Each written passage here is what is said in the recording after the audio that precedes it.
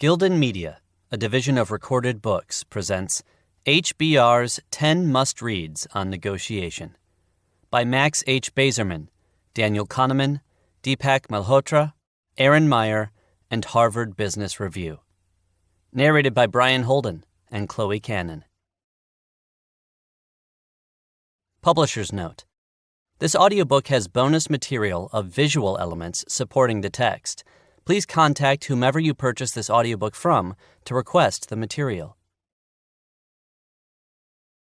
6 Habits of Merely Effective Negotiators by James K. Sebenius. Idea in brief. High stakes, intense pressure, careless mistakes. These can turn your key negotiations into disasters. Even seasoned negotiators bungle deals, leaving money on the table and damaging working relationships. Why? During negotiations, 6 common mistakes can distract you from your real purpose, getting the other guy to choose what you want for his own reasons. Avoid negotiation pitfalls by mastering the art of letting the other guy have your way.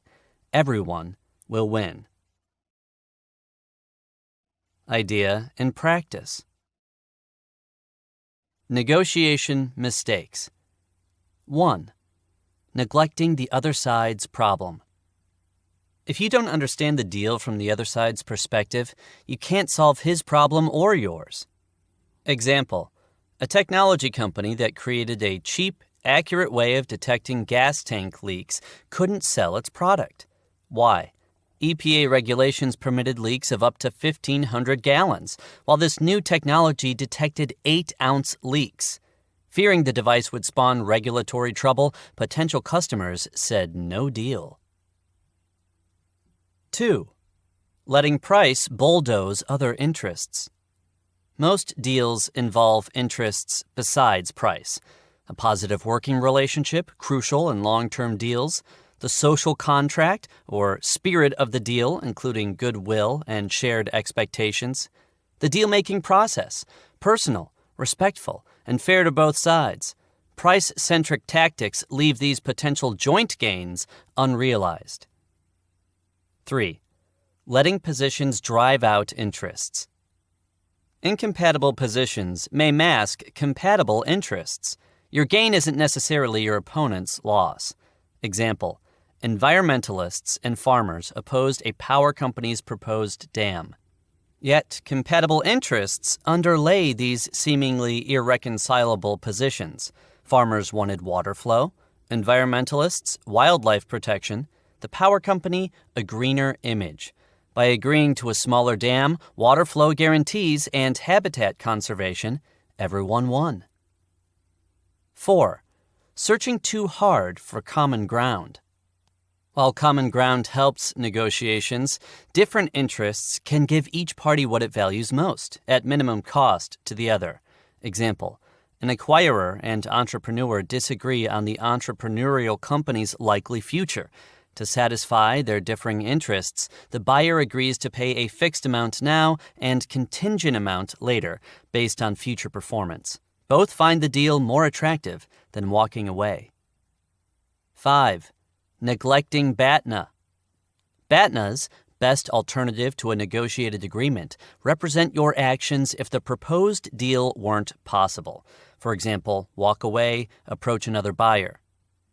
Assessing your own and your partner's BATNA reveals surprising possibilities. Example: a company hoping to sell a struggling division for somewhat more than its $7 million value had 2 fiercely competitive bidders. Speculating each might pay an inflated price to trump the other, the seller ensured each knew its rival was looking. The division's selling price? $45 million. And 6. Failing to correct for skewed vision. 2 forms of bias can prompt errors. 1. Role bias, overcommitting to your own point of view and interpreting information in self-serving ways. A plaintiff believes he has a 70% chance of winning his case, while the defense puts the odds at 50%. Result: unlikelihood of out-of-court settlement. And 2. Partisan perceptions, painting your side with positive qualities while vilifying your opponent. Self-fulfilling prophecies may result. Counteract these biases with role plays of the opposition's interests. End of Idea in Practice section. Global dealmakers did a staggering $3.3 trillion worth of M&A transactions in 1999. And that's only a fraction of the capital that passed through negotiators' hands that year. Behind the deal-driven headlines, executives endlessly negotiate with customers and suppliers, with large shareholders and creditors, with prospective joint venture and alliance partners, with people inside their companies and across national borders. Indeed, wherever parties with different interests and perceptions depend on each other for results, negotiation matters. Little wonder that Bob Davis, vice chairman of Terra Lycos, has said that companies have to make deal-making a core competency. Luckily, whether from school books or the School of Hard Knocks, most executives know the basics of negotiation. Some are spectacularly adept. Yet, high stakes and intense pressure can result in costly mistakes. Bad habits creep in, and experience can further ingrain those habits. Indeed, when I reflect on the thousands of negotiations I have participated in and studied over the years, I'm struck by how frequently even experienced negotiators leave money on the table, deadlock, damage relationships, or allow conflict to spiral. There are as many specific reasons for bad outcomes in negotiations as there are individuals and deals, yet broad classes of errors recur. In this article, I'll explore those mistakes, comparing good negotiation practice with bad. But first, let's take a closer look at the right negotiation problem that your approach must solve. Solving the right negotiation problem. In any negotiation, each side ultimately must choose between two options: accepting a deal or taking its best no-deal option. That is, the course of action that it would take if the deal were not possible. As a negotiator, you seek to advance the full set of your interests by persuading the other side to say yes and mean it to a proposal that meets your interests better than your best no-deal option does. And why should the other side say yes? Because the deal meets its own interests better than its best no-deal option. So, while protecting your own choice, your negotiation problem is to understand and shape your counterpart's perceived decision, deal versus no deal, so that the other side chooses in its own interest what you want. As Italian diplomat Daniele Varre said long ago about diplomacy, negotiation is the art of letting them have your way.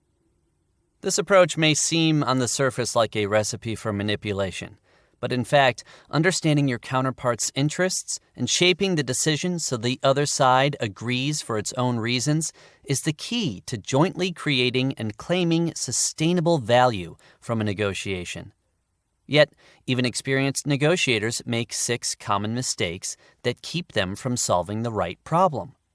Mistake 1: neglecting the other side's problem. You can't negotiate effectively unless you understand your own interests and your own no-deal options. So far, so good. But there's much more to it than that. Since the other side will say yes for its reasons, not yours, agreement requires understanding and addressing your counterpart's problem as a means to solving your own. At a minimum, you need to understand the problem from the other side's perspective. Consider a technology company whose board of directors pressed hard to develop a hot new product shortly after it went public.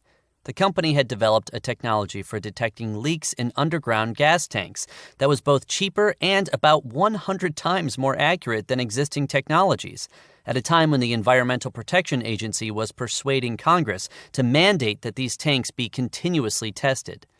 Not surprisingly, the directors thought their timing was perfect and pushed employees to commercialize and market the technology in time to meet the demand. To their dismay, the company's first sale turned out to be its only one. Quite a mystery, since the technology worked, the product was less expensive, and the regulations did come through.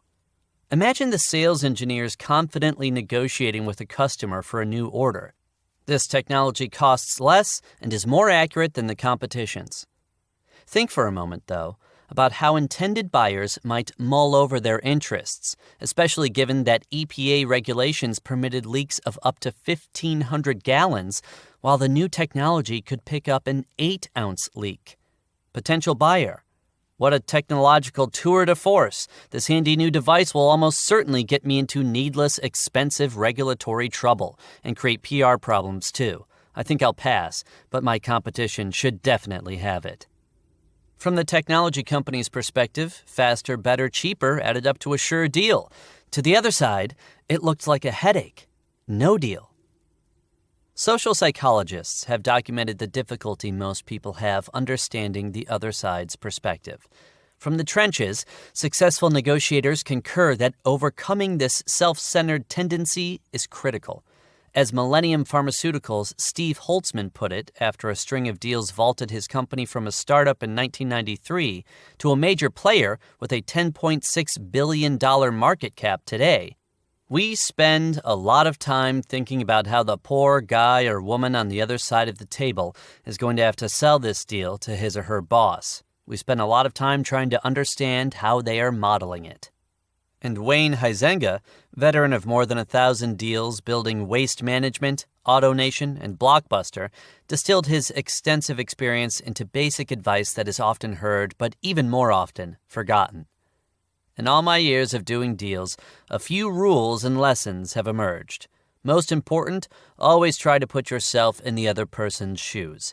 It's vital to try to understand in depth what the other side really wants out of the deal. Tough negotiators sometimes see the other side's concerns but dismiss them. That's their problem and their issue. Let them handle it. We'll look after our own problems. This attitude can undercut your ability to profitably influence how your counterpart sees its problem. Early in his deal-making career at Cisco Systems, Mike Volpe, now Chief Strategy Officer, had trouble completing proposed deals, his outward confidence often mistaken for arrogance. Many acquisitions later, a colleague observed that the most important part of Volpe's development is that he learned power doesn't come from telling people you are powerful. He went from being a guy driving the deal from his side of the table to the guy who understood the deal from the other side. An associate of Rupert Murdoch remarked that, as a buyer, Murdoch understands the seller and, whatever the guy is trying to do, he crafts his offer that way. If you want to change someone's mind, you should first learn where that person's mind is. Then, together, you can try to build what my colleague Bill Urey calls a golden bridge, spanning the gulf between where your counterpart is now and your desired endpoint. This is much more effective than trying to shove the other side from its position to yours. As an 18th century pope once noted about Cardinal de Polignac's remarkable diplomatic skills, "This young man always seems to be of my opinion at the start of a negotiation, and at the end of the conversation I find that I am of his." In short, the first mistake is to focus on your own problem exclusively. Solve the other side's as the means to solving your own. Mistake 2. Letting price bulldoze other interests. Negotiators who pay attention exclusively to price turn potentially cooperative deals into adversarial ones. These reverse Midas negotiators, as I like to call them, use hard bargaining tactics that often leave potential joint gains unrealized. That's because, while price is an important factor in most deals, it's rarely the only one. As Felix Rohatyn, former managing partner of the investment bank Lazard Frères, observed, most deals are 50% emotion and 50% economics. There's a large body of research to support Rohatyn's view. Consider, for example, a simplified negotiation extensively studied in academic labs involving real money. One party is given, say, $100 to divide with another party as she likes. The second party can agree or disagree to the arrangement. If he agrees, the $100 is divided in line with the first side's proposal. If not, neither party gets anything. A pure price logic would suggest proposing something like $99 for me, $1 for you. Although this is an extreme allocation, it still represents a position in which your counterpart gets something rather than nothing. Pure price negotiators confidently predict the other side will agree to the split. After all, they've been offered free money.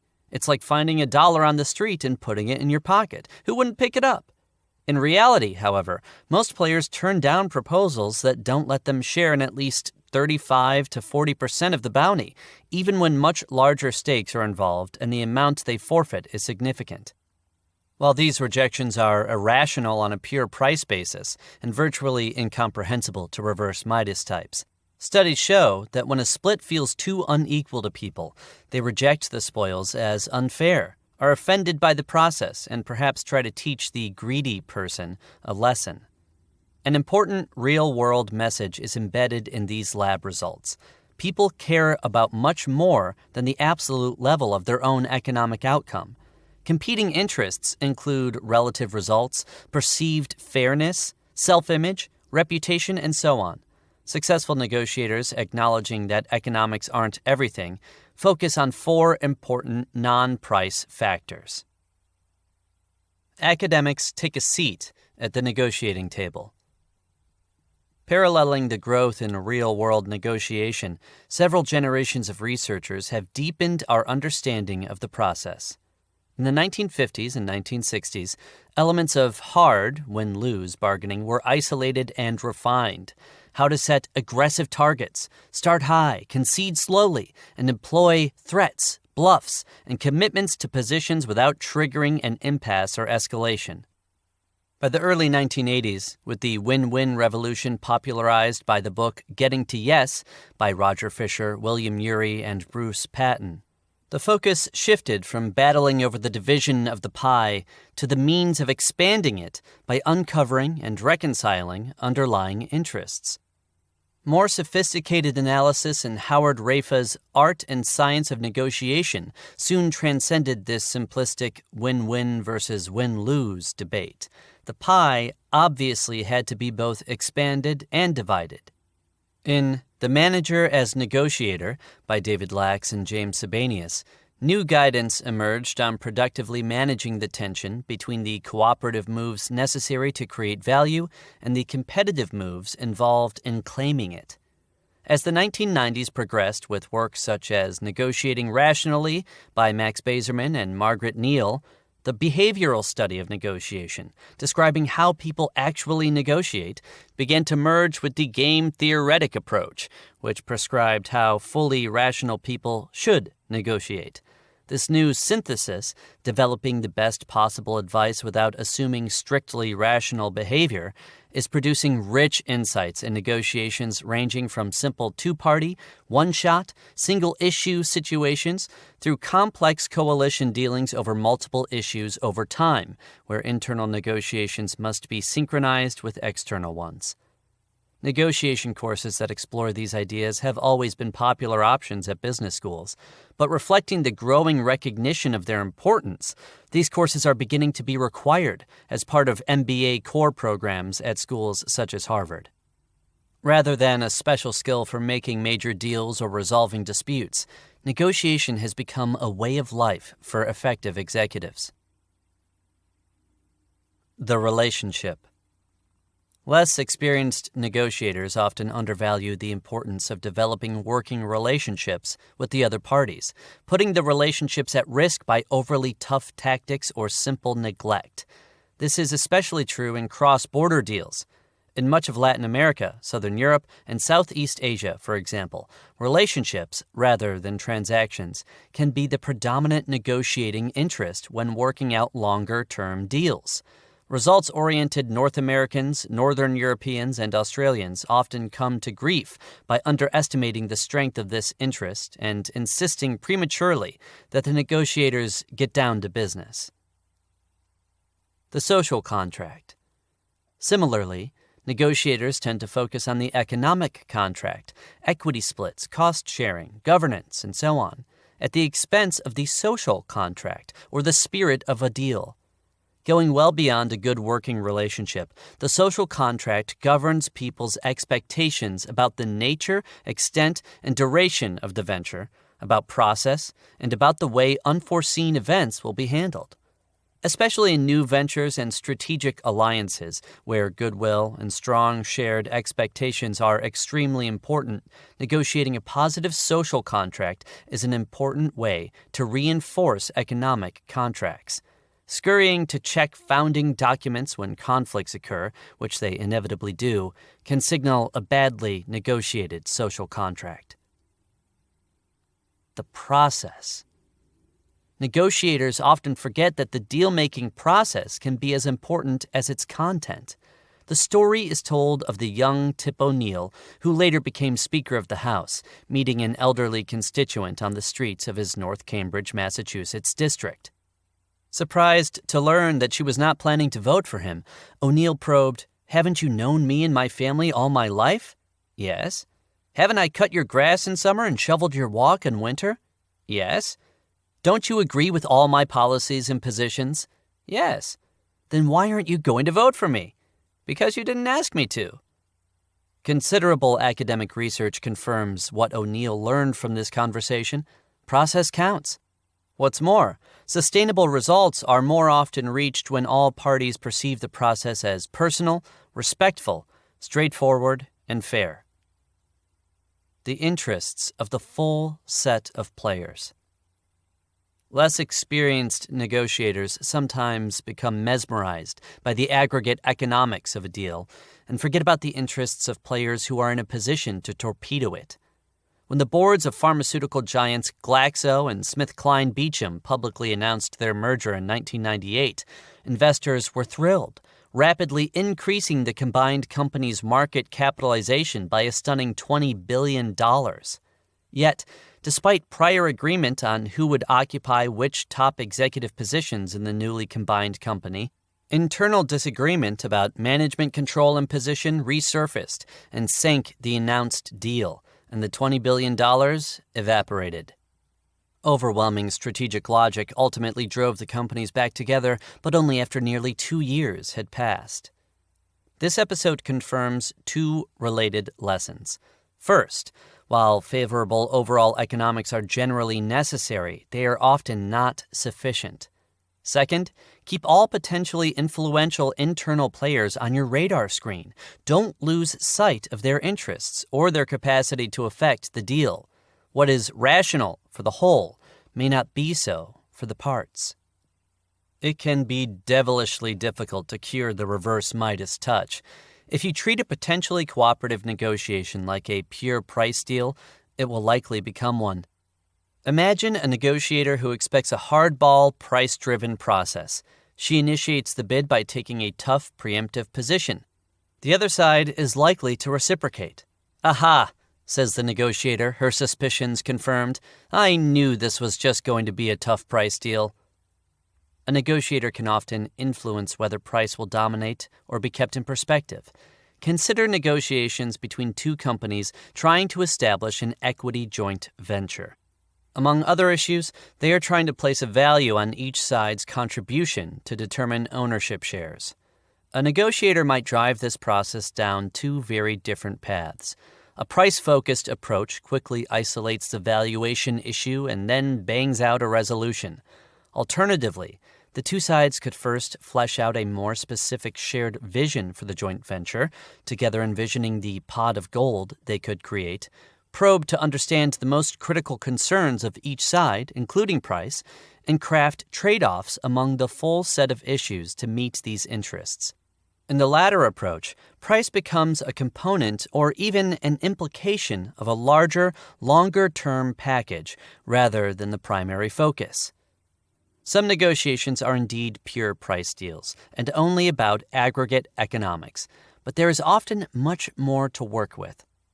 Wise negotiators put the vital issue of price in perspective and don't straitjacket their view of the richer interests at stake. They work with the subjective as well as the objective, with the process and the relationship, with the social contract or spirit of a deal as well as its letter, and with the interests of the parts as well as the whole. Mistake 3. Letting positions drive out interests. 3 elements are at play in a negotiation: Issues are on the table for explicit agreement. Positions are one party's stands on the issues. Interests are underlying concerns that would be affected by the resolution. Of course, positions on issues reflect underlying interests, but they need not be identical. Suppose you're considering a job offer. The base salary will probably be an issue. Perhaps your position on that issue is that you need to earn $100,000.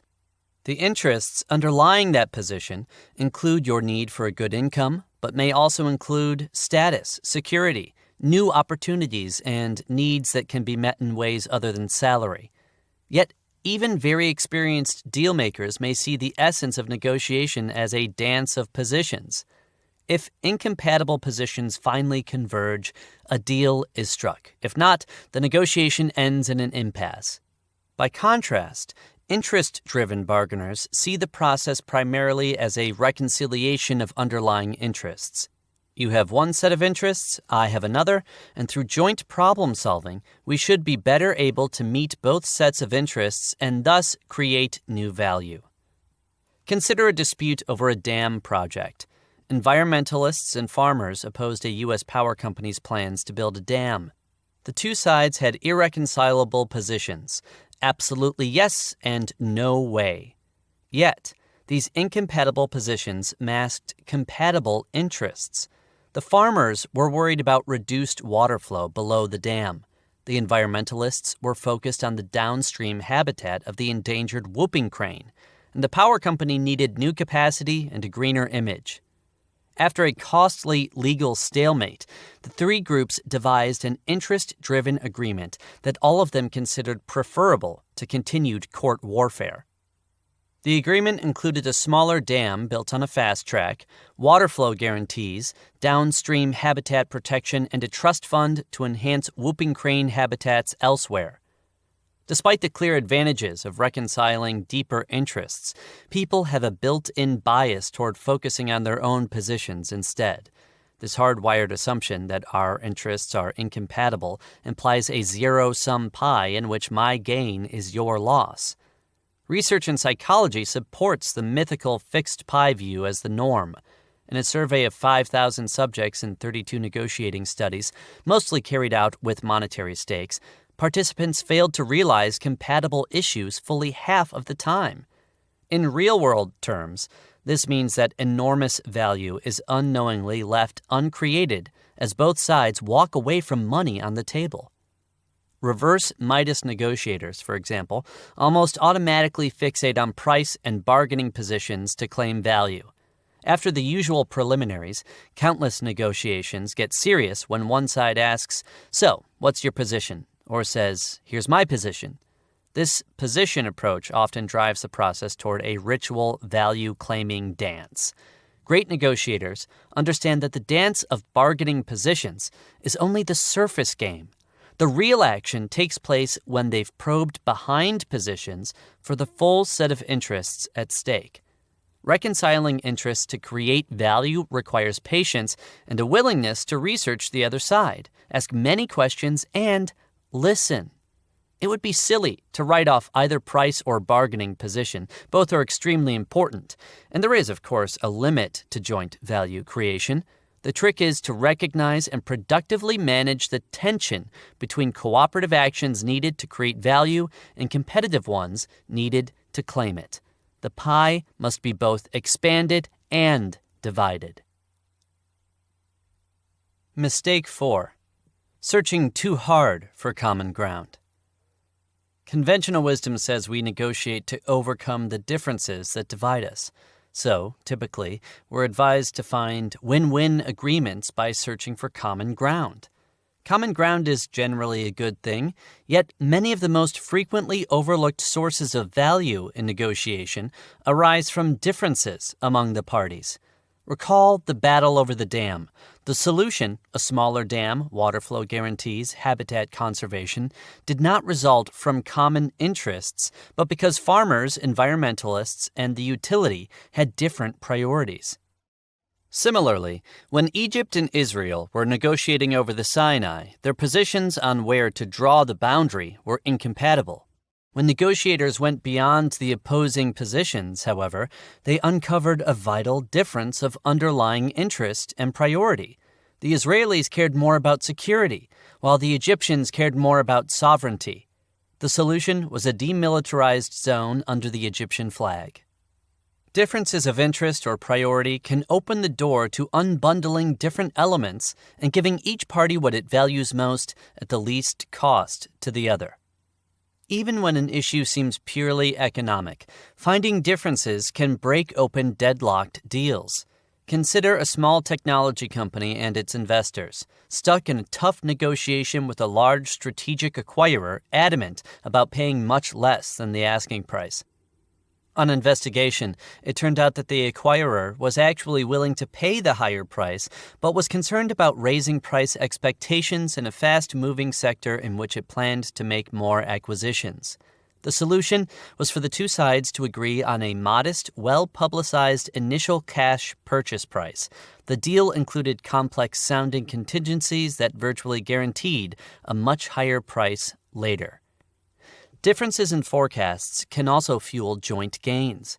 Suppose an entrepreneur who is genuinely optimistic about the prospects of her fast-growing company faces a potential buyer who likes the company but is much more skeptical about the company's future cash flow. They have negotiated in good faith, but at the end of the day, the two sides sharply disagree on the likely future of the company and so cannot find an acceptable sale price. Instead of seeing these different forecasts as a barrier, a savvy negotiator could use them to bridge the value gap by proposing a deal in which the buyer pays a fixed amount now and a contingent amount later on the basis of the company's future performance. Properly structured with adequate incentives and monitoring mechanisms, such a contingent payment, or earn-out, can appear quite valuable to the optimistic seller who expects to get her higher valuation, but not very costly to the less optimistic buyer. And willingness to accept such a contingent deal may signal that the seller's confidence in the business is genuine. Both may find the deal much more attractive than walking away. A host of other differences make up the raw material for joint gains. A less risk-averse party can ensure a more risk-averse one. An impatient party can get most of the early money, while his more patient counterpart can get considerably more over a longer period of time. Differences in cost or revenue structure, tax status, or regulatory arrangements between two parties can be converted into gains for both. Indeed, conducting a disciplined differences inventory is at least as important a task as is identifying areas of common ground. After all, if we were all clones of one another, with the same interests, beliefs, attitudes toward risk and time, assets, and so on, there would be little to negotiate. While common ground helps, differences drive deals. But negotiators who don't actively search for differences rarely find them. Mistake 5. Neglecting BATNAs. BATNAs, the acronym for Best Alternative to a Negotiated Agreement, coined years ago by Roger Fisher, Bill Urey, and Bruce Patton in their book Getting to Yes, reflect the course of action a party would take if the proposed deal were not possible. A BATNA may involve walking away, prolonging a stalemate, approaching another potential buyer, making something in-house rather than procuring it externally, going to court rather than settling, forming a different alliance, or going on strike. BATNAs set the threshold, in terms of the full set of interests, that any acceptable agreement must exceed. Both parties doing better than their BATNAs is a necessary condition for an agreement. Thus, BATNAs define a zone of possible agreement and determine its location. A strong BATNA is an important negotiation tool. Many people associate the ability to inflict or withstand damage with bargaining power, but your willingness to walk away to an apparently good BATNA is often more important. The better your BATNA appears both to you and to the other party, the more credible your threat to walk away becomes, and the more it can serve as leverage to improve the deal. Roger Fisher has dramatized this point by asking which you would prefer to have in your back pocket during a compensation negotiation with your boss, a gun or a terrific job offer from a desirable employer who is also a serious competitor of your company. Not only should you assess your own BATNA, you should also think carefully about the other side's. Doing so can alert you to surprising possibilities. In one instance, a British company hoped to sell a poorly performing division for a bit more than its depreciated asset value of $7 million to one of two potential buyers. Realizing that these buyers were fierce rivals in other markets, the seller speculated that each party might be willing to pay an inflated price to keep the other from getting the division. So they made sure that each suitor knew the other was looking and skillfully cultivated the interest of both companies. The division sold for $45 million. Negotiators must also be careful not to inadvertently damage their BATNAs. I saw that happen at a Canadian chemical manufacturing company that had decided to sell a large but non-strategic division to raise urgently needed cash. The CEO charged his second-in-command with negotiating the sale of the division at the highest possible price. The target buyer was an Australian company whose chief executive was an old-school friend of the Canadian CEO. The Australian chief executive let it be known that his company was interested in the deal, but that his senior management was consumed at the moment with other priorities. If the Australian company could have a 9-month negotiating exclusive to confirm their seriousness about the sale, the Australian chief executive would dedicate the top personnel to make the deal happen. A chief-to-chief agreement to that effect was struck. Pity the second-in-command, charged with urgently maximizing cash from this sale, as he jetted off to Sydney with no meaningful alternative for 9 endless months to whatever the price the Australians offered. Negotiators often become preoccupied with tactics, trying to improve the potential deal while neglecting their own BATNAs and that of the other side. Yet the real negotiation problem is deal versus BATNA, not one or the other in isolation. Your potential deal and your BATNA should work together as the two blades of the scissors do to cut a piece of paper. Mistake 6. Failing to correct for skewed vision. You may be crystal clear on the right negotiation problem, but you can't solve it correctly without a firm understanding of both sides' interests, BATNAs, valuations, likely actions, and so on. Yet, just as a pilot's sense of the horizon at night or in a storm can be wildly inaccurate, the psychology of perception systematically leads negotiators to major errors. Self-serving role bias. People tend, unconsciously, to interpret information pertaining to their own side in a strongly self-serving way. The following experiment shows the process at work. Harvard researchers gave a large group of executives financial and industry information about one company negotiating to acquire another. The executive subjects were randomly assigned to the negotiating roles of buyer or seller. The information provided to each side was identical. After plenty of time for analysis, all subjects were asked for their private assessment of the target company's fair value, as distinct from how they might portray that value in the bargaining process. Those assigned the role of seller gave median valuations more than twice those given by the executives assigned to the buyer's role. These valuation gulfs had no basis in fact. They were driven entirely by random role assignments. Even comparatively modest role biases can blow up potential deals. Suppose a plaintiff believes he has a 70% chance of winning a $1 million judgment, while the defense thinks the plaintiff has only a 50% chance of winning. This means that, in settlement talks, the plaintiff's expected BATNA for a court battle, to get $700,000 minus legal fees, will exceed the defendant's assessment of his exposure, to pay $500,000 plus fees. Without significant risk aversion, the divergent assessments would block any out-of-court settlement. This cognitive role bias helps explain why Microsoft took such a confrontational approach in its recent struggle with the U.S. Department of Justice. The company certainly appeared over-optimistic about its chances in court. Similarly, Arthur Andersen likely exhibited overconfidence in its arbitration prospects over the terms of separation from Andersen Consulting, now Accenture. Getting too committed to your point of view, believing your own line, is an extremely common mistake. Partisan perceptions.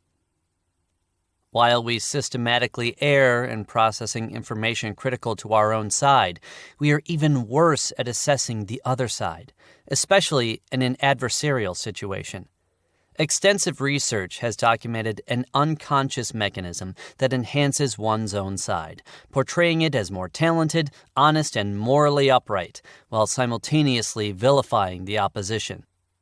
This often leads to exaggerated perception of the other side's position and overestimates of the actual substantive conflict. To an outsider, those caught up in disintegrating partnerships or marriages often appear to hold exaggerated views of each other. Such partisan perceptions can become even more virulent among people on each side of divides, such as Israelis and Palestinians, Bosnian Muslims and the Serbs, or Catholics and Protestants in Northern Ireland. Partisan perceptions can easily become self-fulfilling prophecies.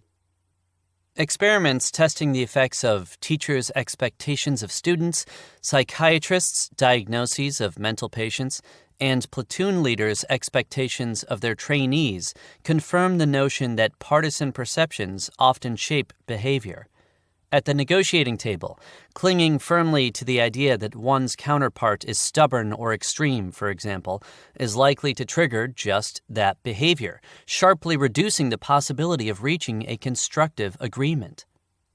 As disagreement and conflict intensify, sophisticated negotiators should expect biased perceptions, both on their own side and the other side. Less seasoned players tend to be shocked and outraged by perceived extremism and are wholly unaware that their own views are likely colored by their roles. How to counteract these powerful biases? Just knowing that they exist helps. Seeking the views of outside, uninvolved parties is useful too, and having people on your side prepare the strongest possible case for the other side can serve as the basis for preparatory role-playing that can generate valuable insights. A few years ago, helping a client get ready for a tough deal, I suggested that the client create a detailed brief for each side and have the team's best people negotiate for the other side in a reverse role-play. The brief for my client's side was lengthy, eloquent, and persuasive. Tellingly, the brief describing the other side's situation was only 2 pages long and consisted mainly of reasons for conceding quickly to my client's superior arguments. Not only were my client's executives fixated on their own problem, mistake 1, their perceptions of each side were also hopelessly biased, mistake 6.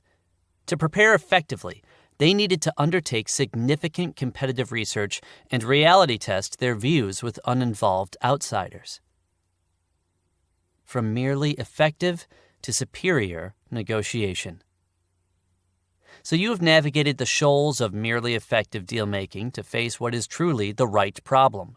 You have focused on the full set of interests of all parties rather than fixating on price and positions.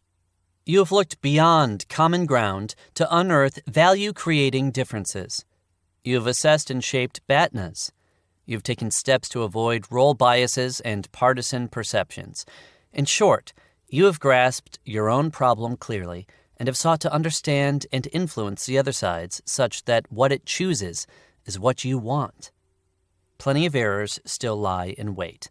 Cultural gaffes, an irritating style, inadvertent signals of disrespect or untrustworthiness, miscommunication, bad timing, revealing too much or too little, a poorly designed agenda, mistakes, negotiating with the wrong person on the other side, personalizing issues, and so on.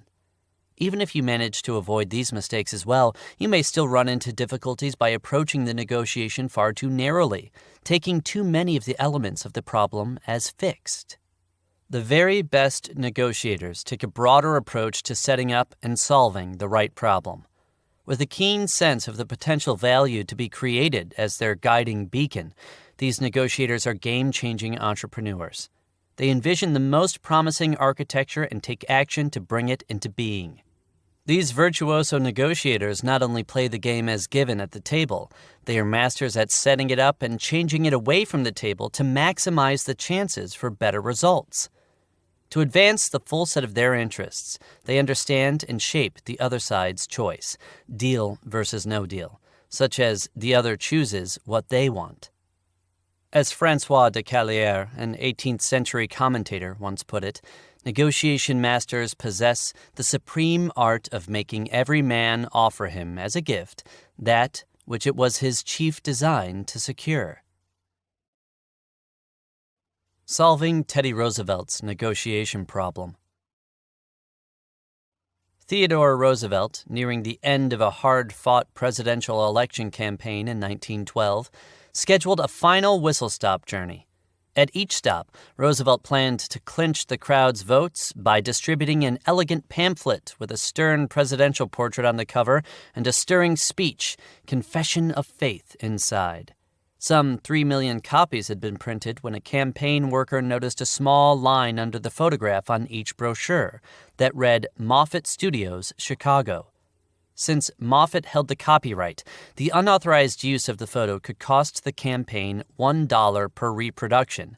With no time to reprint the brochure, what was the campaign to do? Not using the pamphlets at all would damage Roosevelt's election prospects.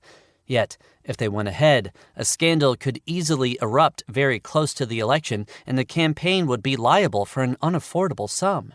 Campaign workers quickly realized they would have to negotiate with Moffett. But research by their Chicago operatives turned up bad news. Although early in his career as a photographer, Moffett had been taken with the potential of this new artistic medium, he had received little recognition. Now, Moffett was financially hard up and bitterly approaching retirement with a single-minded focus on money. Dispirited, the campaign workers approached campaign manager George Perkins, a former partner of J.P. Morgan. Perkins lost no time summoning his stenographer to dispatch the following cable to Moffett Studios. We are planning to distribute millions of pamphlets with Roosevelt's picture on the cover. It will be great publicity for the studio whose photograph we use. How much will you pay us to use yours? Respond immediately. Shortly, Moffett replied, We've never done this before, but under the circumstances we'd be pleased to offer you $250. Reportedly, Perkins accepted, without dickering for more. Perkins' misleading approach raises ethical yellow flags and is anything but a model negotiation on how to enhance working relationships. Yet, this case raises a very interesting question. Why did the campaign workers find the prospect of this negotiation so difficult? Their inability to see what Perkins immediately perceived flowed from their anxious obsession with their own side's problem. Their blunders so far, the high risk of losing the election, a potential $3 million exposure, an urgent deadline, and no cash to meet Moffett's likely demands for something the campaign vitally needed. Had they avoided mistake one by pausing for a moment and thinking about how Moffett saw his problem, they would have realized that Moffett didn't even know he had a problem. Perkins' tactical genius was to recognize the essence of the negotiator's central task, shape how your counterpart sees its problem such that it chooses what you want. The campaign workers were paralyzed in the face of what they saw as sharply conflicting monetary interests and their pathetic BATNA. From their perspective, Moffett's only choice was how to exploit their desperation at the prospect of losing the presidency. By contrast, dodging mistake 5, Perkins immediately grasped the importance of favorably shaping Moffett's BATNA perceptions, both of the campaign's awful no-deal options and Moffett's powerful one. Perkins looked beyond price, positions, and common ground, mistakes 2, 3, and 4, and used Moffett's different interests to frame the photographer's choice as the value of publicity and recognition. Had he assumed this would be a standard hardball price deal by offering a small amount to start, not only would this assumption have been dead wrong, but worse, it would have been self-fulfilling. Risky and ethically problematic, yes, but Perkins saw his options as certain disaster versus some chance of avoiding it. And was Moffett really entitled to a $3 million windfall, avoidable had the campaign caught its oversight a week beforehand? Hard to say. But this historical footnote, which I have greatly embellished, illuminates the intersection of negotiating mistakes, tactics, and ethics. Control the negotiation before it begins. By Deepak Malhotra. Idea in brief. The problem. Some of the costliest mistakes in negotiations take place before anyone sits down at the bargaining table. That's because dealmakers tend to focus too much on substance, offers, counteroffers, concessions, and not enough on process. The solution? 4 strategies can help set the stage for a successful negotiation. Negotiators need to address matters of process at the outset. They must set realistic expectations. They need to clearly identify all players that will influence or be influenced by the deal. And they must set the psychological frame through which the deal will be viewed. End of idea in brief section. Countless books and articles offer advice that can help dealmakers avoid missteps at the bargaining table. But some of the costliest mistakes take place before negotiators even sit down to discuss the substance of the deal. That's because people fall prey to a seemingly reasonable but ultimately faulty assumption about deal making. Negotiators often take it for granted that if they bring a lot of value to the table and have sufficient leverage, they'll be able to strike a great deal. While those things are certainly important, many other factors influence where each party ends up. In this article, I draw on my experience advising scores of companies on deals worth millions or billions of dollars to present 4 factors that can have a tremendous impact on negotiation outcomes. In each case, I provide guidance on what negotiators should do before either side starts making offers or counteroffers. 1. Negotiate process before substance. A couple of years ago, 2 co-founders of a tech venture walked into a meeting with the CEO of a Fortune 100 company who had agreed to invest $10 million with them. A week earlier, the parties had hammered out the investment amount and valuation, so the meeting was supposed to be celebratory more than anything else. When the co-founders entered the room, they were surprised to see a team of lawyers and bankers. The CEO was also there, but it soon became clear that he was not going to actively participate. As soon as the co-founders sat down, the bankers on the other side started to renegotiate the deal. The $10 million investment was still on the table, but now they demanded a much lower valuation. In other words, the co-founders would have to give up significantly more equity. Their attempts to explain that an agreement had already been reached were to no avail. What was going on? Had the co-founders misunderstood the level of commitment in the previous meeting? Had they overlooked steps involved in finalizing the deal? Had the CEO intended to renege all along, or had his team convinced him that the deal could be sweetened? Upset and confused, the co-founders quickly assessed their options. Accepting the new deal would hurt financially and psychologically, but they'd get the $10 million in needed funds. On the other hand, doing so would significantly undervalue what they brought to the table. They decided to walk out without a deal. Before they left, they emphasized their strong desire to do a deal on the initial terms and explained that this was a matter of principle as well as economics. Within hours, they were on a plane, not knowing what would happen. A few days later, the CEO called and accepted the original deal. The gutsy move worked out for the co-founders, but it would have been better not to let things go wrong in the first place. Their mistake was a common one, focusing too much on the substance of the deal and not enough on the process.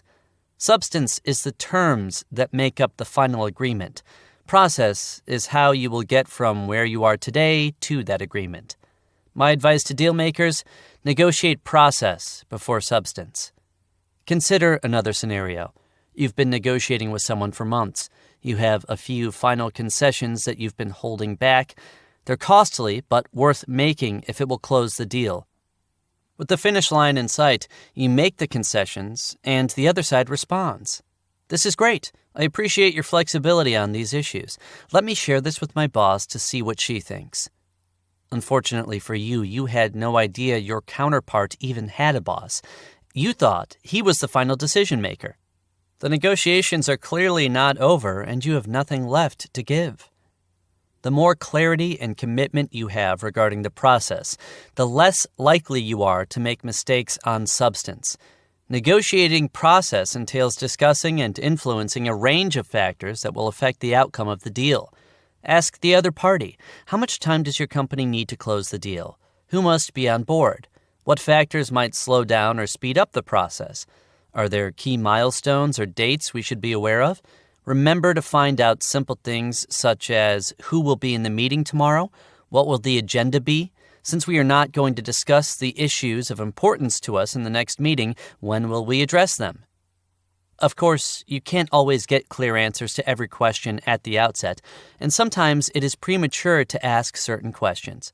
But you should seek to clarify and reach agreement on as many process elements as possible, and as early as is appropriate, to avoid stumbling on substance later. Number 2. Normalize the process. A businessman who owns multiple manufacturing facilities in Asia once told me that he no longer does business with companies from the West unless their top managers are willing to first fly into his city to meet with him. My initial thoughts were, is this about ego? Is it about building relationships? Is it a cultural norm or a ritual of some sort? Actually, none of those had anything to do with his precondition to signing a contract. Here's how he explained it to me. Until they have flown into my city and then driven to our manufacturing plants, which are located 20 kilometers from the airport, but take almost 3 hours to reach. Until they have experienced that, they simply don't understand how things work around here. And if they don't understand, we run into serious problems. Because the first time there is a delay or disruption, or if we need to renegotiate something, they will immediately assume we are either incompetent or stealing from them. Once they've seen how things actually work, we can have a more productive relationship. Unless business partners understand what is normal in a given context or culture, they are likely to misunderstand or overreact to adverse events. The same is true in negotiations of all kinds. It is important to normalize the process. If you've ever been involved in an ugly conflict that went into mediation, you may have seen this in action. When a good mediator sits down with parties who are in a bitter dispute, she might say something like, "You think you hate each other today? I can assure you, about 3 days into this process, you're going to hate each other even more. And when that happens, I want you to remember something. That's normal." If the mediator does not give this warning, the parties are much more likely to abandon the process when emotions heighten and things seem to be falling apart. But if she explains at the outset that it's normal for things to get worse before they get better, the parties are more likely to keep at it. By normalizing the process, she effectively manages their expectations. The same principle applies to any negotiation where there's a risk that things will not go perfectly smoothly. If you anticipate delays or disruptions on your side, tell your counterparts. This allows you to shape how they will interpret a negative event should one occur, and to ensure that they do not overweight its significance. You'll have a much harder time trying to influence their perceptions or win back their trust after something goes wrong that they did not expect. Normalizing the process entails discussing, in advance, any factors that might cause the other side to question your intentions or ability, or to doubt the likelihood of a successful outcome. You might explain typical barriers that need to be overcome, moments during the process when it's common for parties to feel anxious or pessimistic, events that might delay progress, and the difference between disruptions that are commonplace and easy to resolve and ones that are more serious. Encourage the other side to do the same for you. People often hesitate to discuss what might go wrong because they're focused on presenting themselves and the merits of the deal in the best possible light. This is especially true in certain cultures and in contexts where competition is fierce. Your counterpart might be thinking, "Why should I talk about problems if my rivals are pretending things will be great?" That's understandable. If other parties think that mentioning a potential disruption could cost them the business, or that you'll use it as a lever to extract greater concessions, they're unlikely to be truthful. To encourage people to be open about problems, make it safe for them. Explain that you are experienced enough to know that every deal and relationship is likely to encounter difficulties and disruptions, and that you want to learn more about the specific risk factors that might play a role in this case. And if you can signal or commit to having no intention of holding those factors against them, you have a better chance of reaching an understanding that works for both sides. 3. Map out the negotiation space. Some years ago, a client of mine was preparing to sell his stake in a company that was jointly owned by 4 entities. The owners had been squabbling for many years. It was clear that the asset would need to be consolidated under one party, or perhaps 2 who could get along. It was also clear that no one wanted to sell. However, there was little choice in the matter because one of the owners, Company X, was a much larger company with the power and the clout to push people out. It announced that it would buy out the other 3. My client wanted to wait until Company X had bought out the other 2 owners before negotiating the sale of his shares. He figured that by being the last piece of the puzzle, he would be able to hold out for more money.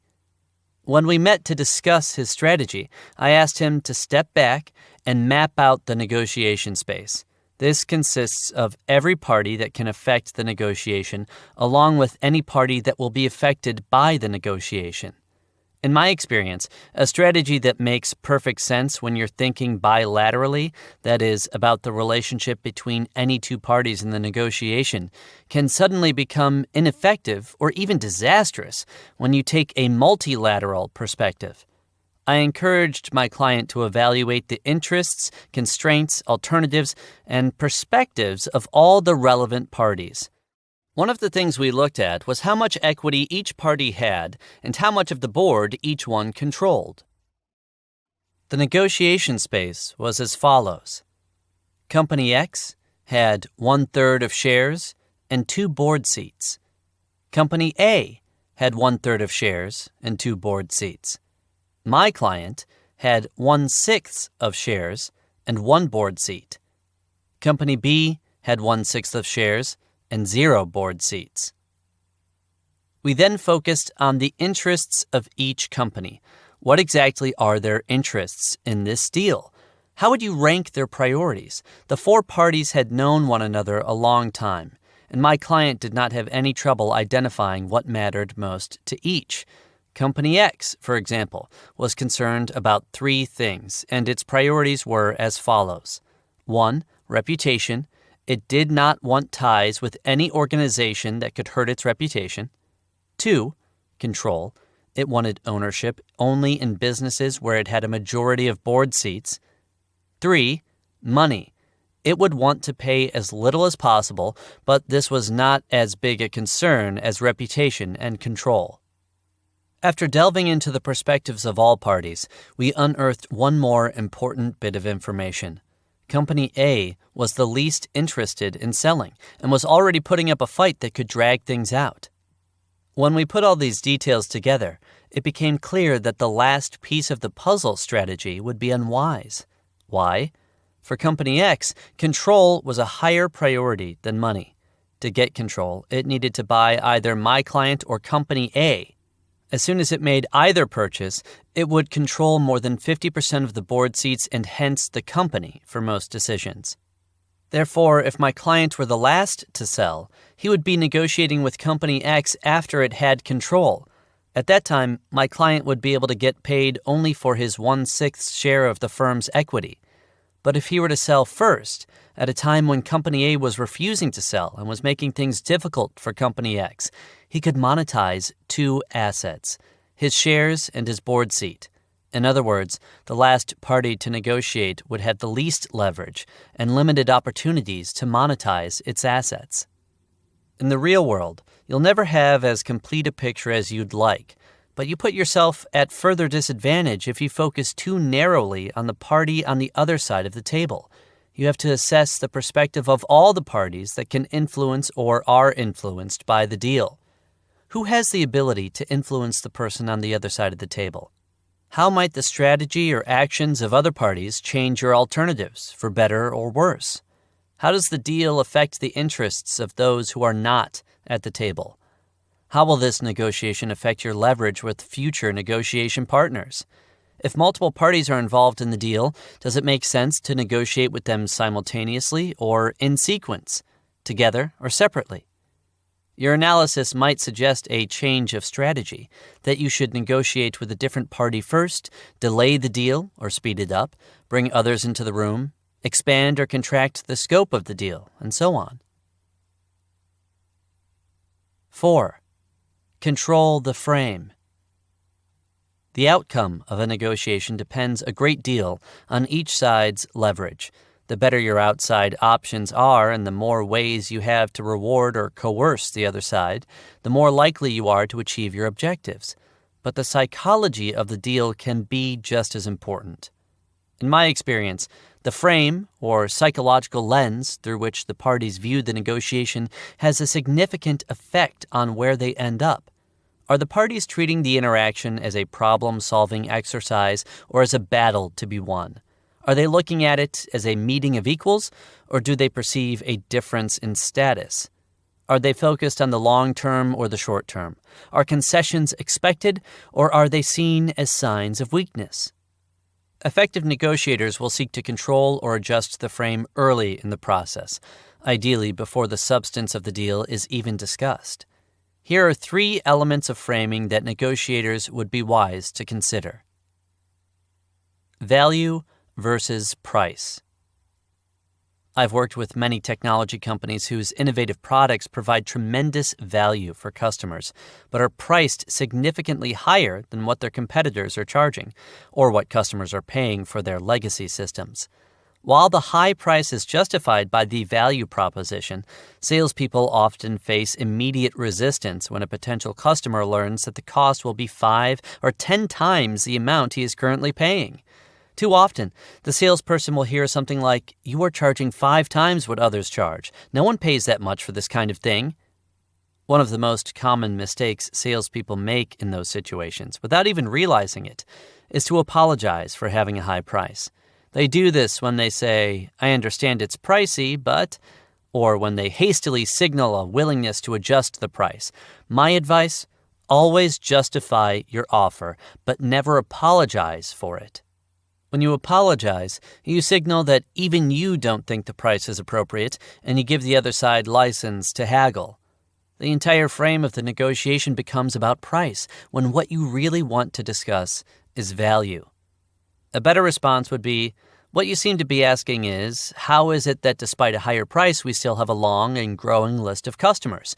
We both know that no one will pay more for something than it's worth, so let's discuss the value we bring so that you can decide what's best for you." In negotiations of all kinds, the sooner you can shift the discussion away from the cost to your counterpart and focus on the value you bring to the table, the more likely it is that you will be able to monetize that value. Your alternatives versus theirs. Research and experience suggest that people who walk into a negotiation consumed by the question, "What will happen to me if there is no deal?" get worse outcomes than those who focus on what would happen to the other side if there's no deal. When you are overly concerned with your own alternatives, and especially when your outside options are weak, you think in terms of what will it take, at a minimum, to get them to say yes. When you make the negotiation about what happens to them if there is no deal, you shift the frame to the unique value you offer, and it becomes easier to justify why you deserve a good deal. Equality versus dominance. Not so long ago, I was consulting on a strategic deal in which our side was a small, early-stage company, and the other was a large, multinational. One of the most important things we did throughout the process, and especially at the outset, was make sure the difference in company size did not frame the negotiation. I told our team, these folks negotiate with 2 kinds of companies, those they consider their equals and those they think should feel lucky to just be at the table with them, and they treat the 2 kinds very differently, regardless of what they bring to the table. Over the years, I've seen many large organizations impose demands on their perceived inferiors that they'd never require from those they considered equals. In this negotiation, I wanted to make sure our counterpart treated us like equals. To keep the dominance frame from taking hold, we started shaping expectations and perceptions at the very beginning, before we even considered the economics of the deal. For example, anytime our counterpart made a procedural demand, however small, that we felt they would not have made of an equal, we respectfully pushed back on it. Anytime they included a provision in the term sheet that seemed one-sided, even if it would not have been a costly concession, we redrafted it to be symmetrical. And throughout the negotiation, we made sure they understood that although our firm was much smaller, we were equals in this negotiation because of the tremendous value we offered. While I am not an advocate of nitpicking on minor issues, in this case we did so intentionally to help set the right frame. Negotiators can shape the frame in countless other ways and on many other dimensions. At the very least, you want to ensure the psychological lens that takes hold respects the value you bring to the table. In The Art of War, Sun Tzu posits that every war is won or lost before it even begins. There is truth to this sentiment in most strategic interactions.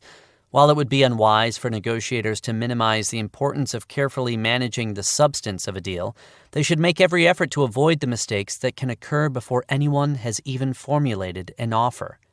By paying attention to the 4 factors discussed here, you increase your chances of creating more productive interactions and achieving more profitable outcomes. Emotion and the Art of Negotiation by Alison Wood Brooks. Idea in brief.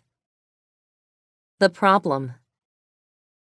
Negotiators typically focus on strategy, tactics, offers, and counteroffers, and don't pay enough attention to how emotions affect what happens at the bargaining table.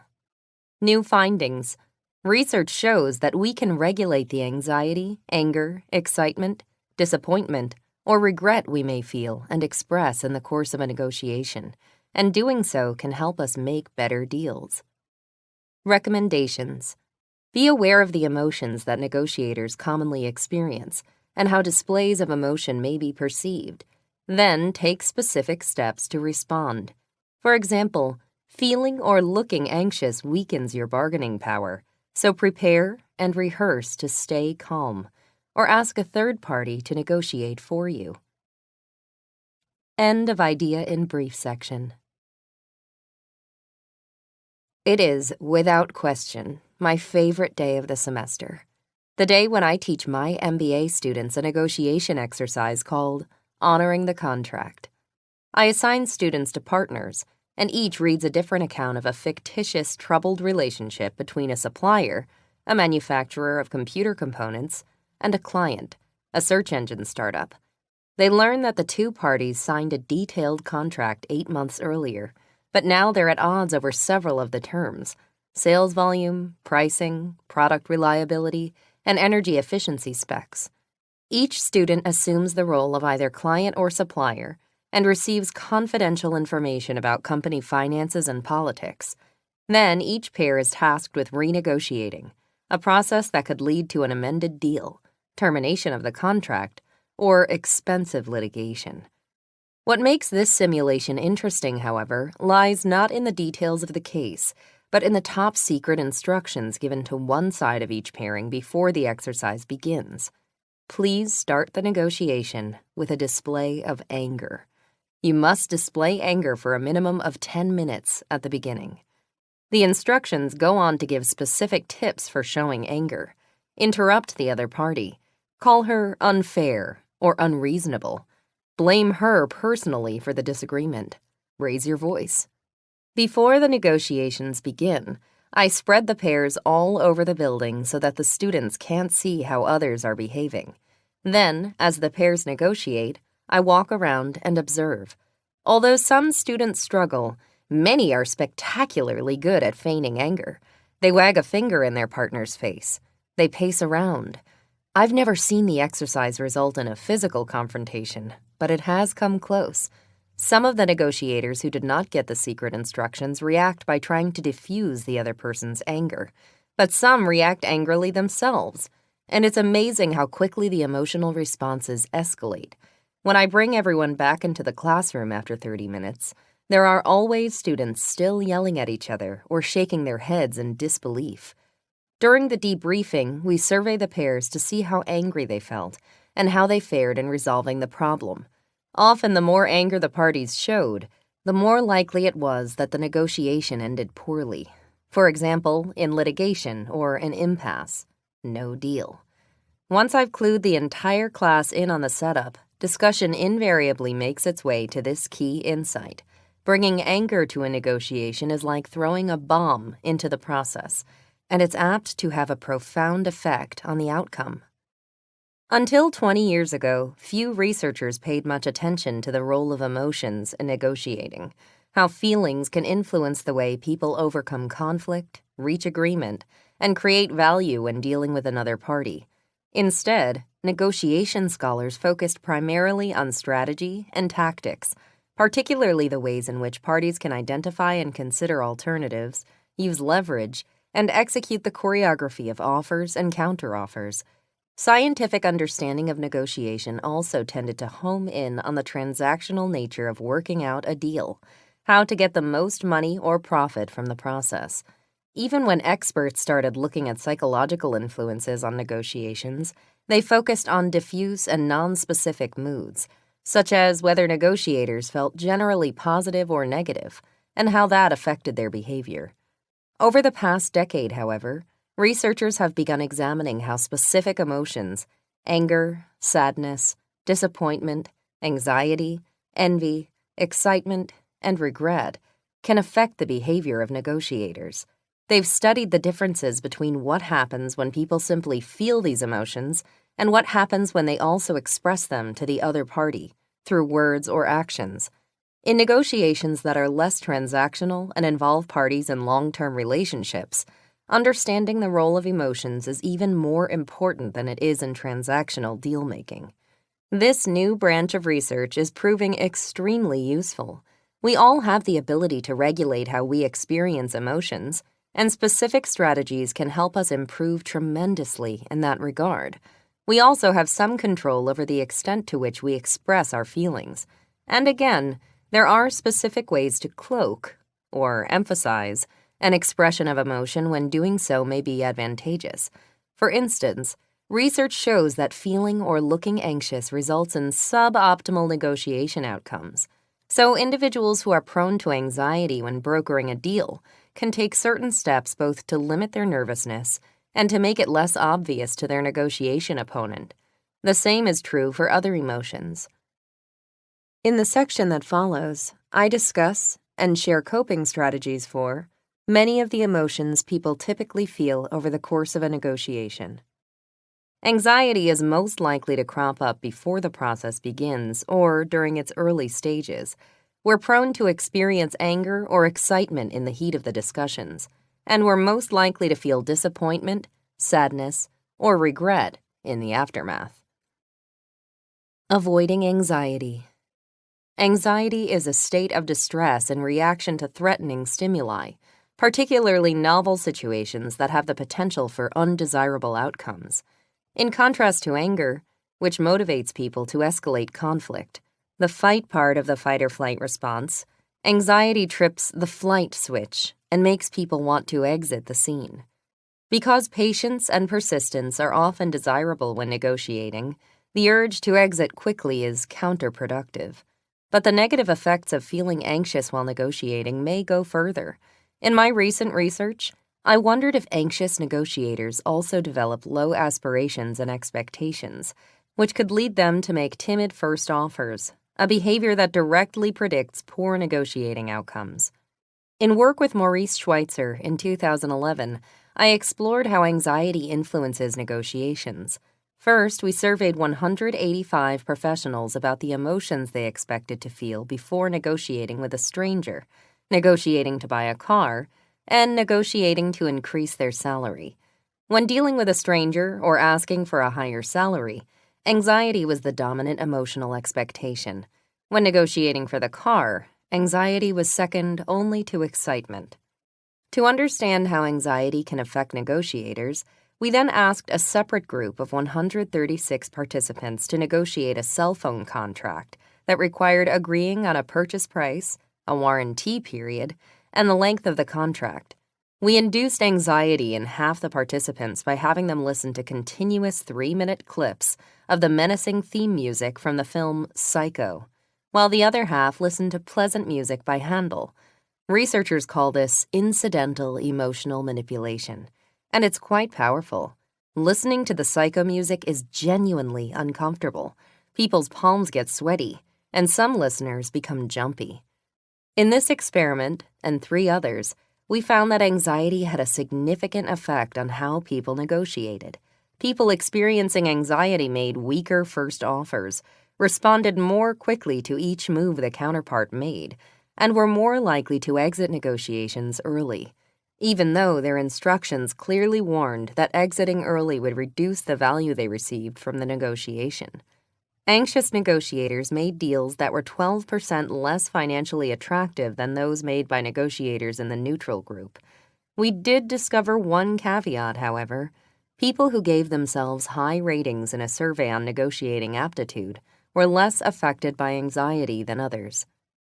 Those experiments examined what happens when people feel anxious, but what happens when they express that anxiety, making it clear to their counterparts that they're nervous and perhaps vulnerable. In 2012, with Francesca Gino and Maurice Schweitzer, I conducted 8 experiments to explore how anxious people behaved in situations in which they could seek advice from others. We found that relative to people who did not feel anxious, they were less confident, more likely to consult others when making decisions, and less able to discriminate between good and bad advice. In the most relevant of these experiments, we found that anxious participants did not discount advice from someone with a stated conflict of interest, whereas subjects feeling neutral emotions looked upon that advice skeptically. Although this research didn't directly address how the subjects would negotiate, it suggests that people who express anxiety are more likely to be taken advantage of in a negotiation, especially if the other party senses their distress. Excellent negotiators often make their counterparts feel anxious on purpose. For example, on the TV show Shark Tank, 6 wealthy investors, sharks, negotiate with entrepreneurs hoping for funding. The entrepreneurs must pitch their ideas in front of a huge television audience and face questions from the investors that are often aggressive and unnerving. As this is going on, stress-inducing music fills the TV studio. This setup does more than create drama and entertainment for viewers. It also intentionally puts pressure on the entrepreneurs. The sharks are professional negotiators who want to knock the entrepreneurs off balance so that it will be easier to take ownership of their good ideas at the lowest price possible. When multiple sharks want to invest, they often drop comments that are intended to make opposing investors anxious too. If you watch the show closely, you'll probably notice a pattern. The entrepreneurs who seem least rattled by the environmental stressors tend to negotiate the most carefully and deliberately, and often strike the best deals. The takeaway from both research and practice is clear. Try your utmost to avoid feeling anxious while negotiating. How can you manage that? Train, practice, rehearse, and keep sharpening your negotiating skills. Anxiety is often a response to novel stimuli, so the more familiar the stimuli, the more comfortable and the less anxious you will feel. That's why clinicians who treat anxiety disorders often rely on exposure therapy. People who are nervous about flying on airplanes, for instance, are progressively exposed to the experience, first getting used to the sights and sounds, then sitting in airliner seats, and ultimately taking flights. Indeed, although many people enroll in negotiation classes to learn strategies and increase skills, one of the primary benefits is the comfort that comes from repeatedly practicing deal-making in simulations and exercises. Negotiation eventually feels more routine, so it's not such an anxiety-inducing experience. Another useful strategy for reducing anxiety is to bring in an outside expert to handle the bargaining.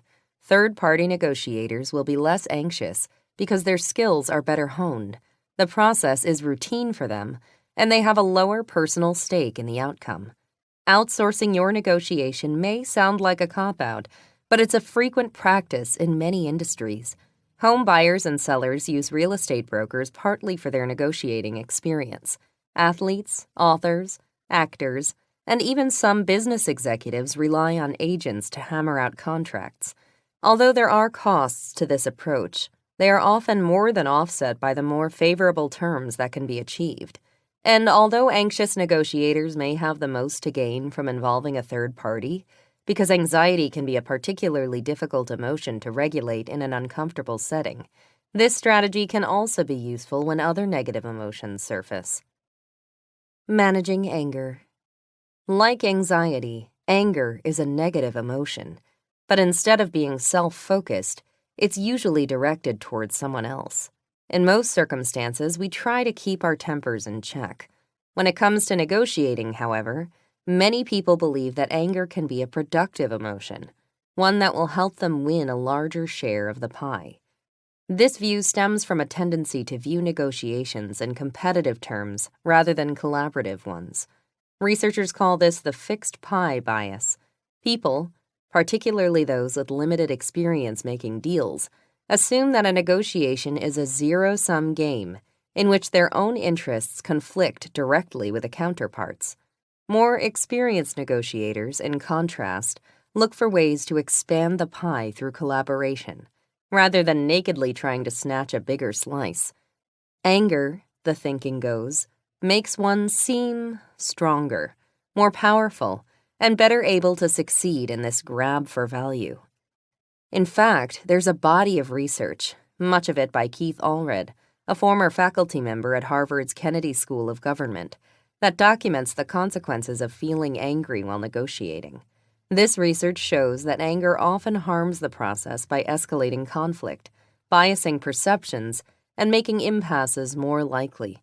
It also reduces joint gains, decreases cooperation, intensifies competitive behavior, and increases the rate at which offers are rejected.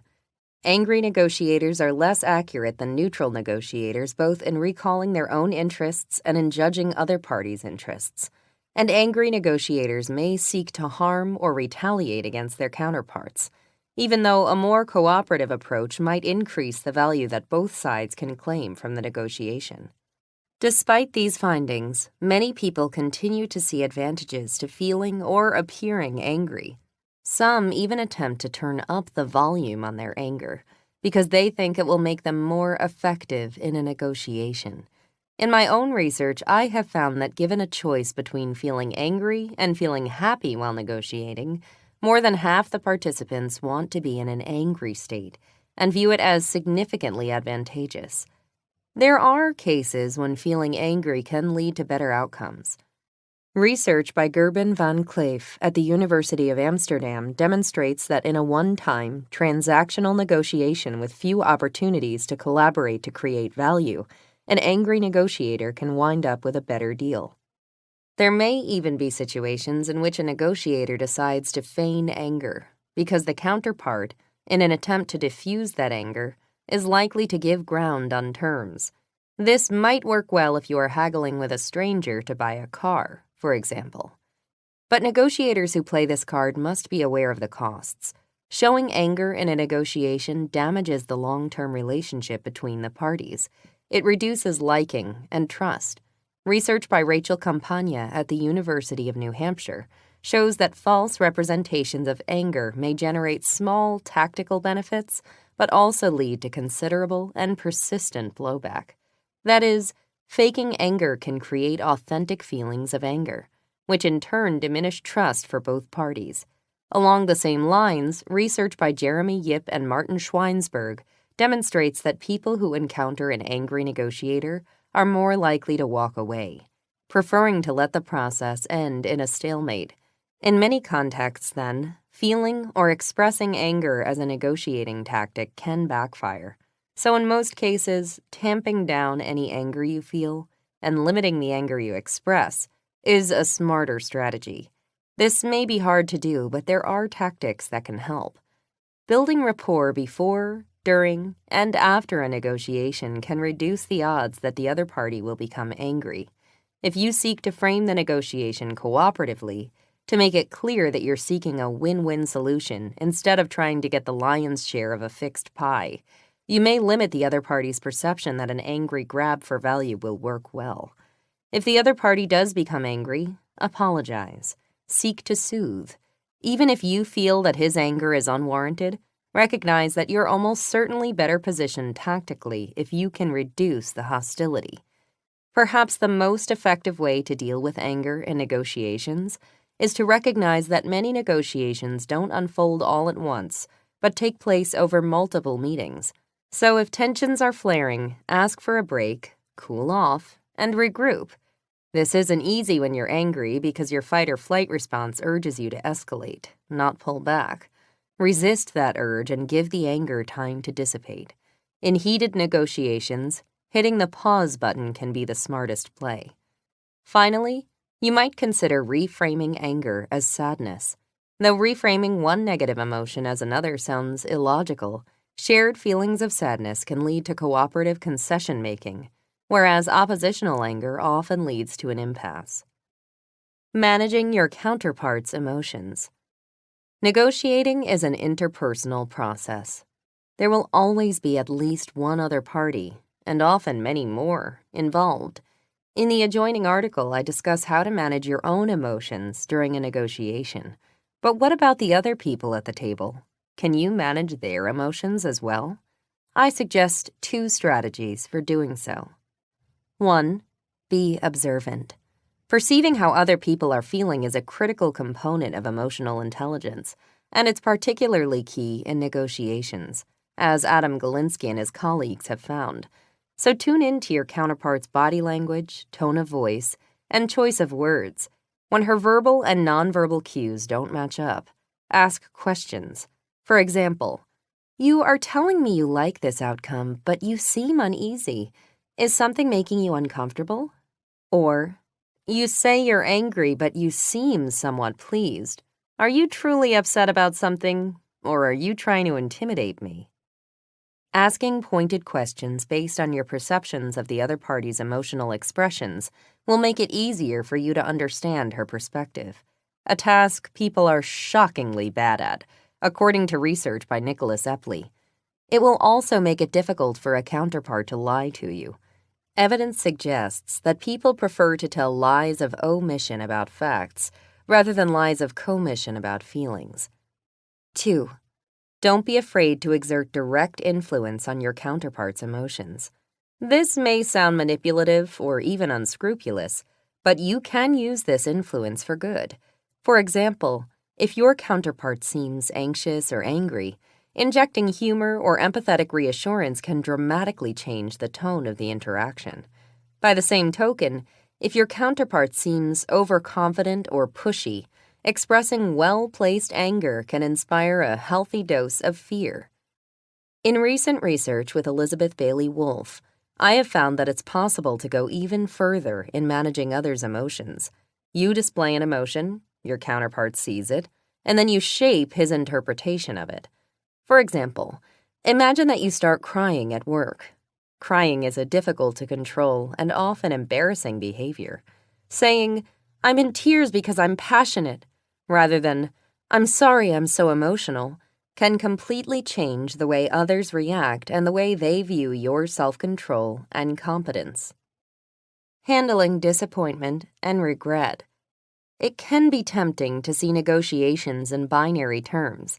You either win or lose. Of course, that is generally too simplistic.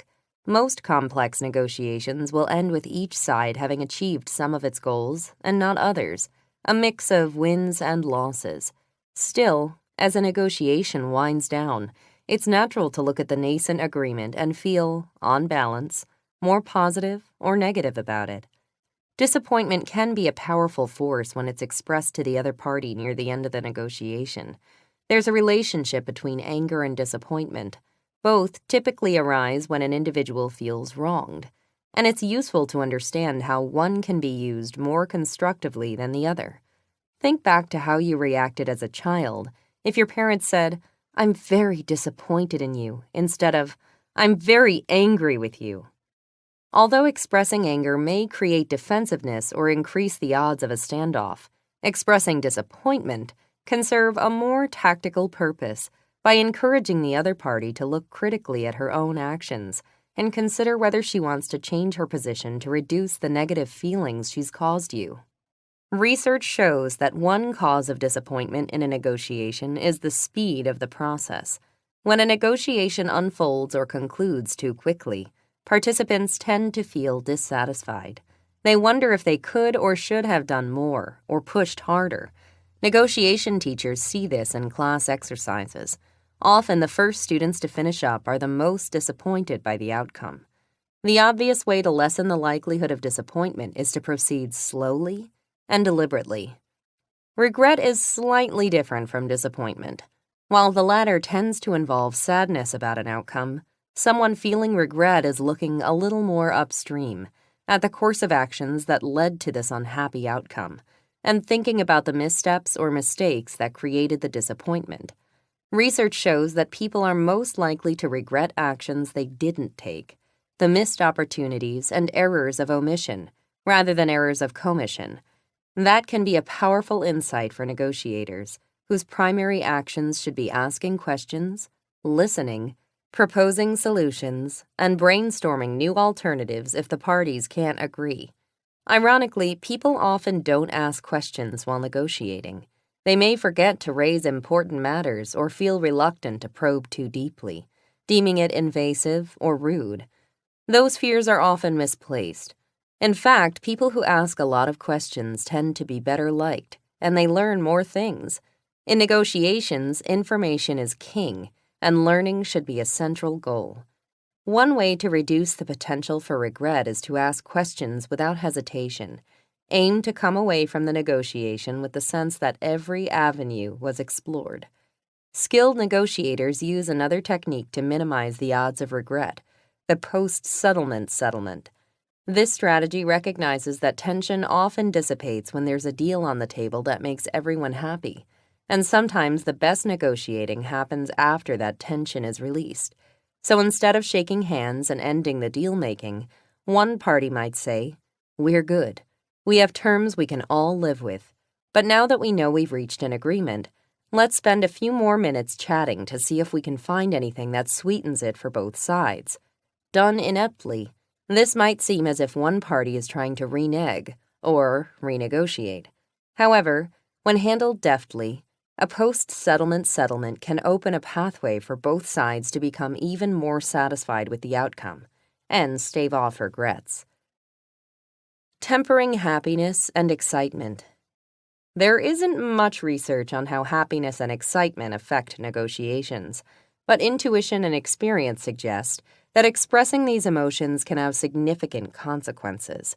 The National Football League prohibits and penalizes excessive celebrations after a touchdown or big play, because such conduct can generate ill will. For the same reason, the winner in a deal should not gloat as the negotiations wrap up. Nonetheless, this happens all the time. In workshops, I routinely see students unabashedly boast and brag, sometimes to the entire class, about how they really stuck it to their opponents in a negotiation exercise. Not only do these students risk looking like jerks, but in a real-world setting, they might suffer more dire consequences, such as the other parties invoking a right of rescission, seeking to renegotiate, or taking punitive action the next time the parties need to strike a deal. Although it's unpleasant to feel disappointed after a negotiation, it can be even worse to make your counterparts feel that way. And in certain situations, showing happiness or excitement triggers disappointment in others. The best negotiators achieve great deals for themselves, but leave their opponents believing that they, too, did fabulously, even if the truth is different. In deals that involve a significant degree of future collaboration, say when two companies agree to merge, or when an actor signs a contract with a producer to star in an upcoming movie, it can be appropriate to show excitement, but it's important to focus on the opportunities ahead rather than the favorable terms one party just gained. Another danger of excitement is that it may increase your commitment to strategies or courses of action that you'd be better off abandoning. In my negotiation class, we do an exercise in which students must decide whether or not to send a race car driver into an important race with a faulty engine. Despite the risks, most students opt to go ahead with the race because they are excited and want to maximize their prize winnings. The exercise has parallels to a real-life example. the launch of the Challenger space shuttle. Though the engineers who designed the Challenger's faulty O-ring had qualms about it, NASA managers were overly excited and determined to proceed with the launch. Their decision ultimately led to the craft's explosion and the loss of its 7 crew members. There are 2 lessons for negotiators. First, be considerate. Do not let your excitement make your counterparts feel that they lost. Second, be skeptical. Do not let your excitement lead to overconfidence or an escalation of commitment with insufficient data. Negotiating requires some of the same skills that playing poker does: a strategic focus, the imagination to see alternatives, and a knack for assessing odds, reading people, understanding others' positions, and bluffing when necessary. However, whereas the parties in a negotiation must strive for agreement, poker players make decisions unilaterally. Poker also lacks win-win outcomes or pie-sharing strategies. Any given hand is generally a zero-sum game, with one player's gains coming directly from the other player's pots. Nonetheless, negotiators can learn a crucial lesson from the card table: the value of controlling the emotions we feel and especially those we reveal. In other words, good negotiators need to develop a poker face, not one that remains expressionless, always hiding true feelings, but one that displays the right emotions at the right times. And although all human beings experience emotions, the frequency and intensity with which we do so differs from person to person. To be a better deal maker, conduct a thorough assessment of which emotions you are particularly prone to feel before, during, and after negotiations, and use techniques to minimize or maximize the experience and suppress or emphasize the expression of emotions as needed. In one of my favorite scenes from the TV show 30 Rock, the hard-driving CEO Jack Donaghy, Alec Baldwin, who fancies himself an expert negotiator, explains to a colleague why he struck a poor deal. "I lost because of emotion, which I always thought was a weakness, but now I have learned can also be a weapon." Borrowing Jack's insightful metaphor, I urge you to wield your emotions thoughtfully. Think carefully about when to draw these weapons, when to shoot, and when to keep them safely tucked away in a hidden holster. Try to avoid feeling anxious. Be careful about expressing anger. Ask questions to circumvent disappointment and regret, and remember that happiness and excitement can have adverse consequences. Just as you prepare your tactical and strategic moves before a negotiation, you should invest effort in preparing your emotional approach. It will be time well spent. Preparing your emotional strategy. Preparation is key to success in negotiations. It's vital to give advance thought to the objective factors involved. Who are the parties? What are the issues? What is my best outside option if we don't reach a deal? But it is perhaps even more important to prepare your emotional strategy. Use the following questions and tips to plan ahead for each stage of the negotiation. The build-up. Ask yourself, how do I feel? Should I express my emotions? How might the people across the table feel? Are they likely to hide or express their emotions? Should I recruit a third party to negotiate on my behalf? Remember, it's normal to feel anxious and excited. Try to avoid expressing anxiety. Expressing forward-looking excitement may help build rapport. In emotionally charged situations, such as a divorce, consider having a third party, such as a lawyer, negotiate on your behalf. The main event. Ask yourself, what things could happen that would make me feel angry? What things might I do that would trigger my counterparts to feel angry? What might they do or ask that would make me feel anxious? Remember, be careful about expressing anger. It may extract concessions but harm the long-term relationship. Avoid angering your counterparts. They are likely to walk away. Preparing answers to tough questions is critical for staying calm in the moment. The finale. Ask yourself, what are the possible outcomes of the negotiation? What do I hope to achieve? What do I expect to achieve? How would those outcomes make me feel? Should I express those feelings? To whom? How are my counterparts likely to feel about the possible outcomes? Remember, to reduce disappointment, outline clear aspirations and expectations and adjust them throughout the negotiation. When you feel pleased about an outcome, it may be wise to keep it to yourself. The best negotiators create value for everyone, claiming the lion's share for themselves, but making their counterparts feel that they, too, won. Breakthrough Bargaining by Deborah M. Kolb and Judith Williams. Idea in brief. Unspoken, subtle parts of a bargaining process, also known as the shadow negotiation, can set the tone for a successful negotiation.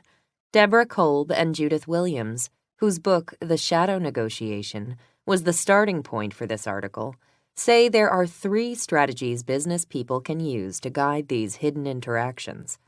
Power moves are used when 2 negotiating parties hold unequal power. These strategies, such as casting the status quo in an unfavorable light, can help parties realize that they must negotiate. They will be better off if they do, and worse off if they don't. Process moves affect how negotiation issues are received by both sides in the process, even though they do not address substantive issues. Working outside of the actual bargaining process, one party can suggest ideas or marshal support that can shape the agenda and influence how others view the negotiation. Appreciative moves alter the tone or atmosphere so that a more collaborative exchange is possible. They shift the dynamic of the shadow negotiation away from the adversarial, helping to save face, and thus build trust and encourage dialogue. These strategic moves don't guarantee that all bargainers will walk away winners, but they help to get stalled negotiations moving, out of the dark of unspoken power plays and into the light of true dialogue. End of idea in brief section. Negotiation was once considered an art practiced by the naturally gifted. To some extent, it still is, but increasingly we in the business world have come to regard negotiation as a science, built on creative approaches to deal-making that allow everyone to walk away winners of sorts. Executives have become experts at getting to yes, as the now familiar terminology goes. Nevertheless, some negotiations stall, or worse, never get off the ground. Why? Our recent research suggests that the answers lie in a dynamic we have come to call the shadow negotiation, the complex and subtle game people play before they get to the table and continue to play after they arrive. The shadow negotiation doesn't determine the what of the discussion, but the how. Which interests will hold sway? Will the conversation's tone be adversarial or cooperative? Whose opinions will be heard? In short, how will bargainers deal with each other? The shadow negotiation is most obvious when the participants hold unequal power, say subordinates asking bosses for more resources, or new employees engaging with veterans about well-established company policies. Similarly, managers who, because of their race, age, or gender, are in the minority in their companies may be at a disadvantage in the shadow negotiation. Excluded from important networks, they may not have the personal clout, experience, or organizational standing to influence other parties. Even when the bargainers are peers, a negotiation can be blocked or stalled, undermined by hidden assumptions, unrealistic expectations, or personal histories. An unexamined shadow negotiation can lead to silence, not satisfaction. It doesn't have to be that way. Our research identified strategic levers, we call them power moves, process moves, and appreciative moves, that executives can use to guide the shadow negotiation. In situations in which the other person sees no compelling need to negotiate, power moves can help bring him or her to the table. When the dynamics of decision-making threaten to overpower a negotiator's voice, process moves can reshape the negotiation structure. And when talks stall because the other party feels pushed, or misunderstandings cloud the real issues, appreciative moves can alter the tone or atmosphere so that a more collaborative exchange is possible. These strategic moves don't guarantee that bargainers will walk away winners, but they help to get stalled negotiations out of the dark of unspoken power plays and into the light of true dialogue. Power moves. In the informal negotiations common in the workplace, one of the parties can be operating from a one-down position. The other bargainer, seeing no apparent advantage in negotiating, stalls. Phone calls go unanswered. The meeting keeps being postponed, or, if it does take place, a two-way conversation never gets going. Ideas are ignored or overruled, demands dismissed. Such resistance is a natural part of the informal negotiation process. A concern will generally be accorded a fair hearing only when someone believes two things. The other party has something desirable, and one's own objectives will not be met without giving something in return. Willingness to negotiate is, therefore, a confession of mutual need. As a result, a primary objective in the shadow negotiation is fostering the perception of mutual need. Power moves can bring reluctant bargainers to the realization that they must negotiate. They will be better off if they do, and worse off if they don't. Bargainers can use three kinds of power moves. Incentives emphasize the proposed value to the other person and the advantage to be gained from negotiating. Pressure levers underscore the consequences to the other side if stalling continues. And the third power move, enlisting allies, turns up the volume on the incentives or on the pressure. Here's how these strategies work. Offer incentives. In any negotiation, the other party controls something the bargainer needs: money, time, cooperation, communication, and so on. But the bargainer's needs alone aren't enough to bring anyone else to the table. The other side must recognize that benefits will accrue from the negotiation. These benefits must not only be visible, that is, right there on the table, but they must also resonate with the other side's needs. High-tech executive Fiona Sweeney quickly recognized this dynamic when she tried to initiate informal talks about a mission-critical organizational change. Shortly after being promoted to head operations at an international systems company, Sweeney realized that the organization's decision-making processes required fundamental revamping. The company operated through a collection of fiefdoms, with little coordination even on major accounts. Sales managers, whose bonuses were tied to gross sales, pursued any opportunity with minimal regard for the company's ability to deliver. Production scrambled to meet unrealistic schedules. Budgets and quality suffered. Sweeney had neither the authority nor the inclination to order sales and production to cooperate, and as a newcomer to corporate headquarters, her visibility and credibility were low. Sweeney needed a sweetener to bring sales and production together. First, she made adjustments to the billing process, reducing errors from 7.1% to 2.4% over a 3-month period, thereby cutting back on customer complaints. Almost immediately, her stock shot up with both of the divisions. Second, realizing that sales would be more reluctant than production to negotiate any changes in the organization's decision-making processes, she worked with billing to speed up processing the expense account checks so that salespeople were reimbursed more quickly, a move that immediately got the attention of everyone in sales. By demonstrating her value to sales and production, Sweeney encouraged the two division managers to work with her on improving their joint decision-making process. Creating value and making it visible are key power moves in the shadow negotiation. A bargainer can't leave it up to the other party to puzzle through the possibilities. The benefits must be made explicit if they are to have any impact on the shadow negotiation.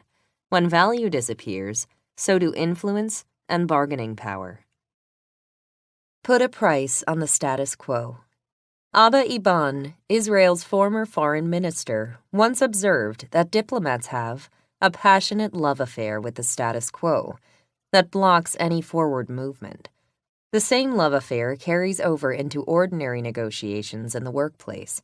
When people believe that a negotiation has the potential to produce bad results for them, they are naturally reluctant to engage on the issues.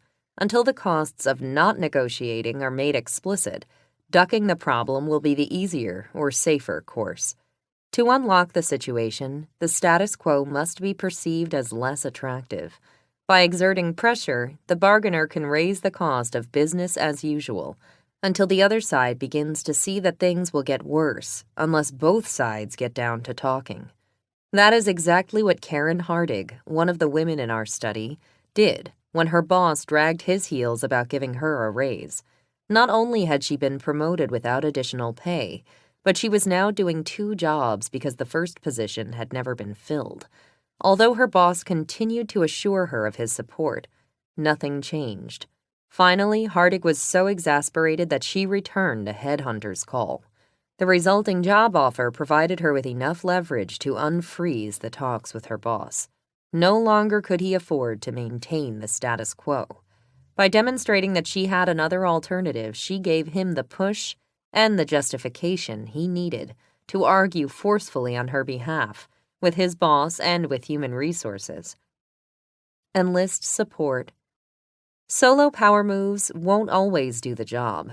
Another party may not see sufficient benefits to negotiating, or the potential costs may not be high enough to compel a change of mind. When incentives and pressure levers fail to move the negotiation forward, a bargainer can enlist the help of allies. Allies are important resources in shadow negotiations. They can be crucial in establishing credibility, and they lend tangible support to incentives already proposed. By providing guidance or running interference, they can favorably position a bargainer's proposals before talks even begin. At a minimum, their confidence primes the other party to listen and raises the costs of not negotiating seriously. When a member of Dan Riley's squadron faced a prolonged family emergency, the Air Force captain needed to renegotiate his squadron's flight rotation orders. The matter was particularly sensitive, however, because it required the consent of the wing commander, 2 levels up the chain of command. If Riley approached the commander directly, he risked making his immediate superior look bad since his responsibilities covered readiness planning. To bridge that difficulty, Riley presented a draft proposal to his immediate superior. Once aware of the problem, Riley and his superior anticipated some of the objections the commander might raise, and then alerted the wing commander to the general difficulties posed by such situations. When Riley finally presented his proposal to the commander, it carried his immediate superior's blessing, and so his credibility was never questioned. Only the merits of his solution were discussed. The Shadow Campaign. A single strategic move seldom carries the day. In combination, however, such moves can jumpstart workplace negotiations and keep them moving toward resolution. Consider the case of Fiona Sweeney, the new operations chief introduced earlier in this article. She had neither the authority nor the personal inclination to order the sales and production divisions of her company to cooperate. Instead, she fashioned a series of strategic moves designed to influence the negotiations. Power moves. Having established her credibility with sales by increasing the turnaround time on expense account reimbursements, Sweeney knew she needed to up the ante for maintaining the status quo, which created hardships for production and was frustrating customers. It was particularly important to bring pressure to bear on the sales division, since the informal reward systems, and many of the formal ones, currently work to its benefit. To disturb the equilibrium, Sweeney began to talk in management meetings about a bonus system that would penalize the sales division whenever it promised more than production could deliver. Rather than immediately acting on this threat, however, she suggested creating a cross-divisional task force to explore the issues. Not surprisingly, sales was eager to be included. Moreover, the CEO let key people know that he backed Sweeney's proposal to base bonuses on profits, not revenues. Process moves. Sweeney then moved to exert control over the agenda and build support for the changes she and the CEO envisioned.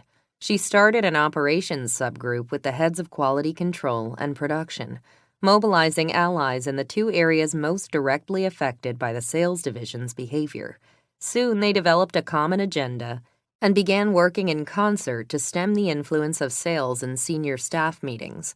On one occasion, for example, Sweeney proposed assigning a low priority to orders that had not been cleared by the operations subgroup. Quality control and production roundly supported the suggestion, which was soon implemented. Through these process moves, Sweeney built a coalition that shaped the subsequent negotiations. But she did something more. Power and process moves often provoke resistance from the other side.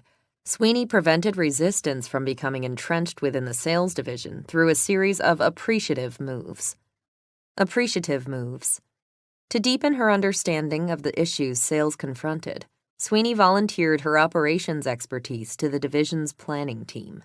By helping sales develop a new pricing and profit model, she not only increased understanding and trust on both sides of the table, but she also paved the way for dialogue on other issues, specifically the need for change in the company's decision-making processes.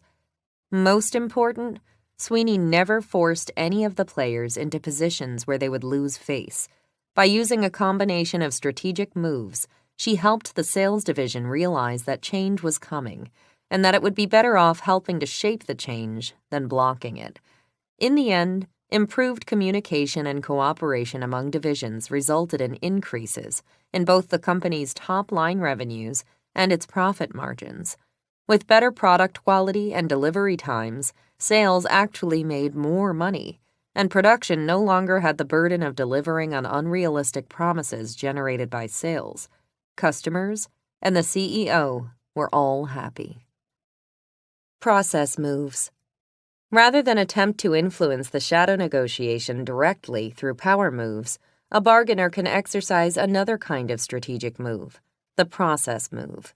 Designed to influence the negotiation process itself, such moves can be particularly effective when bargainers are caught in a dynamic of silencing, when decisions are being made without their input, or when colleagues interrupt them during meetings, dismiss their comments, or appropriate their ideas. While process moves do not address the substantive issues in a negotiation, they directly affect the hearing those issues receive. The agenda, the pre-negotiation groundwork, and the sequence in which ideas and people are heard, all these structural elements influence others' receptivity to opinions and demands. Working behind the scenes, a bargainer can plant the seeds of ideas or martial support before a position becomes fixed in anyone's mind. Consensus can even be engineered so that the bargainer's agenda frames the subsequent discussion. Seed ideas early. Sometimes parties to a negotiation simply shut down and don't listen. For whatever reason, they screen out particular comments or people. Being ignored in a negotiation doesn't necessarily result from saying too little or saying it too hesitantly. When ideas catch people off guard, they can produce negative, defensive reactions, as can ideas presented too forcefully. Negotiators also screen out the familiar. If they've already heard the speech, or a close variant, they stop paying attention. Joe Lopez faced this dilemma. Lopez, a fast-track engineer who tended to promote his ideas vigorously in planning meetings, began to notice that his peers were tuning him out. A serious problem since departmental resources were allocated in these sessions. To remedy the situation, Lopez scheduled one-on-one lunch meetings with his colleagues. On each occasion, he mentioned how a particular project would benefit the other manager's department, and how they could work together to ensure its completion. As a result of this informal lobbying, Lopez found he no longer needed to oversell his case in the meetings. He could make his ideas heard with fewer words and at a lower decibel level. Preliminary work like this allows a bargainer to build receptivity where a direct or aggressive approach might encounter resistance. Once the seeds of an idea have been planted, they will influence how others view a situation, regardless of how firmly attached they are to their own beliefs and ideas. Reframe the process. Negotiators are not equally adept in all settings. Highly competitive approaches to problem-solving favor participants who can bluff and play the game, talk the loudest, hold out the longest, and think fastest on their feet. Bargainers who are uncomfortable with this kind of gamesmanship can reframe the process, shifting the dynamic away from personal competition. That's what Marcia Philbin decided to do about the way in which space was allocated in her company. Extra room and equipment typically went to those who pushed the hardest, and Philbin never fared well in the negotiations. She also believed that significant organizational costs always accompanied the process, since group leaders routinely presented the building administrator with inflated figures, making it impossible to assess the company's actual requirements.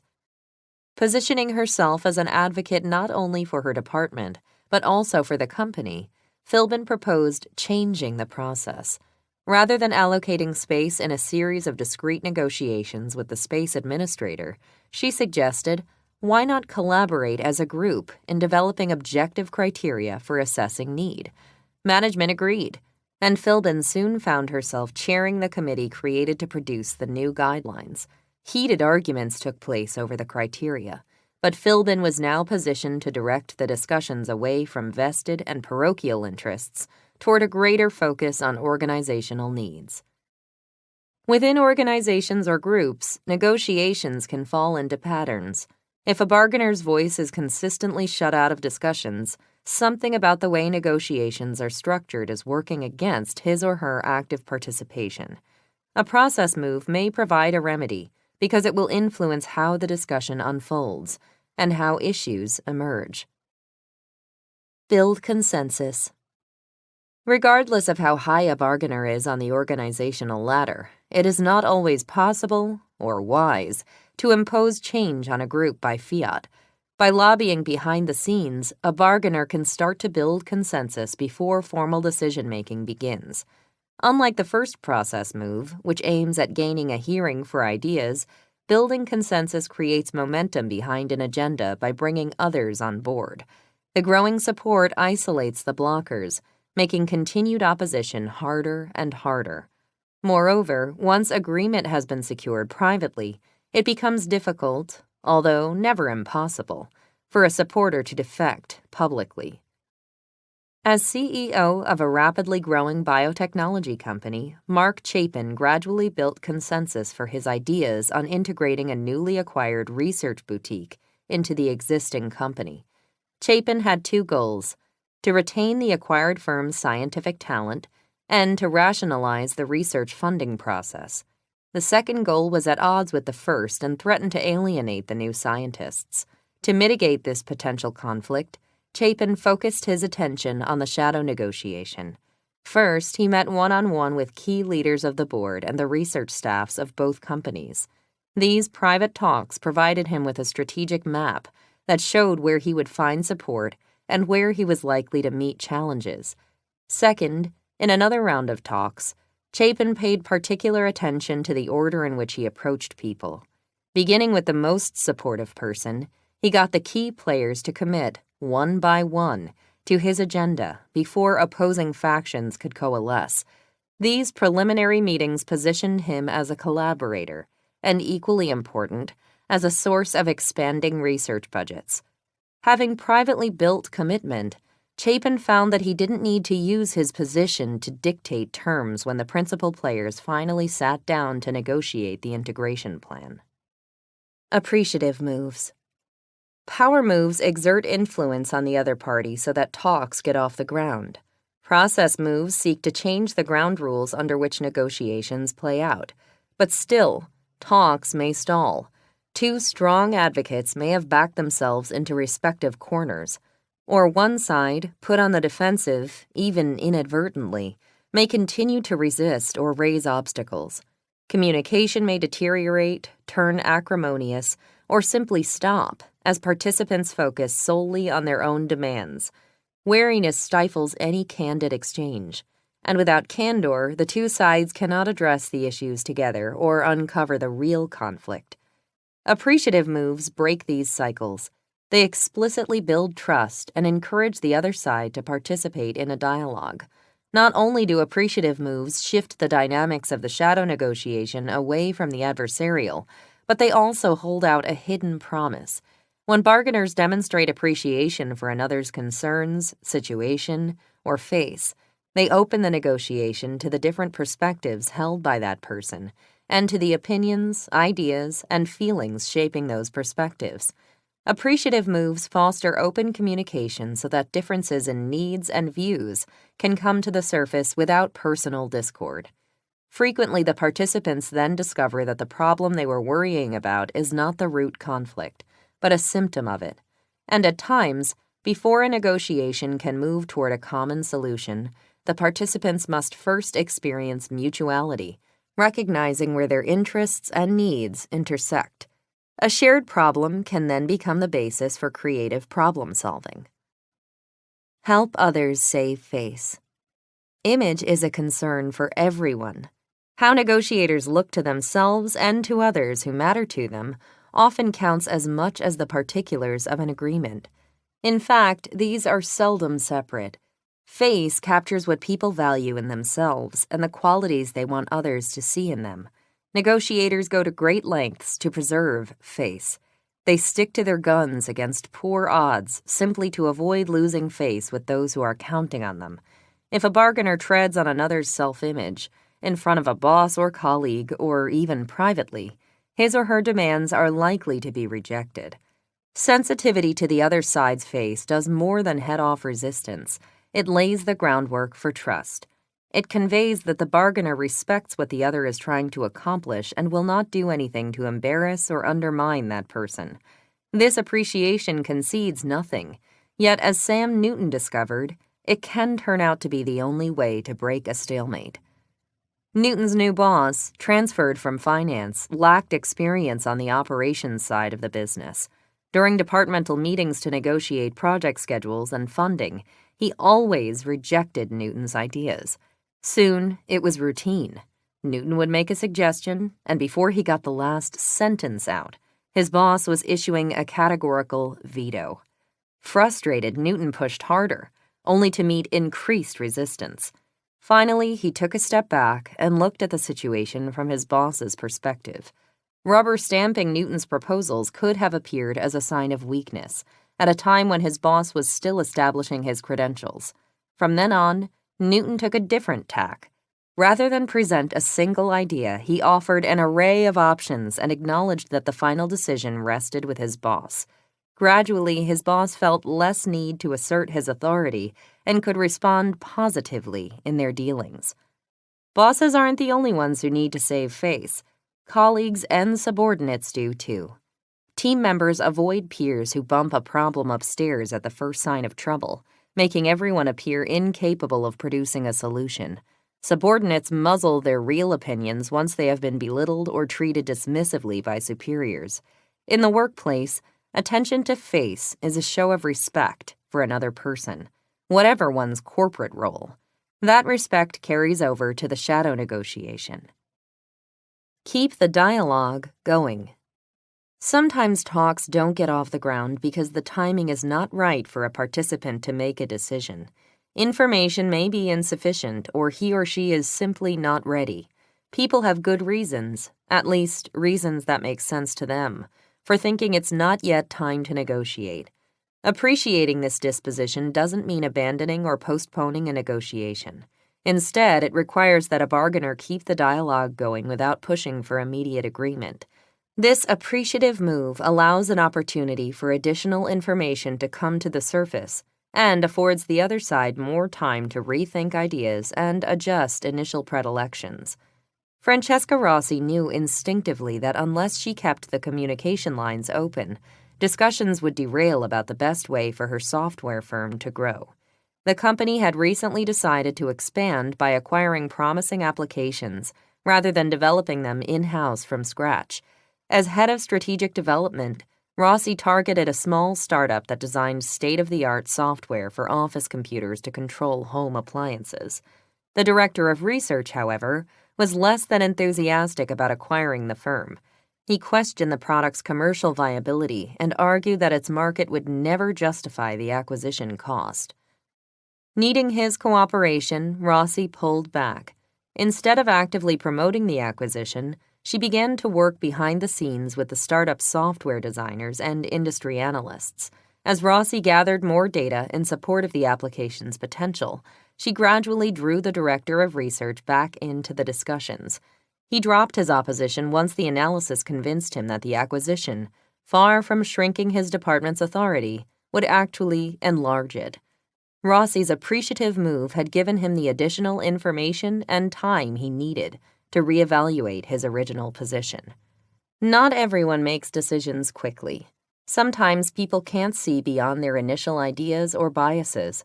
Given time to mull over the issues, they may eventually reverse course and be more amenable to negotiating. As long as the issue isn't forced or brought to a preemptive conclusion, as long as the participants keep talking, there's a chance that the resistance will fade.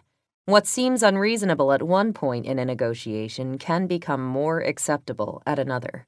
Appreciative moves that keep the dialogue going allow the other side to progress at a comfortable speed. Solicit new perspectives. One of the biggest barriers to effective negotiation and a major cause of stalemate is the tendency for bargainers to get trapped in their own perspectives. It's simply too easy for people to become overly enamored of their opinions. Operating in a closed world of their making, they tell themselves they are right, and the other person is wrong. They consider the merits of their own positions but neglect the other party's valid objections. They push their agendas, merely reiterating the same argument, and may not pick up on cues that their words aren't being heard. It's safe to assume that the other party is just as convinced that his or her own demands are justified. Moreover, bargainers can only speculate what another's agenda might be, hidden or otherwise. Appreciative moves to draw out another's perspectives help negotiators understand why the other party feels a certain way. But these moves serve more than an instrumental purpose, doing more than add information to a bargainer's arsenal. They signal to the other side that differing opinions and perspectives are important. By creating opportunities to discover something new and unexpected, appreciative moves can break a stalemate. As understanding deepens on both sides of the table, reaching a mutual resolution becomes increasingly possible. Everyone agreed that a joint venture negotiated by HMO executive Donna Hitchcock between her organization and an insurance company dovetailed with corporate objectives on both sides. The HMO could expand its patient base, and the insurance carrier its enrollment. Although the deal looked good on paper, implementation stalled. Hitchcock couldn't understand where the resistance was coming from or why.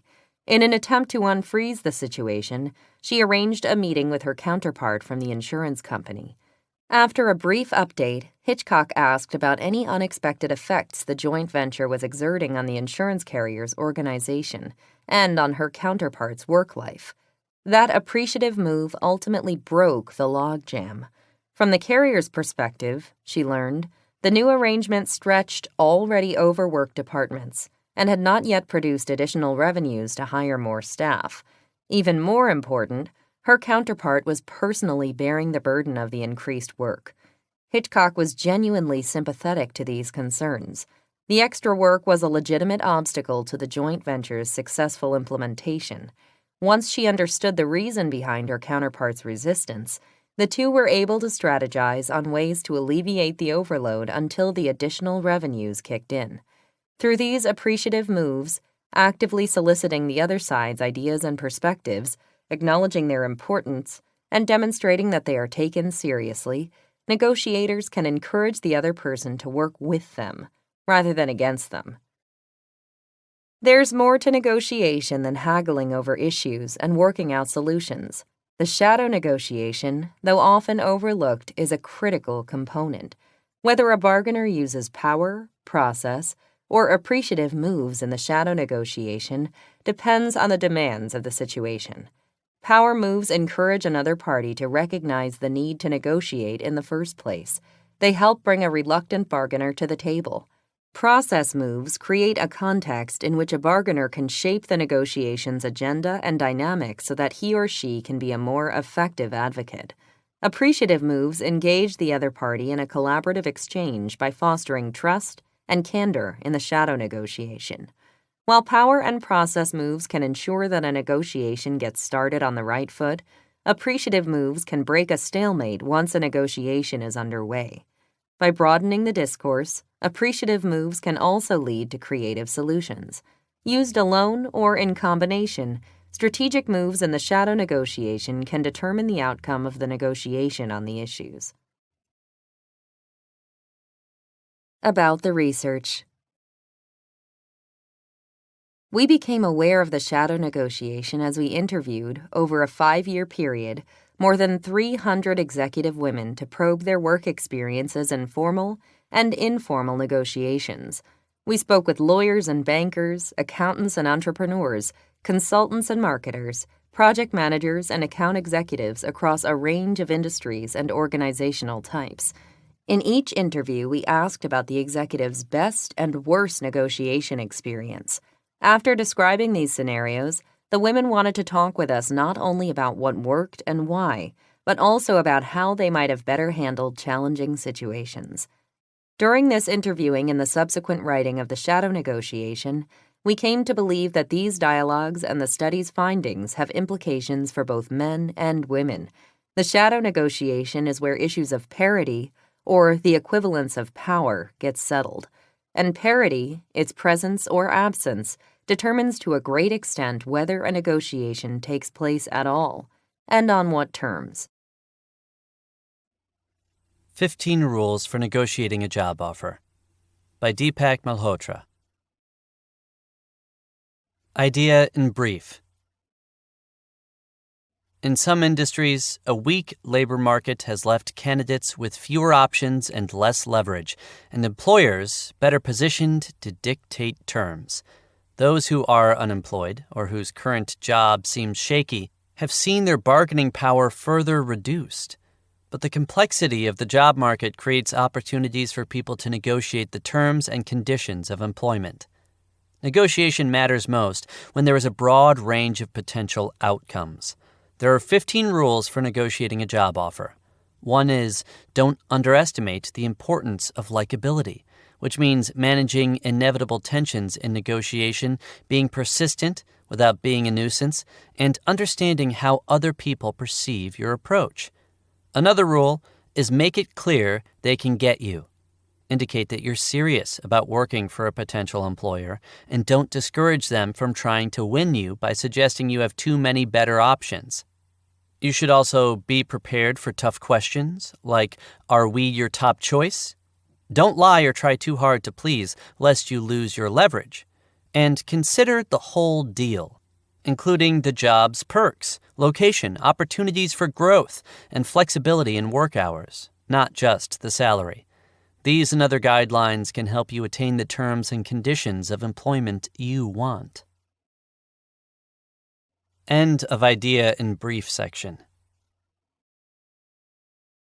Job offer negotiations are rarely easy. Consider 3 typical scenarios. You're in a 3rd round interview for a job at a company you like, but a firm you admire even more just invited you in. Suddenly, the first hiring manager cuts to the chase. As you know, we're considering many candidates. We like you, and we hope the feeling is mutual. If we make you a competitive offer, will you accept it? You've received an offer for a job you'll enjoy, but the salary is lower than you think you deserve. You ask your potential boss whether she has any flexibility.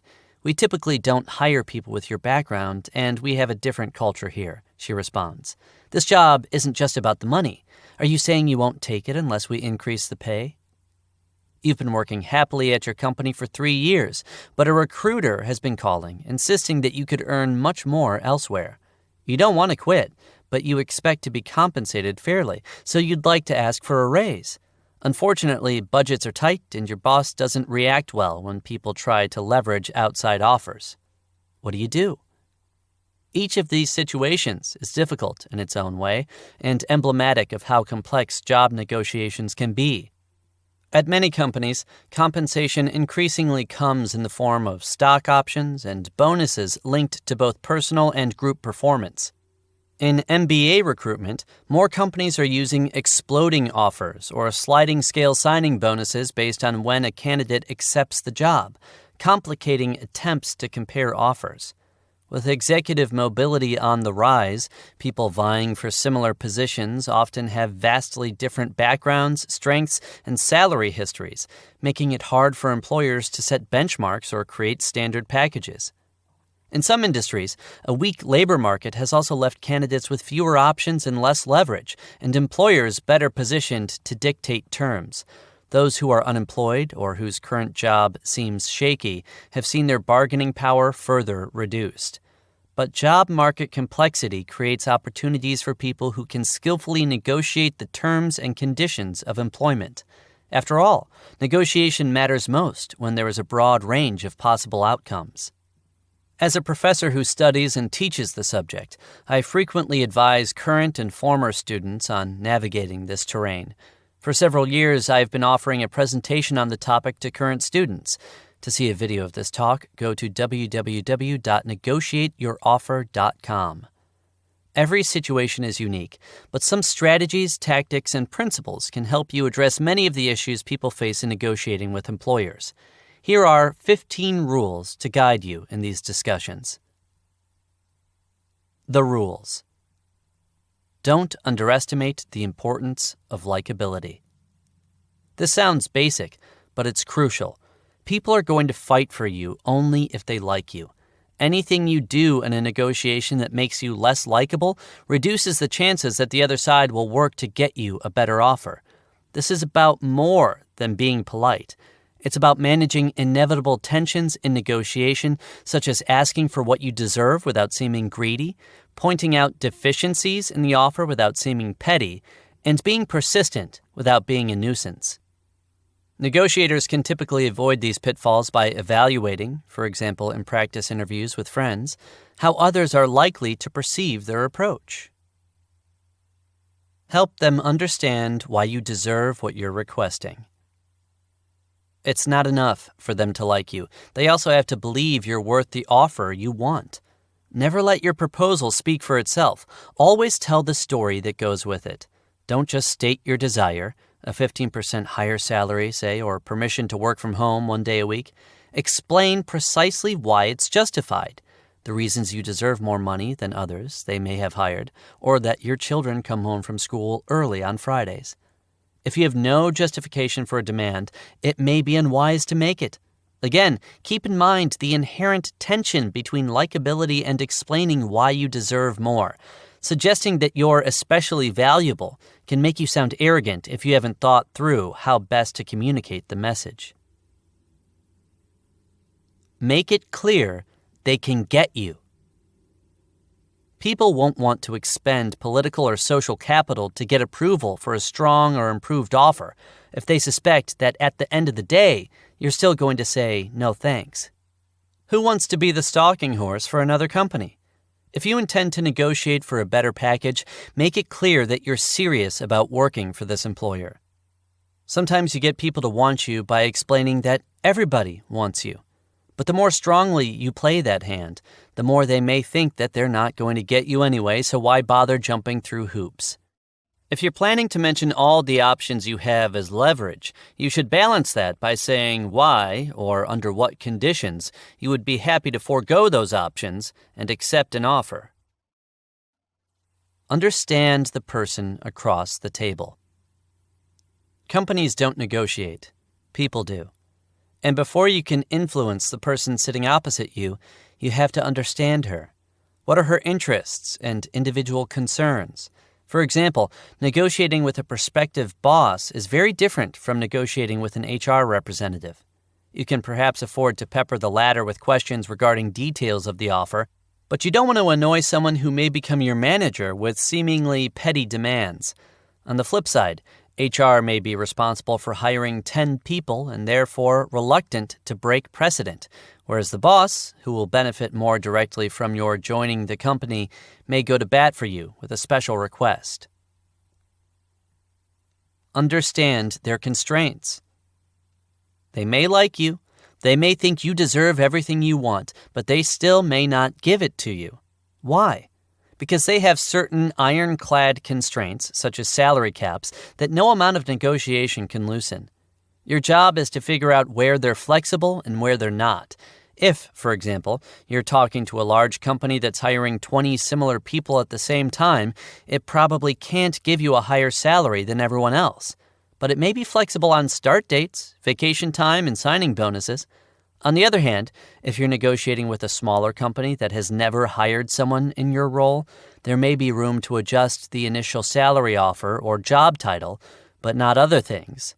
The better you understand the constraints, the more likely it is that you'll be able to propose options that solve both sides' problems. Be prepared for tough questions. Many job candidates have been hit with difficult questions they were hoping not to face. Do you have any other offers? If we make you an offer tomorrow, will you say yes? Are we your top choice? If you're unprepared, you might say something inelegantly evasive or worse, untrue. My advice is to never lie in a negotiation. It frequently comes back to harm you, but even if it doesn't, it's unethical. The other risk is that, faced with a tough question, you may try too hard to please and end up losing leverage. The point is this: you need to prepare for questions and issues that would put you on the defensive, make you feel uncomfortable, or expose your weaknesses. Your goal is to answer honestly without looking like an unattractive candidate, and without giving up too much bargaining power. If you have thought in advance about how to answer difficult questions, you probably won't forfeit one of those objectives. Focus on the questioner's intent, not on the question. If, despite your preparation, someone comes at you from an angle you didn't expect, remember this simple rule. It's not the question that matters, but the questioner's intent. Often, the question is challenging, but the questioner's intent is benign. An employer who asks whether you would immediately accept an offer tomorrow may simply be interested in knowing if you are genuinely excited about the job, not trying to box you into a corner. A question about whether you have other offers may be designed not to expose your weak alternatives, but simply to learn what type of job search you're conducting and whether this company has a chance of getting you. If you don't like the question, don't assume the worst. Rather, answer in a way that addresses what you think is the intent, or ask for a clarification of the problem the interviewer is trying to solve. If you engage in a genuine conversation about what he's after and show a willingness to help him resolve whatever issue he has, both of you will be better off. Consider the whole deal. Sadly, to many people, negotiate a job offer and negotiating a salary are synonymous, but much of your satisfaction from the job will come from other factors you can negotiate, perhaps even more easily than salary. Don't get fixated on money. Focus on the value of the entire deal: responsibilities, location, travel, flexibility in work hours, opportunities for growth and promotion, perks, support for continued education, and so forth. Think not just about how you're willing to be rewarded, but also when. You may decide to chart a course that pays less handsomely now, but will put you in a stronger position later. Negotiate multiple issues simultaneously, not serially. If someone makes you an offer and you're legitimately concerned about parts of it, you're usually better off proposing all your changes at once. Don't say, "The salary is a bit low, could you do something about it?" And then, once she's worked on it, come back with, "Thanks, now here are 2 other things I'd like." If you ask for only one thing initially, she may assume that getting it will make you ready to accept the offer, or at least to make a decision. If you keep saying, "and one more thing," she is unlikely to remain in a generous or understanding mood. Furthermore, if you have more than one request, don't simply mention all the things you want, A, B, C, and D. Also signal the relative importance of each to you. Otherwise, she may pick the 2 things you value least because they're pretty easy to give you and feel she's met you halfway. Then you'll have an offer that's not much better and a negotiating partner who thinks her job is done. Don't negotiate just to negotiate. Resist the temptation to prove that you are a great negotiator. MBA students who have just taken a class on negotiation are plagued by this problem. They go bargaining berserk the first chance they get, which is with a prospective employer. My advice: if something is important to you, absolutely negotiate. But don't haggle over every little thing. Fighting to get just a bit more can rub people the wrong way and can limit your ability to negotiate with the company later in your career when it may matter more. Think through the timing of offers. At the beginning of a job hunt, you often want to get at least one offer in order to feel secure. This is especially true for people finishing a degree program when everyone is interviewing and some are celebrating early victories. Ironically, getting an early offer can be problematic. Once a company has made an offer, it will expect an answer reasonably soon. If you want to consider multiple jobs, it's useful to have all your offers arrive close together. So don't be afraid to slow down the process with one potential employer or to speed it up with another in order to have all your options laid out at one time. This, too, is a balancing act. If you pull back too much or push too hard, a company may lose interest and hire someone else. But there are subtle ways to solve such problems. For example, if you want to delay an offer, you might ask for a later second or third round interview.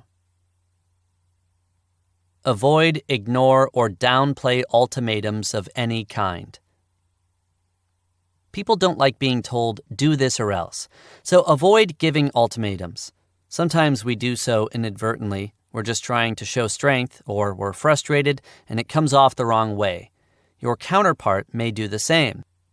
My personal approach when at the receiving end of an ultimatum is to simply ignore it, because at some point the person who gave it might realize that it could scuttle the deal and will want to take it back. He can do that much more easily without losing face if it's never been discussed. If someone tells you, "We'll never do this," don't dwell on it or make her repeat it. Instead, you might say, "I can see how that might be difficult given where we are today. Perhaps we can talk about X, Y, and Z." Pretend the ultimatum was never given, and keep her from becoming wedded to it. If it's real, she'll make that clear over time. Remember, they're not out to get you. Tough salary negotiations or long delays in the confirmation of a formal offer can make it seem that potential employers have it in for you. But if you're far enough along in the process, these people like you and want to continue liking you. Unwillingness to move on a particular issue may simply reflect constraints that you don't fully appreciate. A delay in getting an offer letter may just mean that you're not the only concern the hiring manager has in life. Stay in touch, but be patient. And if you can't be patient, don't call up in frustration or anger. Better to start by asking for a clarification on timing and whether there's anything you can do to help move things along. Stay at the table. Remember, what's not negotiable today may be negotiable tomorrow. Over time, interests and constraints change. When someone says no, what he's saying is no, given how I see the world today. A month later, that same person may be able to do something he couldn't do before, whether it's extending an offer deadline or increasing your salary. Suppose a potential boss denies your request to work from home on Fridays. Maybe that's because he has no flexibility on the issue, but it's also possible that you haven't yet built up the trust required to make him feel comfortable with that arrangement. 6 months in, you'll probably be in a better position to persuade him that you'll work conscientiously away from the office. Be willing to continue the conversation and to encourage others to revisit issues that were left unaddressed or unresolved. Maintain a sense of perspective. This is the final and most important point. You can negotiate like a pro and still lose out if the negotiation you're in is the wrong one. Ultimately, your satisfaction hinges less on getting the negotiation right and more on getting the job right. Experience and research demonstrate that the industry and function in which you choose to work, your career trajectory, and day-to-day influences on you, such as bosses and coworkers, can be vastly more important to satisfaction than the particulars of an offer. These guidelines should help you negotiate effectively and get the offer you deserve, but they should come into play only after a thoughtful, holistic job hunt designed to ensure that the path you're choosing will lead you where you want to go. Women who negotiate a job offer are penalized. An I-we strategy can help. By Hannah Riley Bowles. In several studies, the social cost of negotiating for higher pay as a part of a job offer has been found to be greater for women than it is for men. In other words, both men and women are less willing to work with a woman who has attempted to negotiate than with a woman who is not. Men can certainly overplay their hand and alienate negotiating counterparts. However, These studies show that it generally makes no difference whether a man chooses to negotiate or not. The willingness of hiring managers to work with him remained the same. While for a woman, navigating the terrain of likability in negotiations carries a certain amount of risk. The results of this research are important to understand before criticizing women or before a woman criticizes herself for being reluctant to negotiate. Their reticence is based on an accurate reading of the environment. Women who dread negotiating may be intuiting, correctly, that asking for higher pay in a job negotiation would present a socially difficult situation for them. So, we shouldn't blame women for being wary of negotiation, but is there anything they can do about it? Thankfully, yes. Negotiating on behalf of someone else is seen as appropriately feminine behavior. Research shows that women perform better, for example, negotiate higher salaries, when their role is to advocate for others as opposed to themselves. Creating what's called a relational or an I-we account is, therefore, one tactic that can be effective. This strategy involves asking for what you want while signaling to your counterpart that you also understand their perspective. How does this work? First, explain to your counterpart why, from their perspective, it's appropriate for you to be negotiating. Sheryl Sandberg says that in her discussions with Facebook, she told her potential employers, "Of course you realize that you're hiring me to run your deal team, so you want me to be a good negotiator." Sandberg justified negotiating as essential to the position she was applying for. If she didn't demonstrate her ability to negotiate, Facebook would be crazy to hire her. She calls this a think personally, act communally strategy. Second, signal to your counterpart that you care about organizational relationships. After pointing out that Facebook should want her to be a good negotiator, Sandberg recounts saying, "This is the only time you and I will ever be on opposite sides of the table." In other words, I am clear that we're on the same team here. In experimental research testing evaluators' impressions of negotiating scripts, we found that using a relational account helped women get what they wanted and avoid social penalty. One successful test script was very similar to Sandberg's, but was written for a more junior employee. I don't know how typical it is for people at my level to negotiate, but I'm hopeful that you'll see my skill at negotiating as something important that I can bring to the job. I'm not suggesting that women use these scripts word for word. Come up with an I-we strategy that makes sense in your particular situation and feels authentic to you. When the scripted explanation for why the woman was negotiating seemed legitimate, evaluators were more inclined to grant her salary request, as compared to when she was negotiating without that explanation. When her script communicated concern for organizational relationships, evaluators were more inclined to work with her. Indeed, there was no significant difference in the willingness to work with a female job applicant who negotiated using a relational account as compared to female applicants who did not negotiate at all. Not every legitimate explanation for negotiating helped women. For instance, we tested multiple scripts for negotiating a pay raise based on an outside offer. Some scripts even suggested that the other offer had just dropped into the employee's lap. But in every case, the suggestion that the employee would leave the company if the offer were not matched seemed to undermine the impression that the employee cared about organizational relationships. As a result, evaluators reported being more willing to grant a woman with an outside offer a raise, but they were disinclined to work with her. I acknowledge that this idea of using relational accounts offends some women. It makes them feel as though they're bending to unjust stereotypes or simply being inauthentic. I sympathize with that reaction. We were surprised during the research that it was so hard to reduce the effects of backlash against women who negotiate. It is good advice for any negotiator, male or female, to ask for what they want in terms that their counterparts will perceive as legitimate and mutually beneficial. But for women, it is especially helpful because it can mitigate the real-life social costs of self-advocacy.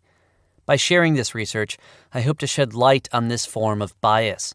Most people don't want to discriminate. With more self-awareness as negotiators and evaluators, we can work to close the gender gap. Getting to see, ja, we, hi and Da by Erin Meyer. Idea in brief. The problem.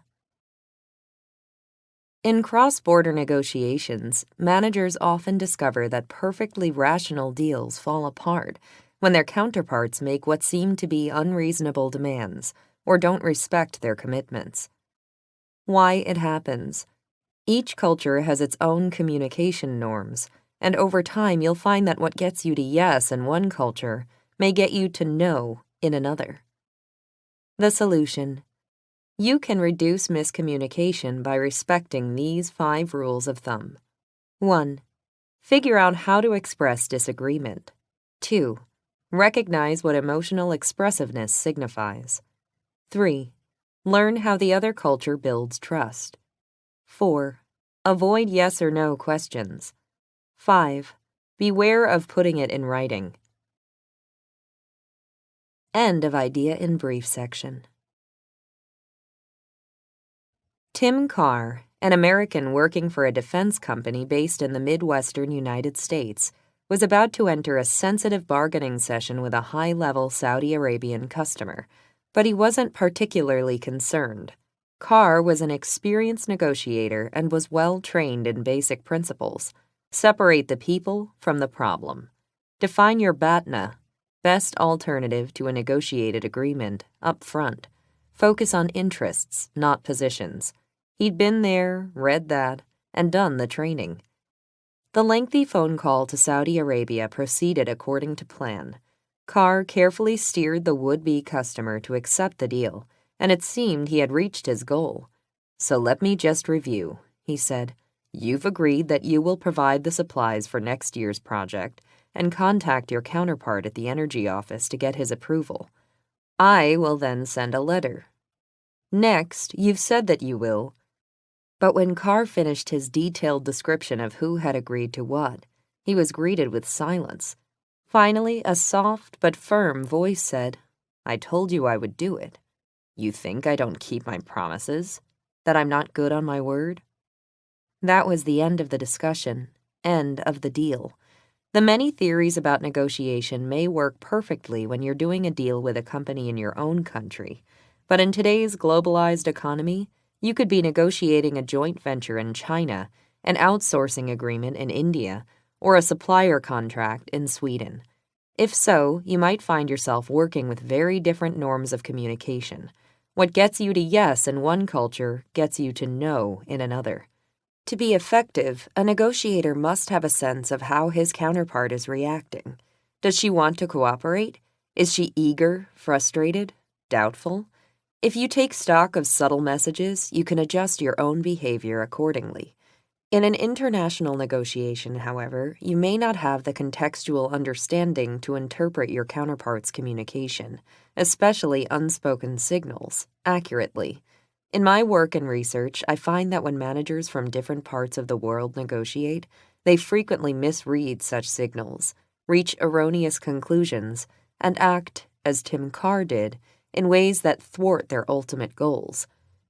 In the following section, I draw on my work on cross-cultural management to identify 5 rules of thumb for negotiating with someone whose cultural style of communication differs from yours. The trick, as we will hear, is to be aware of key negotiation signals and to adjust both your perceptions and your actions in order to get the best results. 1. Adapt the way you express disagreement. In some cultures, it's appropriate to say, "I totally disagree," or to tell the other party he's wrong. This is seen as part of a normal, healthy discussion. A Russian student of mine told me, "In Russia, we enter the negotiation ready for a great big debate. If your Russian counterpart tells you passionately that he completely disagrees with every point you have made, it's not a sign that things are starting poorly. On the contrary, it's an invitation to a lively discussion." In other cultures, the same behavior would provoke anger, and possibly an irreconcilable breakdown of the relationship. An American manager named Sean Green, who had spent years negotiating partnerships in Mexico, told me that he quickly learned that if he wanted to make progress toward a deal, he needed to say things like, "I do not quite understand your point," and "Please explain more why you think that." If he said, "I disagree with that," the discussions might shut down completely. The key is to listen for verbal cues, specifically what linguistics experts call upgraders and downgraders. Upgraders are words you might use to strengthen your disagreement, such as totally, completely, absolutely. Downgraders, such as partially, a little bit, maybe, soften the disagreement. Russians, the French, Germans, Israelis, and the Dutch use a lot of upgraders with disagreement. Mexicans, Thai, the Japanese, Peruvians, and Ghanaians use a lot of downgraders. Try to understand upgraders and downgraders within their own cultural context. If a Peruvian you're negotiating with says he disagrees a little, a serious problem may well be brewing. But if your German counterpart says he completely disagrees, you may be on the verge of a highly enjoyable debate. 2. Know when to bottle it up or let it all pour out. In some cultures, it's common and entirely appropriate during negotiations to raise your voice when excited, laugh passionately, touch your counterpart on the arm, or even put a friendly arm around him. In other cultures, such self-expression not only feels intrusive or surprising, but may even demonstrate a lack of professionalism. What makes international negotiations interesting and complicated is that people from some very emotionally expressive cultures, such as Brazil, Mexico, and Saudi Arabia, may also avoid open disagreement. Mexicans tend to disagree softly yet express emotions openly. As a Mexican manager, Pedro Alvarez says, "In Mexico, we perceive emotional expressiveness as a sign of honesty, yet we are highly sensitive to negative comments and offended easily. If you disagree with me too strongly, I would read that as a signal that you don't like me." In other cultures, such as Denmark, Germany, and the Netherlands, open disagreement is seen as positive as long as it is expressed calmly and factually. A German negotiator, Dirk Fernhaber, explains that the German word Sachlichkeit, most closely translated in English as objectivity, refers to separating opinions from the person expressing them. If he says, "I totally disagree," he means to debate the opinions, not disapprove of the individual. People from cultures like these may view emotional expressiveness as a lack of maturity or professionalism in a business context. Fernhaber tells a story about one deal he negotiated with a French company. It began calmly enough, but as the discussion continued, the French managers grew animated. The more we discussed, the more our French colleagues became emotional, with voices raised, arms waving, ears turning red, the whole thing. Fernhaber was increasingly uncomfortable with the conversation, and at times thought the deal would fall apart. To his surprise, the French took a very different view. When the discussion was over, they seemed delighted with the meeting, and we all went out for a great dinner. So the second rule of international negotiations is to recognize what an emotional outpouring, whether yours or theirs, signifies in the culture you are negotiating with, and to adapt your reaction accordingly. Was it a bad sign that the Swedish negotiator sat calmly across the table from you, never entered into open debate, and showed little passion during the discussion? Not at all. But if you encountered the same behavior while negotiating in Israel, it might be a sign that the deal was about to die an early death. 3. Learn how the other culture builds trust. During a negotiation, both parties are explicitly considering whether the deal will benefit their own business and implicitly trying to assess whether they can trust each other. Here, cultural differences hit us hard.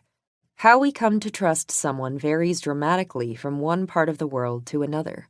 Consider this story from John Katz, an Australian negotiating a joint venture in China. Initially, he felt he was struggling to get the information his side needed, so he asked his company's China consultant for advice. The consultant suggested that Katz was going at the deal too quickly and should spend more time building trust.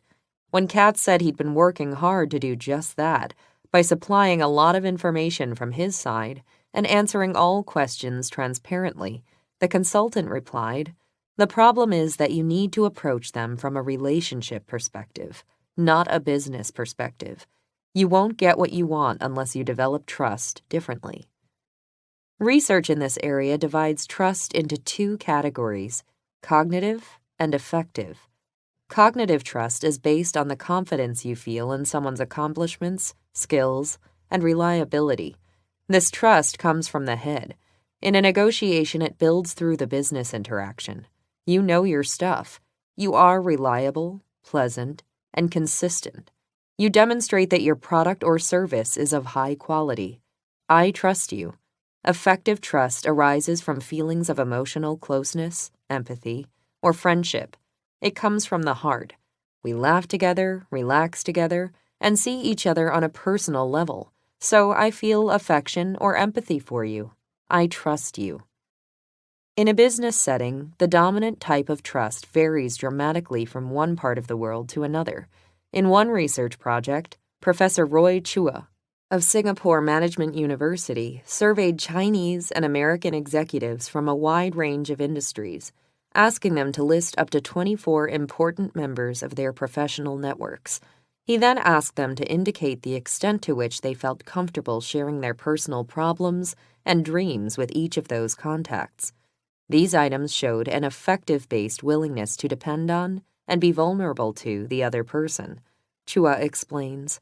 Finally, participants were asked to indicate how reliable, competent, and knowledgeable each contact was.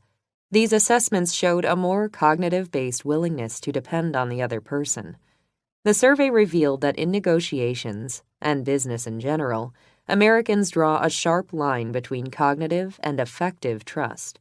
American culture has a long tradition of separating the emotional from the practical.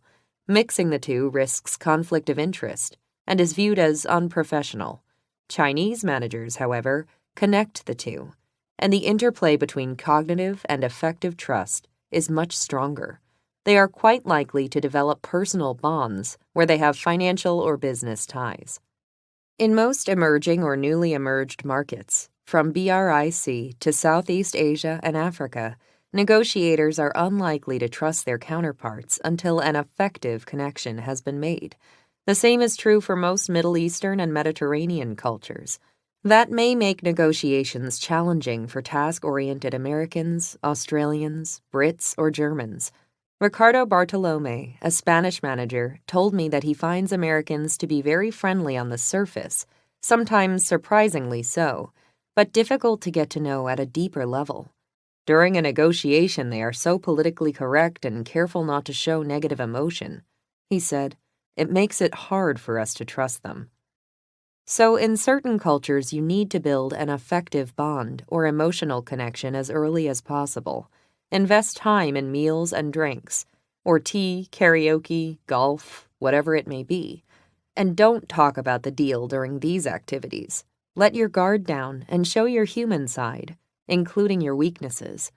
Demonstrate genuine interest in the other party and make a friend. Be patient. In China, for example, this type of bond may take a long time to build. Eventually, you won't have just a friend. You'll have a deal. 4. Avoid yes or no questions. At some point during your negotiation, you'll need to put a proposal on the table, and at that moment you will expect to hear whether or not the other side accepts. One of the most confounding aspects of international negotiations is that in some cultures the word yes may be used when the real meaning is no. In other cultures, no is the most frequent knee-jerk response, but it often means, let's discuss further. In either case, misunderstanding the message can lead to a waste of time or a muddled setback. A recent negotiation between a Danish company and its Indonesian supplier provides a case in point. One of the Danish executives wanted reassurance that the Indonesians could meet the desired deadline, so he asked them directly if the date was feasible. To his face, they replied that it was, but a few days later they informed the company by email that it was not. The Danish executive was aggrieved. "We'd already wasted weeks," he said. "Why didn't they tell us transparently during the meeting? We felt they had lied to us, point blank." After hearing this story, I asked an Indonesian manager to explain what had happened. He told me that from an Indonesian perspective, it is rude to look someone you respect and like in the eye and say no to a request. Instead, we try to show no with our body language or voice tone. He said, or perhaps we'll say, we will try our best. Signals like these are a way of saying, we would like to do what you want, but it is not possible. The interlocutor assumes that his counterpart will get the message and that both parties can then move on. The problem can work the other way. The Indonesian manager went on to describe his experience negotiating with a French company for the first time. When I asked them if they could kindly do something, the word no flew out of their mouths, and not just once, but often more like a no, no, no, no, which feels to us like we are being slapped repeatedly. He found out later that the French were actually happy to accede to his request. They had just wanted to debate it a bit before final agreement. When you need to know whether your counterpart is willing to do something, but his answer to every question leaves you more confused than before, remember the fourth rule of cross-cultural negotiations. If possible, avoid posing a yes or no question. Rather than, will you do this? Try, how long would it take you to get this done? And when you do ask a yes or no question in Southeast Asia, Japan, or Korea, perhaps also in India or Latin America, engage all your senses and emotional antennae. Even if the response is affirmative, something may feel like no. An extra beat of silence, a strong sucking in of the breath, a muttered, I will try, but it will be difficult. If so, the deal is probably not sealed. You may well have more negotiations in front of you. 5. Be careful about putting it in writing. American managers learn early on to repeat key messages frequently and recap a meeting in writing. Tell them what you're going to tell them, and then tell them what you've told them, is one of the first communication lessons taught in the United States. In Northern Europe, too, clarity and repetition are the basis of effective negotiation.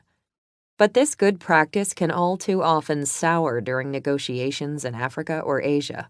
A woman from Burundi who is working for a Dutch company says, in my culture, if we have a discussion on the phone and come to a verbal agreement, that would be enough for me. If you get off the phone and send me a written recap of the discussion, that would be a clear signal that you don't trust me. This, she says, repeatedly caused difficulty for her company's negotiators, who recapped each discussion in writing as a matter of both habit and principle. The difference in approach can make it difficult to write a contract. Americans rely heavily on written contracts, more so than any other culture in the world. As soon as two parties have agreed on the price and details, long documents outlining what will happen if the deal is not kept and requiring signatures are exchanged. In the U.S., these contracts are legally binding and make it easy to do business with people we otherwise have no reason to trust. But in countries where the legal system is traditionally less reliable and relationships carry more weight in business, written contracts are less frequent. In these countries, they are often a commitment to do business but may not be legally binding. Therefore, they're less detailed and less important. As one Nigerian manager explains, if the moment we come to an agreement you pull out the contract and hand me a pen, I start to worry. Do you think I won't follow through? Are you trying to trap me? In Nigeria and many other high-growth markets where the business environment is rapidly evolving, such as China and Indonesia, successful business people must be much more flexible than is necessary or desirable in the West. In these cultures, a contract marks the beginning of a relationship, but it is understood that as the situation changes, the details of the agreement will also change. Consider the experience of John Wagner, an American who had been working out a deal with a Chinese supplier. After several days of tough negotiations, his team and its legal department drafted a contract that the Chinese seemed happy to sign. But about 6 weeks later, they reopened discussion on points that the Americans thought had been set in stone. Wagner observes, I see now that we appeared irrationally inflexible to them. But at the time, we were hitting our heads against our desks. For the Americans, the contract had closed the negotiation phase, and implementation would follow. But for the Chinese, signing the contract was just one step in the dance. So the fifth and final rule for negotiating internationally is to proceed cautiously with the contract. Ask your counterparts to draft the first version so that you can discern how much detail they are planning to commit to before you plunk down a 20-page document for them to sign. And be ready to revisit. When negotiating in emerging markets, remember that everything in these countries is dynamic, and no deal is ever really 100% final. Finally, don't forget the universal rules. When you are negotiating a deal, you need to persuade and react, to convince and finesse, pushing your points while working carefully toward an agreement. In the heat of the discussion, what is spoken is important, but the trust you have built, the subtle messages you have understood, your ability to adapt your demeanor to the context at hand, will ultimately make the difference between success and failure. For Americans, for Chinese, for Brazilians, for everybody. Look for cultural bridges. There's no substitute for learning all you can about the culture you will be negotiating with. But taking a cultural bridge, someone who is from the other culture, has a foot in both cultures, or, at the very least, knows the other culture intimately, to the negotiating table will give you a head start. Of course, if one party doesn't speak English well, it's common to have the help of a translator, but a cultural bridge can make a huge impact even if no linguistic divide exists. During breaks in the negotiation, for example, you can ask this person to interpret what's going on between the lines. The British executive Sarah Stevens was leading a U.S. team negotiating a deal in Japan. The Japanese parties all spoke English well, but 3 hours into the negotiation, Stevens realized that her team was doing 90% of the talking, which worried her. She asked a colleague from her company's Japan office for advice. He explained that the Japanese often pause to think before speaking, and that they don't find silence uncomfortable the way Americans or the British do. He advised Stevens to adopt the Japanese approach. After asking a question, wait patiently and quietly for an answer. He also told her that the Japanese often make decisions in groups, so they might need to confer before giving an answer. If after a period of silence no clear answer had been given, Stevens might suggest a short break so that they could have a sidebar. In Japan, he said, it is common to iron out a lot of potential conflicts in one-on-one informal discussions before the formal group meeting, which is seen more as a place to put a stamp on decisions already made. This particular nugget came too late for that trip, but Stevens made sure the next time to enable informal discussions in advance. Thanks to her cultural bridge, she got the deal she had hoped for. If your team has no obvious candidate for this role, look elsewhere in your company. But don't make the common mistake of thinking that someone who speaks the language and has a parent from the culture will necessarily make a good cultural bridge. Consider this British manager of Korean origin. He looked Korean, had a Korean name, and spoke Korean with no accent, but he'd never lived or worked in Korea. His parents had moved to Britain as teenagers. His company asked him to help with an important negotiation in Korea, but once there, he quickly realized that his team would have been better off without him. Because he spoke the language so well, the Koreans assumed that he would behave like a Korean, so they took offense when he spoke to the wrong person in the room and when he confronted them too directly. As he observes, if I hadn't looked or sounded Korean, they would have forgiven me for behaving badly. Negotiating without a net. A conversation with the NYPD's Dominic J. Messino. By Diane L. Coutu. Idea in brief. In some languages, the word for business is the same as the word for negotiation. That's not really surprising. Every interaction with customers, suppliers, and even partners and investors entails negotiation, and some involve very high stakes. The breakdown in negotiations between Hewlett-Packard's management and its founding families, for instance, put the company's future in doubt. Dominic Messino is a man who knows about negotiating when the stakes are at their very highest. As a hostage negotiator for the New York Police Department, Messino successfully persuaded the hijacker of Lufthansa Flight 592 to lay down his gun and turn himself in. Messino spent the last 6 years of his career as a primary negotiator, handling more than 200 incidents and never losing a life. Since his retirement in 1995, he has taught negotiating skills to law enforcement officials, military personnel, and business executives. Anyone can become a crisis negotiator, Messino contends. It takes what he calls applied common sense. Be polite. Listen. Acknowledge the other guy's point of view, no matter what it is. But it's clear that in dealing with hijackers, kidnappers, and child molesters, Messino is far from passive. Negotiation, he says, is really a series of small agreements, and he is adept at orchestrating those agreements from the start so that his adversary learns to trust him and come around to his point of view. In vivid and sometimes hair-raising detail, Messino demonstrates how he gets criminals to trust police officers enough to refrain from harming innocent parties and give themselves up. Many of the techniques he describes are surprisingly applicable to business negotiations, where the parties may seem equally intractable and failure is not an option. End of idea in brief section.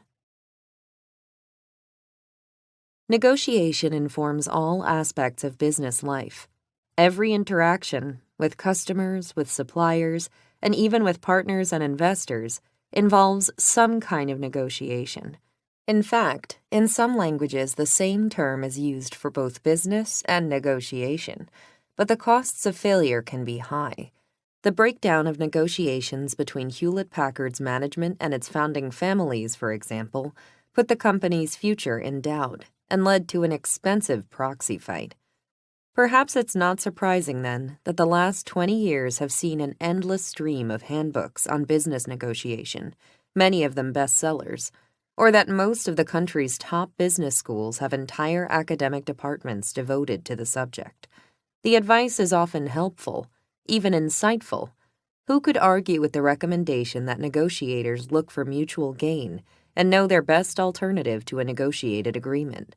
But you can't help feeling that the scholarly ink and classroom simulations of Negotiation 101 don't do enough to prepare business people for the really tough negotiations, the ones where failure is not an option. So where can you look for guidance? Since the 1970s, the New York Police Department has been training officers in hostage negotiation, arguably the highest stakes situation of all. Founded in 1972, in the year after the Attica State Prison riot, the NYPD program was the country's first such training program. Another year later, in the wake of the Munich Olympics hostage crisis, the FBI established its own program, which was modeled on the NYPD's. Today, most law enforcement agencies in this country and others provide some kind of negotiation training, as local and national law enforcement officials face bargaining with armed criminals, terrorists, and psychopaths as part of their daily reality. To find out what business people can learn about handling tough negotiations from the experience of law enforcement, HBR senior editor Diane L. Coutu visited former NYPD detective and hostage negotiator Dominic Messino at his home on Long Island, New York, in 2002. Messino died in 2013. A member of the force for 22 years, Messino received international acclaim in 1993 when he successfully persuaded the hijacker of Lufthansa Flight 592 to lay down his gun and turn himself in at Kennedy Airport. Messino spent the last 6 years of his career as a primary negotiator, handling more than 200 incidents and never losing a single life. After retiring in 1995, he taught negotiating skills to law enforcement officials, military personnel, and business executives. Messino modestly described hostage negotiation as applied common sense. In the following interview, edited for clarity and length, he explored what he meant by that innocuous-sounding term, painting a vivid picture of the blood, sweat, and tears of hostage negotiation. What special skills does it take to be a crisis negotiator? I don't think it requires special skills. Anyone can do it, man or woman, uniformed or civilian. What crisis negotiation does take is what I call applied common sense. When I'm negotiating, I'm constantly asking myself, what is the simplest thing I can do to solve the problem? When I'm dealing with an armed criminal, for example, my first rule of thumb is simply to be polite. This sounds trite, I know, but it is very important. A lot of times, the people I'm dealing with are extremely nasty, and the reason for this is that their anxiety level is so high. A guy armed and barricaded in a bank is in a fight-or-flight mode. To defuse the situation, I've got to try to understand what's going on in his head. The first step to getting there is to show him respect, which shows my sincerity and reliability. So before the bad guy demands anything, I always ask him if he needs something. Obviously, I'm not going to get him a car. I'm not going to let him go. But it makes excellent sense to be sensitive to the other guy's needs. When you give somebody a little something, he feels obligated to give you something back. That's just good common sense. Don't you find it difficult to be polite to a murderer or a rapist? I'll go even further. How do you show respect to a convicted child molester? Believe me, in my line of work, we routinely deal with people who have moved out of society and done things that are just horrific. Obviously, it isn't easy to negotiate with someone you dislike, but if you're a professional, you keep your feelings separate from your work. In crisis negotiation, you have the advantage that your goal is constantly right in front of your face. Get everybody out alive. And you're also under incredible time pressure. When an Ethiopian national hijacked that Lufthansa plane, I had less than 45 minutes to build a relationship with him and bring the plane down. There were 104 people on board, and the hijacker had a gun aimed at the pilot's head. That's all the motivation I needed to stay focused on my task. Of course, there are people, whole countries even, who say that we should never negotiate with certain individuals, terrorists, for instance. But I think that's extreme. In reality, we're always ready to negotiate as hard as we can with anyone to show him that there is an alternative to violence. Of course, we're also ready to come in with a tactical solution, to deploy the SWAT teams if we have to. But ideally, force is a last resort. Can you give other examples of what you mean by applied common sense? Another very common sense technique is to ask the bad guy very early on in a negotiation if he wants you to tell him the truth. I stumbled on this tactic when I first started negotiating. My backup team found out that the bad guy had been part of a street gang. So I said, "Look, you grew up on the streets. So did I. Do you want me to lie to you or tell the truth?" And he said he wanted the truth, which of course is exactly what I expected him to say. His situation was desperate. There were snipers all over the place. Who in his right mind would have wanted to be lied to? The critical thing you get by asking the other guy if he wants the truth is that he enters into an agreement with you right at the start. This is important because a successful negotiation is really a series of small agreements. You use every possible opportunity to agree with your adversary and to get him to agree with you. Because all the while you're agreeing, the other guy is learning that he can trust you, that nobody's going to hurt him. So I try right away to get to the first yes, and then immediately I go for the second. I tell the bad guy that if he wants me to tell him the truth, then he might hear things he doesn't want to hear, and if that happens, he's got to agree not to hurt anybody. In my day, I've negotiated with hostage takers, hijackers, and murderers. The majority of them have given me their word. They won't hurt anyone. These people may be the outcasts of society, but they do have a code of honor. In fact, I would say that over 90% of the times that a criminal has given me his promise, he has kept it. If you don't have to learn special skills, do you need certain personal qualities to be a successful high-stakes negotiator? On the most basic level, you have to be a good listener. Unfortunately, like most people, negotiators want to talk and be heard, and so they've got to learn how to let the other person express himself without interruption. That's terribly important because the individuals with whom we are dealing are often the very people who have never been listened to, and they are desperate to be heard. They just don't have the patience for you to butt in and make a mistake. To get around this, I try to be a very active listener. For example, I typically ask the other guy to tell me his side of things, and then I sit back and get an earful. I hear every instance of when the other guy has ever been wronged. I find out how often he's been framed. I discover how no one has ever cared for him. And a lot of this is true. But the way I look at it is that all of it is true to him. And that's what matters. So top negotiators are excellent listeners, but they also need to be aware of the noise inside their own heads.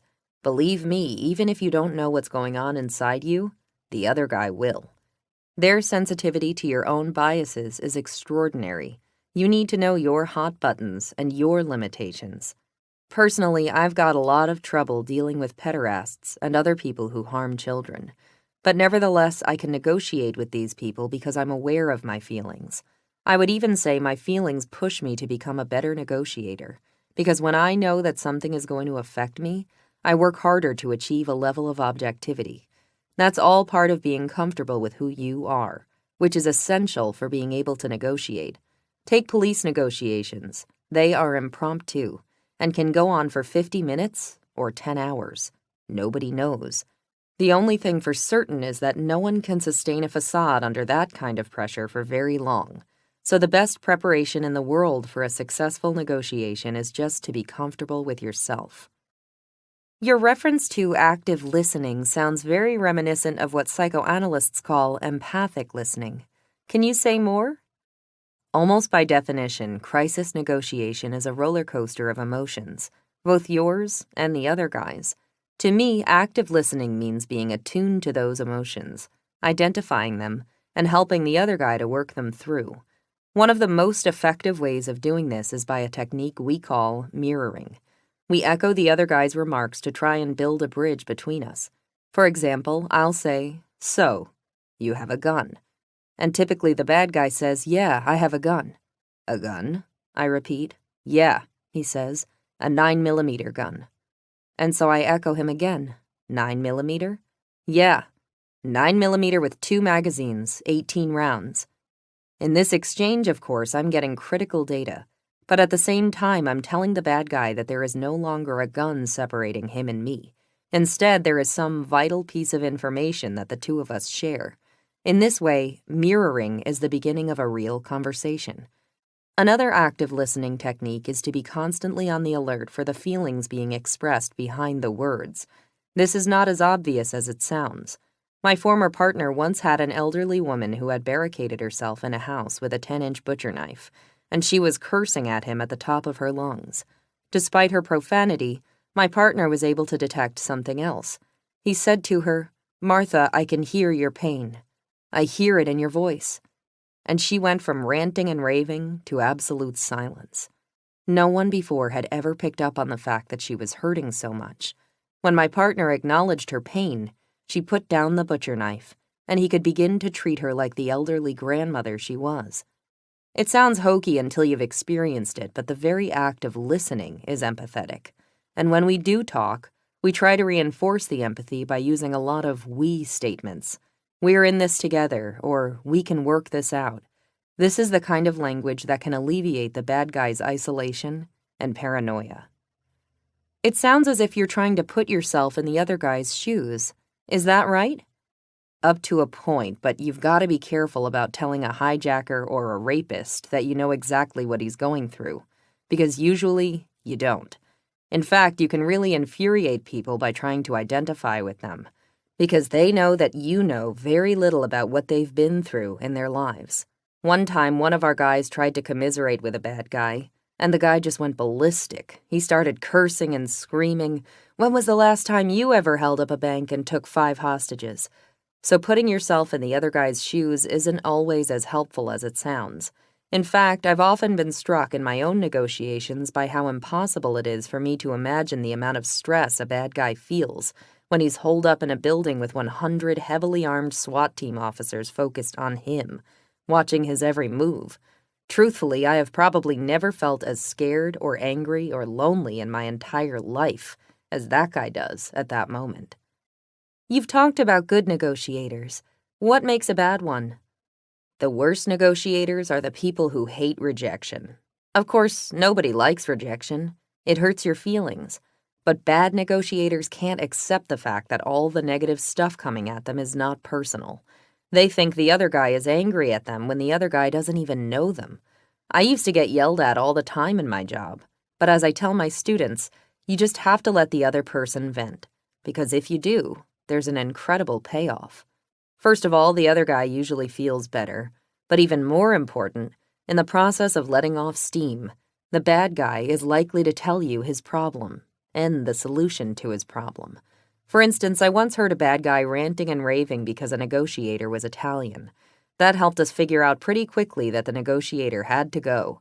But generally speaking, bad negotiators lack this perspective. They get their feelings hurt, which makes them soft or defensive. Both are bad positions from which to negotiate. So the other guy needs to vent. What about you? Certainly you experience a lot of negative emotions in this job. You feel rage and frustration. You are almost always scared. I once participated in a negotiation that went on for 12 hours, though I wasn't the prime negotiator all the time. The most frustrating part was that the guy refused to talk. He just wouldn't talk. I have a tape recording of the negotiation, and whenever I hear it again, I realize how totally pent up I was feeling. I think if I could have reached out and strangled that guy, I probably would have. There's nothing wrong with having strong emotions during a negotiation, but you need to acknowledge them so you don't act them out. That's the rule of thumb. But even here, there are some exceptions. The most aggressive thing I've ever said in a negotiation situation was to a burglar who was threatening to kill his hostage, an 84-year-old lady named Ruth. As his threats grew more intense, I felt rage coming up inside me. And I said to the guy, "If you touch a hair on her head, I will personally ID your body in the morgue." Now, threatening your hostage taker is not a suggested negotiation tactic. But in this situation, my gut told me that if I sat there all day listening to this particular guy threaten this particular lady, he was going to kill her. So I had to intervene.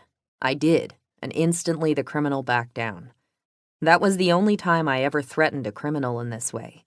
But at the same time, I must admit that I do not believe the best negotiators never act on their feelings. I think if you don't find yourself taking some risks in this job, if you don't find yourself going someplace you never intended on going, then you probably aren't being the best negotiator you can be. It seems that you have to put a lid on some strong feelings. What helps you do that? Having a team behind you is essential. Back in the early days, there were no negotiation teams. Negotiators worked one-on-one, and the stress was extraordinary. The longest consecutive negotiation I ever did was 9 hours, and that was like running the New York City Marathon. I just can't imagine how anyone could survive an ordeal like that without team support. Nowadays, most police negotiation teams consist of 5 people. There is the primary negotiator, who actually talks to the bad guy. Then there is the commander, who makes all the decisions, and the coach who provides moral support and backup. These are the primary players. There's also a gopher or float who runs around gathering vital information, and a guy we call a scribe. He keeps a chronological log of all the important stuff that's going on during the negotiation. It sounds crazy, but one of the things you often forget in the heat of a hostage situation is the other guy's name. So the scribe writes that down in big black letters on a piece of paper, which he tapes to the wall of the house or apartment we're negotiating out of. An important point about these teams is that they're deliberately set up to separate negotiation from decision-making, which gives the primary negotiator both terrific relief and enormous power to negotiate. Imagine for a moment that you're negotiating, and you tell the bad guy that you're in charge. He responds by demanding a car in 30 minutes or he'll take out a hostage. If, on the other hand, you can say, "Look, my commander is in charge and I have to consult him," you've bought yourself time to maneuver. This is the way diplomats operate all the time. They work out a proposal and then bring it back to the national leaders for approval. Of course, in a crisis situation, you don't have days and months to discuss a proposal. You don't even have minutes. You come to a fork in the road and you have fractions of seconds to decide whether to go right or left. This kind of pressure would be unendurable without a team's direction. I guess that a lot of the time you didn't meet the people you were dealing with face to face. Was that a problem? I hate to say it, but face-to-face communication is very old-fashioned. We rarely do that nowadays. Originally, the NYPD agreed with the communication gurus who said that face-to-face negotiation creates more intimacy and trust. But we quickly found out that face-to-face communication with a psychopath or an armed criminal is highly dangerous. In fact, the only police negotiators who have ever been killed in a negotiation situation were those who had face-to-face contact. So we dropped the approach altogether, except for those situations in which there is absolutely no other way. Normally, we prefer to work with the other guy by phone. Either we tap a phone line or drop a phone into the barricaded zone. However we manage it, phone contact is extremely effective. Americans are totally comfortable with the phone. We argue on the phone, we drive and talk on the phone. I've even heard of people who do therapy on the phone. Ironically, in my experience, the bad guys are often more comfortable on the phone than in face-to-face contact because they feel safer being at some distance from the police. If they're standing in the same room with you, they feel more exposed. There is another reason we don't communicate face-to-face. We don't want to have the other guy see the inner machinations of our team. Think about what the scribe does, for example. If by some chance the bad guy would even surmise that someone is writing down information about him, he might not just feel insulted, he might feel threatened. After all, if you have someone who's barricaded or holding hostages, he's going to be highly paranoid about his safety. What's the most dangerous negotiation situation? Generally speaking, suicide is the most dangerous situation because it's the most volatile. There's no suffering for people who are threatening suicide. By the time they get this far, they have finished suffering. So unlike criminals who are facing a jail term, suicidal people fear nothing. They're not worried that they might be punished for what they're doing to themselves or to you. They're just not thinking. And, as we've heard with the suicide bombers in Israel, that makes them some of the most dangerous people we could ever deal with. Once I had a suicidal ex-police officer who had climbed to the top of the Whitestone Bridge. A lot of people who saw her said, "Aw, she's up there just because she wants the publicity." But I never believed that. It was clear to me that she had emotional problems. Her therapist came to the scene after I had talked her down, and he told the team that we had handled her perfectly because we understood intuitively how dangerous she was.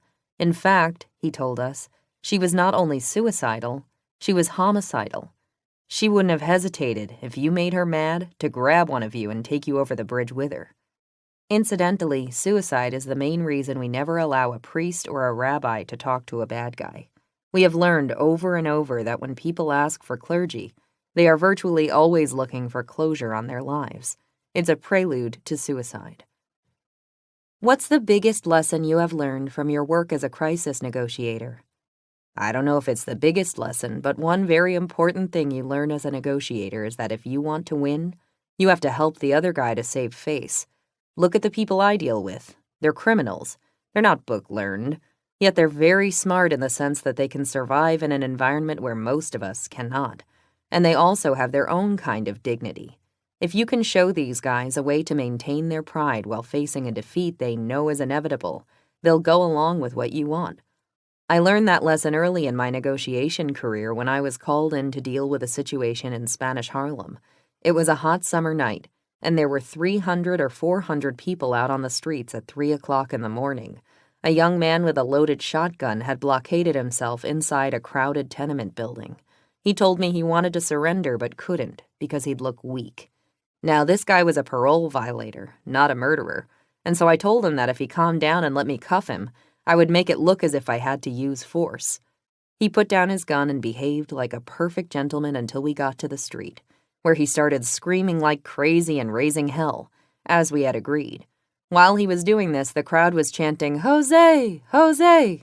in wild approval, and we threw him into the back of the car, jumped on the gas, and sped off. 2 blocks later, Jose sat up, broke into a huge grin, and said to me, "Hey man, thank you. I really appreciated that." He recognized that I had given him a way out that didn't involve killing people and being killed in turn. I've never forgotten that.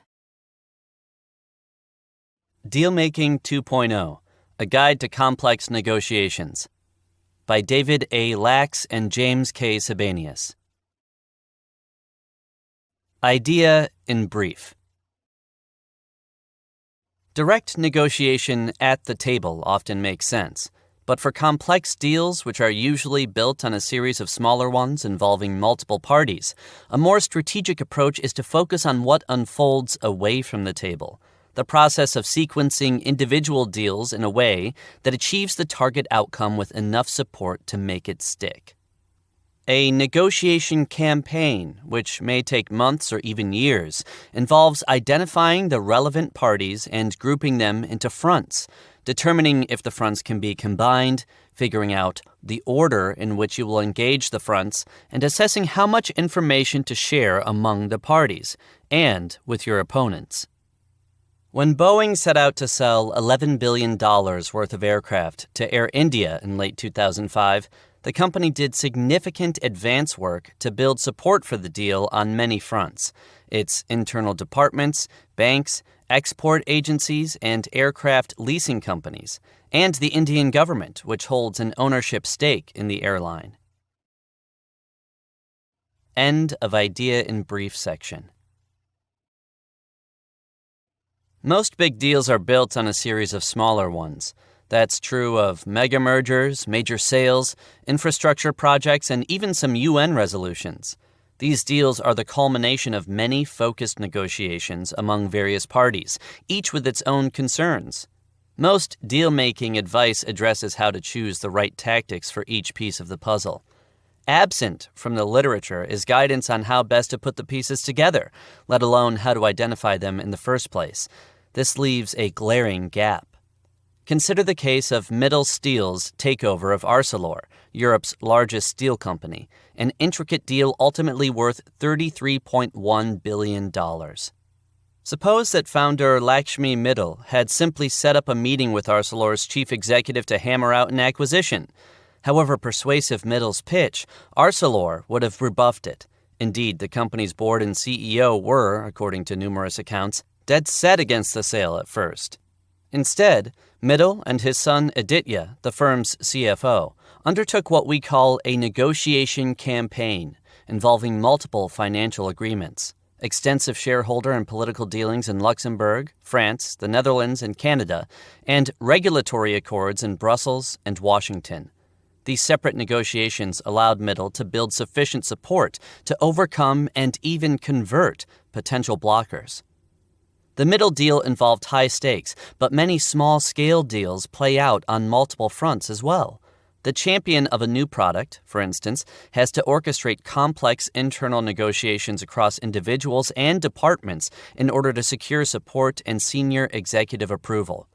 Founders of a new venture must weave a web of mutually reinforcing deals, raising money on the right terms from the right sources, persuading credible figures to join the board, forging agreements with critical employees, working out contracts with strategic partners, and so on. Each component deal in these situations presents a tactical challenge at the table. This kind of direct negotiation is familiar terrain to deal makers. Less familiar is how to address the more strategic challenge that unfolds away from the table, sequencing the individual component deals in a way that allocates scarce negotiation efforts toward achieving the target outcome with enough support to make it stick. We have come to think of the process as a campaign, frequently conducted on multiple fronts, each typically involving many parties. On the basis of our analysis of and experience advising dozens of complex deals, and drawing on insights from sales, marketing, political, and even military campaigns, we have developed concepts and tools to help executives conduct such campaigns. In this article, we lay out the process, offering advice on how to identify the relevant parties, define and sequence the fronts, and orchestrate the complex set of deals that build a winning coalition. But first, to illustrate what we mean by a multi-front campaign and the limitations of direct negotiation, we'll describe what happened when port operators on the U.S. Pacific coast faced the longshoremen from a position of weakness. The story draws on various sources, especially a Harvard Business School case written by Kathleen McGinn and Dina Witter. While labor disputes such as this can be politically polarizing, the Pacific Maritime Association's multi-front approach incorporated many useful principles for overcoming daunting barriers and negotiating agreements that can ultimately be beneficial for all parties. Showdown on the waterfront. The Pacific Maritime Association, or PMA, represents 72 U.S. and global shipping lines, including the behemoths Maersk and Hanjin, along with terminal operators in ports from San Diego to Seattle. The organization traditionally held contract negotiations every 3 years with the International Longshore and Warehouse Union, or the ILWU. When Joseph Miniaci became the PMA's president, his priority for the 1999 talks was an agreement to introduce new information technologies that would help overcome the paralyzing inefficiencies of clogged West Coast ports. At the bargaining table, however, Miniaci's efforts crashed into potent union opposition to anything that might lead to future job loss, even if the agreement guaranteed current jobs. This pushback from organized labor was understandable. Containerization and other technological changes had slashed the ILWU's West Coast ranks by roughly 90% since the 1950s. Wielding its power over U.S. seaborne trade flowing through the West Coast, then worth some $6 billion a week, the union began an informal slowdown. Loaded container ships soon backed up in harbors, disrupting supply chains. Pressure on the PMA and the union to make a deal came from companies such as Walmart, Dell, Home Depot, Nissan, and Boeing, which all depended on ocean shipping for parts and products. From agricultural interests whose produce would quickly spoil, and from the government. The PMA, a fragmented organization of both huge and minor shipping players, quickly caved. Looking ahead to the 2002 contract talks, Miniaci was resolved to reintroduce technology issues in order to address port congestion, which was only getting worse. But he worried about the ILWU's response. As labor expert Howard Kimmeldorf has said, in terms of economic muscle, the ILWU may be the strongest union in the country. Its members' compensation reflected the long-term results of this bargaining power. By 2002, annual wages for union members, including overtime, averaged $83,000 for longshoremen and $118,000 for clerks and $158,000 for foremen. Pause for a moment to consider the negotiating advice you would offer Miniaci. Standard suggestions might include active listening, persuasion, trust building, putting oneself in the other party's shoes, starting with no, deciphering body language, inventing win-win options, and locking him in a room until they agree. While effective in many situations, such tactics would prove pathetically inadequate in the face of the ILWU's credible threat to shut down $6 billion worth of U.S. foreign trade a week. So this time, Miniaci took a different approach to boosting the PMA's weak position. Well in advance of the 2002 talks, he embarked on a four-front campaign. Its effect was to set the stage so that the longshoremen would ultimately view a yes to Miniaci's technology proposal as better than a no. Front 1. Internal. Miniaci focused on his own organization first, visiting and patiently educating the PMA's shipping firm members on the importance of new technologies and sometimes bringing pressure from major retailers and manufacturers. Thus armed, Miniaci got PMA agreement to restructure and shrink its board to include fewer labor relations executives who were invested in smooth contract negotiations and more operating executives who were focused on the economic consequences of repeated concessions. The PMA also agreed to change the board's decision-making procedures, moving from a consensus model to a voting model in which votes would be weighted according to shipping tonnage. Thus, the biggest players would have the most influence. Front 2. Business. Miniaci then coordinated closely with Robin Lanier, who had built many close ties as the president of the International Mass Retail Association. She brought the case to shippers, large importers, manufacturers, and retailers such as Walmart, whose input had been helpful on the internal PMA front. Those parties had a natural, though previously untapped, interest in the negotiations. The new technology would reduce total shipping time and permit more accurate cargo tracking. So, they were eager to press for measures to increase the efficiency of port operations. Front 3. Government. Next, Miniaci and his team arranged visits to the U.S. Departments of Commerce, Treasury, Labor, Transportation, and Homeland Security, and to the Office of the United States Trade Representative. He did not ask for favors. Rather, he pointed out how severe the economic impact of the 1999 union slowdown had been. In the event of a similar move by the ILWU, he said, the PMA would not settle. Instead, it would shut down the ports. Front 4. The public. Finally, the PMA took the public relations initiative to frame its message to the media and the wider public. This involved painting a picture of a privileged, well-paid, anti-technology union. A restructured board, energized business and political allies, and a targeted PR initiative put the PMA in a far stronger position. During the talks, the union initiated another slowdown, and the PMA responded with the promised port shutdown.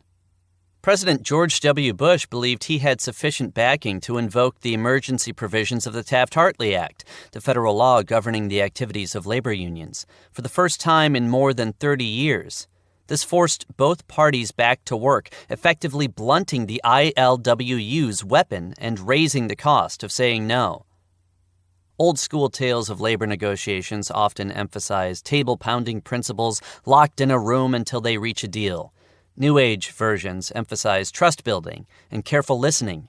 Here, Miniaci's away-from-the-table, sequential campaign on several fronts made the difference. As the lead union negotiator ruefully observed, it used to be that the negotiation took place at the table. The PMA's campaign was a forceful one, but the organization tried to avoid a purely coercive approach since the parties would have to live together. Ultimately, with the assistance of federal mediators, the parties negotiated a mutually beneficial agreement that gave technology rights to the shippers and jurisdiction over new technology jobs to union members and guaranteed current union jobs. In an unprecedented affirmation of the New Deal, the two sides agreed to a 6-year rather than a 3-year term. The PMA and the ILWU uneventfully negotiated another 6-year deal in 2008. By 2010, both employment and tonnage through West Coast ports had shot up from 2002 levels by almost 40%. When and why to choose a campaign. When is a campaign likely to be more effective than direct negotiation? To answer that question, you need to identify your target outcome and then assess any barriers that stand in your way. These often include negotiation weakness. For instance, you have a poor no-deal option, but the other side can walk away without losing much, too little value in the deal, and opponents who could block an agreement. How would a campaign help overcome the barriers you've identified? Would it make your desired outcome more likely by building up useful alliances, enhancing your credibility, increasing the value you bring to the table, strengthening your no-deal option, weakening that of the other side, or thwarting potential blockers? Will you need to negotiate approvals or buy-in, say securing contracts or distribution rights, before you even reach the main table? If the answer to any of those questions is yes, proceed with a campaign. In the PMA case, it was time for a different approach. Replaying the failed direct negotiation of 1999 and the 2002 talks without shoring up the shipper's weak position would probably have led to the same poor outcome, because the same high barriers would have stood in the way. Finding the right parties for a Chinese campaign. For decades, Hong Kong and China Gas Company, or HKCG, supplied gas to Hong Kong's apartments and businesses. In 2001, the company decided on a long-term growth strategy to take over the natural gas distribution systems in select mainland Chinese cities, upgrade them, and run them more efficiently. This required HKCG to undertake challenging joint venture negotiations with multiple government agencies and other parties, as well as with the entrenched managers of existing Chinese gas distribution systems.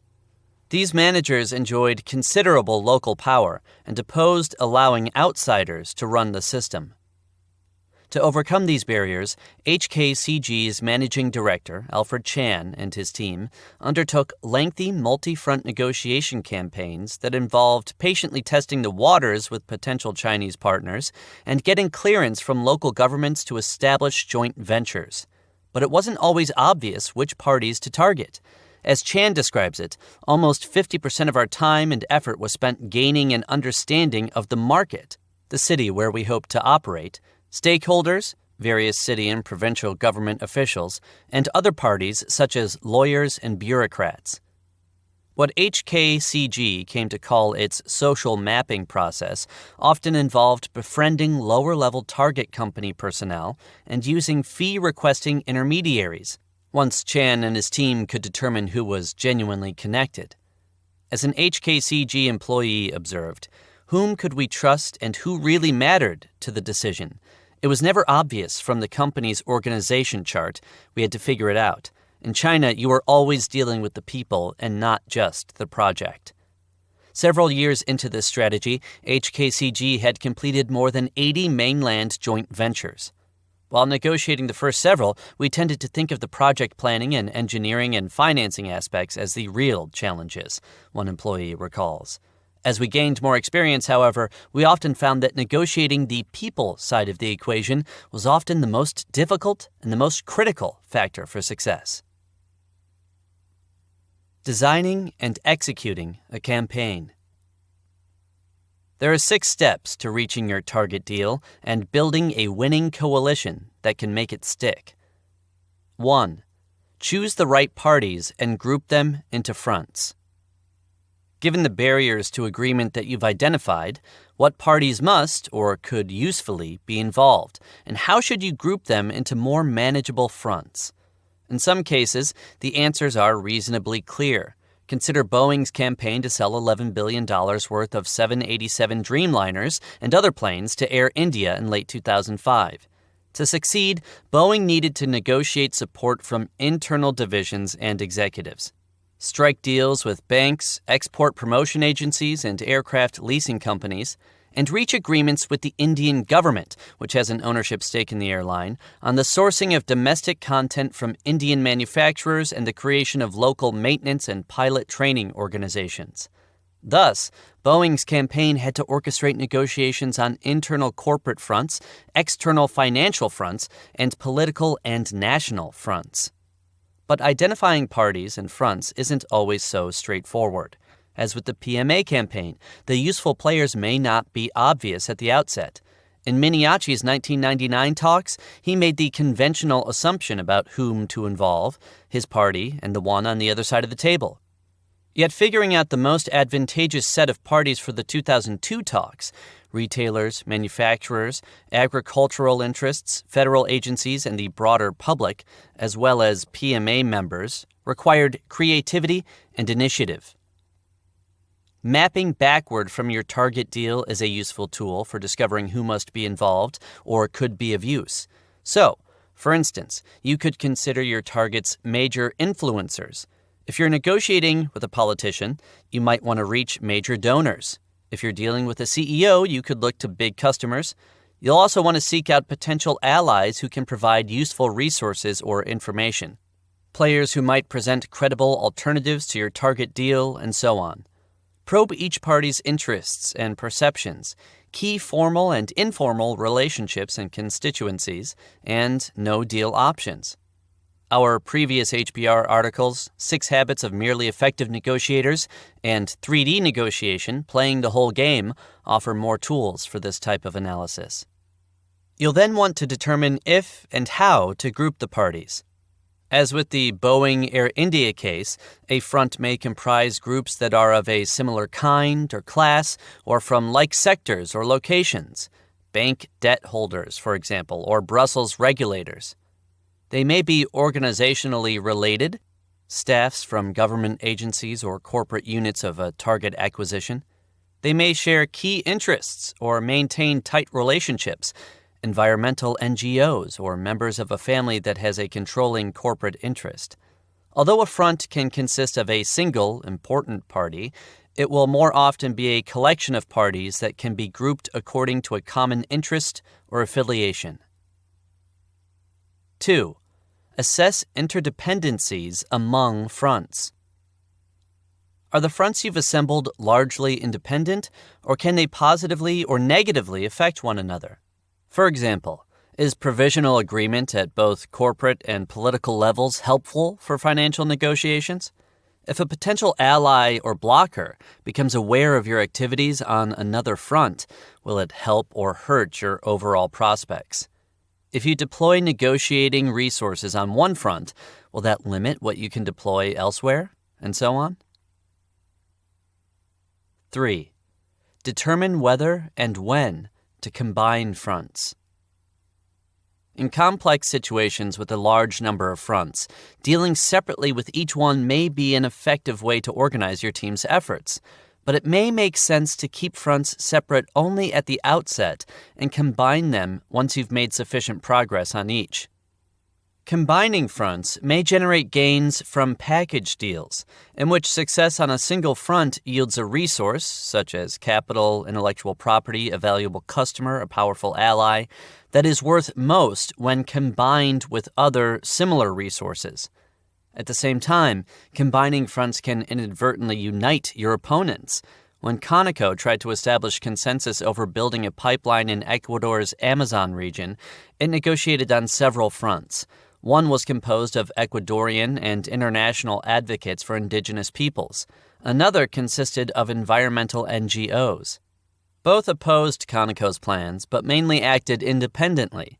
However, when Conoco arranged a consensus-seeking meeting of all stakeholders in a floating hotel on a river in the Amazon, the two groups combined forces in even more formidable opposition to Conoco, which ultimately withdrew from the project.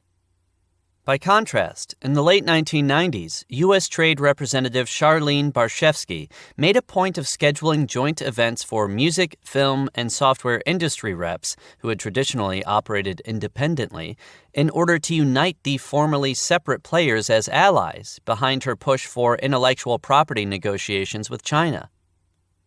In general, keep fronts separate when there is little or no interdependence among them, when there has not been sufficient progress on each, when they might negatively affect one another, or when joining them might create an opposing bloc. Combine fronts when it's important for transparency, when success on separate fronts can yield joint gains, and when doing so unites your allies. Timing is key, because progress on one front may help set up progress on the next. In the shippers' longshoreman case, for example, gaining the support of important business players greatly strengthened the PMA's hand as it sought the backing of government agencies and the president. 4. Sequence your campaign. Just as knowing which parties to approach in what order within a front can make or break a deal, so can smart sequencing among fronts. When the probability or value of success on one front is greatly enhanced by success elsewhere, focus elsewhere first.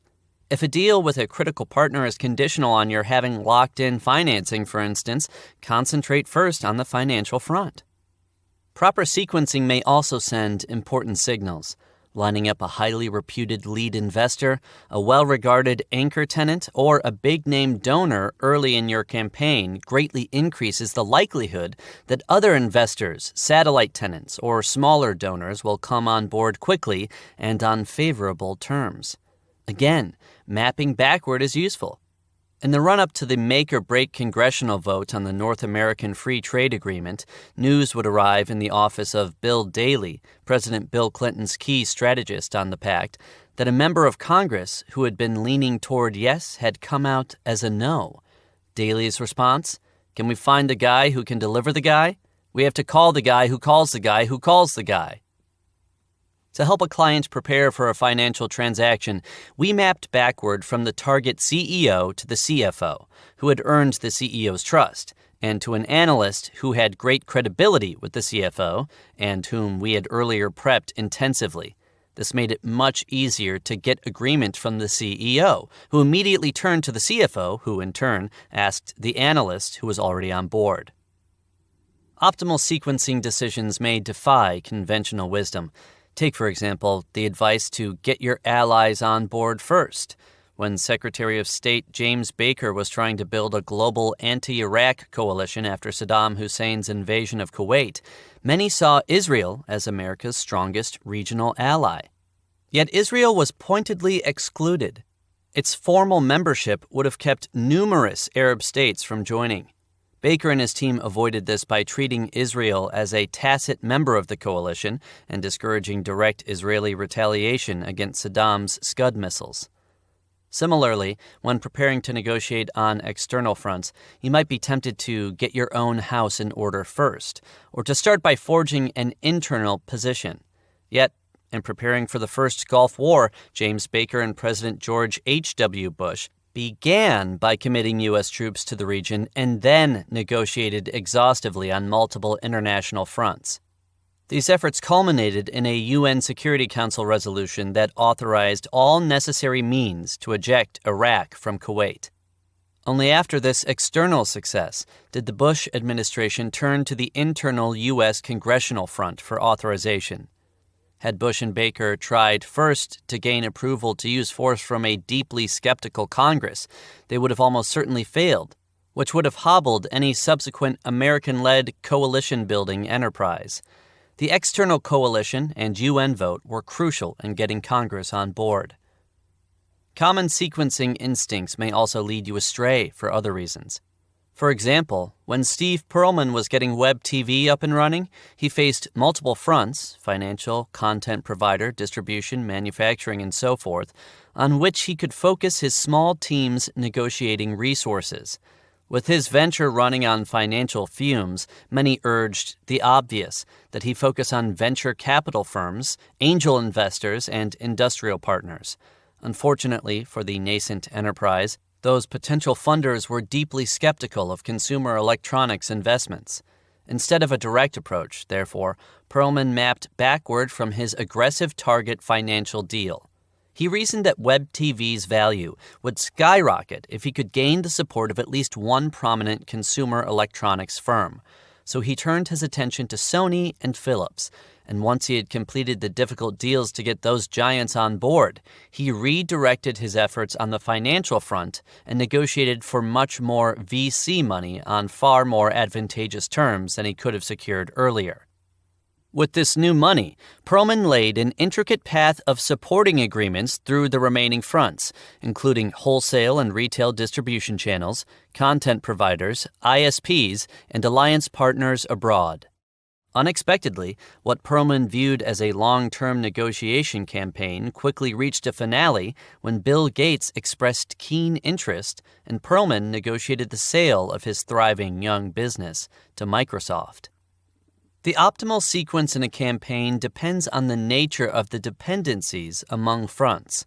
Focus earlier on a front when success at that stage is required for later progress, or when it sends a positive signal, takes advantage of deference or influence among parties, or strengthens your later position.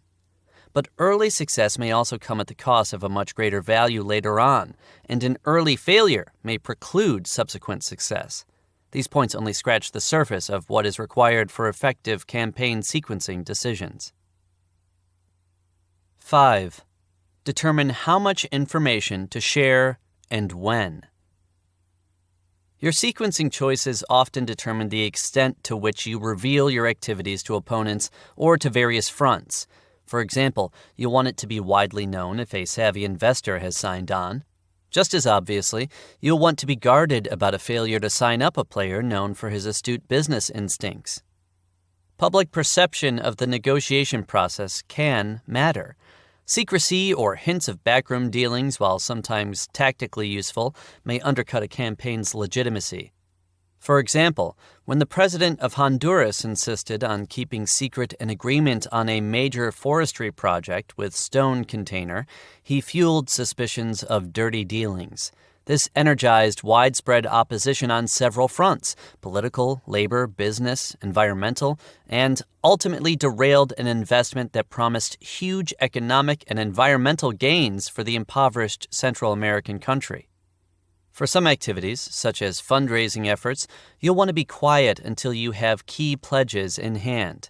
Revealing your interim results may then generate momentum or a sense of inevitability.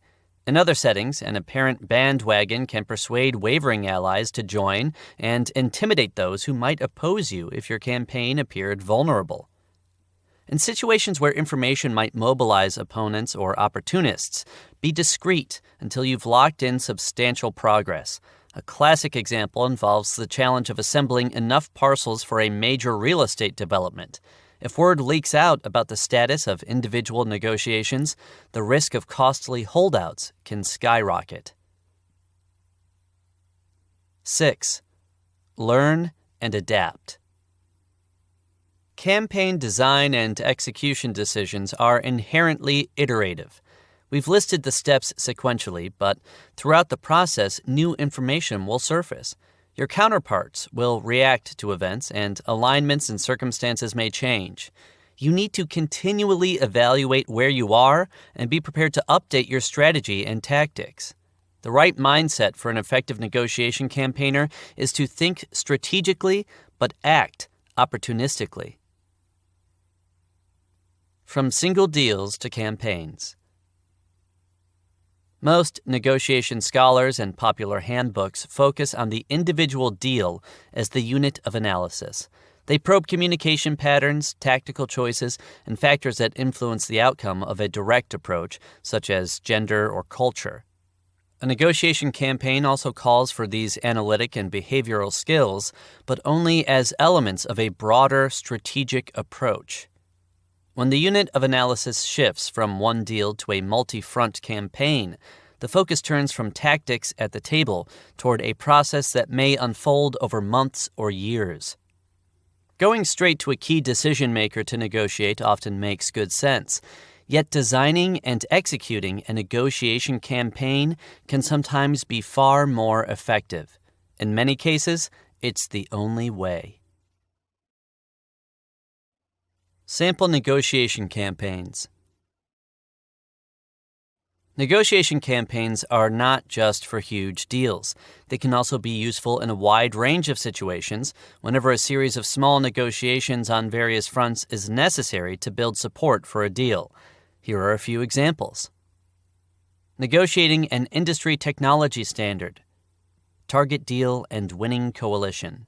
You seek sustainable agreement on your company's preferred technology standard from a critical mass of key players in your industry association. Key fronts: supporters, competitors, undecided groups, major industry customers, regulators, trade press. Campaign approach. Your campaign must outflank backers of competing standards while generating a bandwagon of supporters, leading to a shared sense of the inevitability of your preferred standard. Negotiating strategic change. Target deal and winning coalition.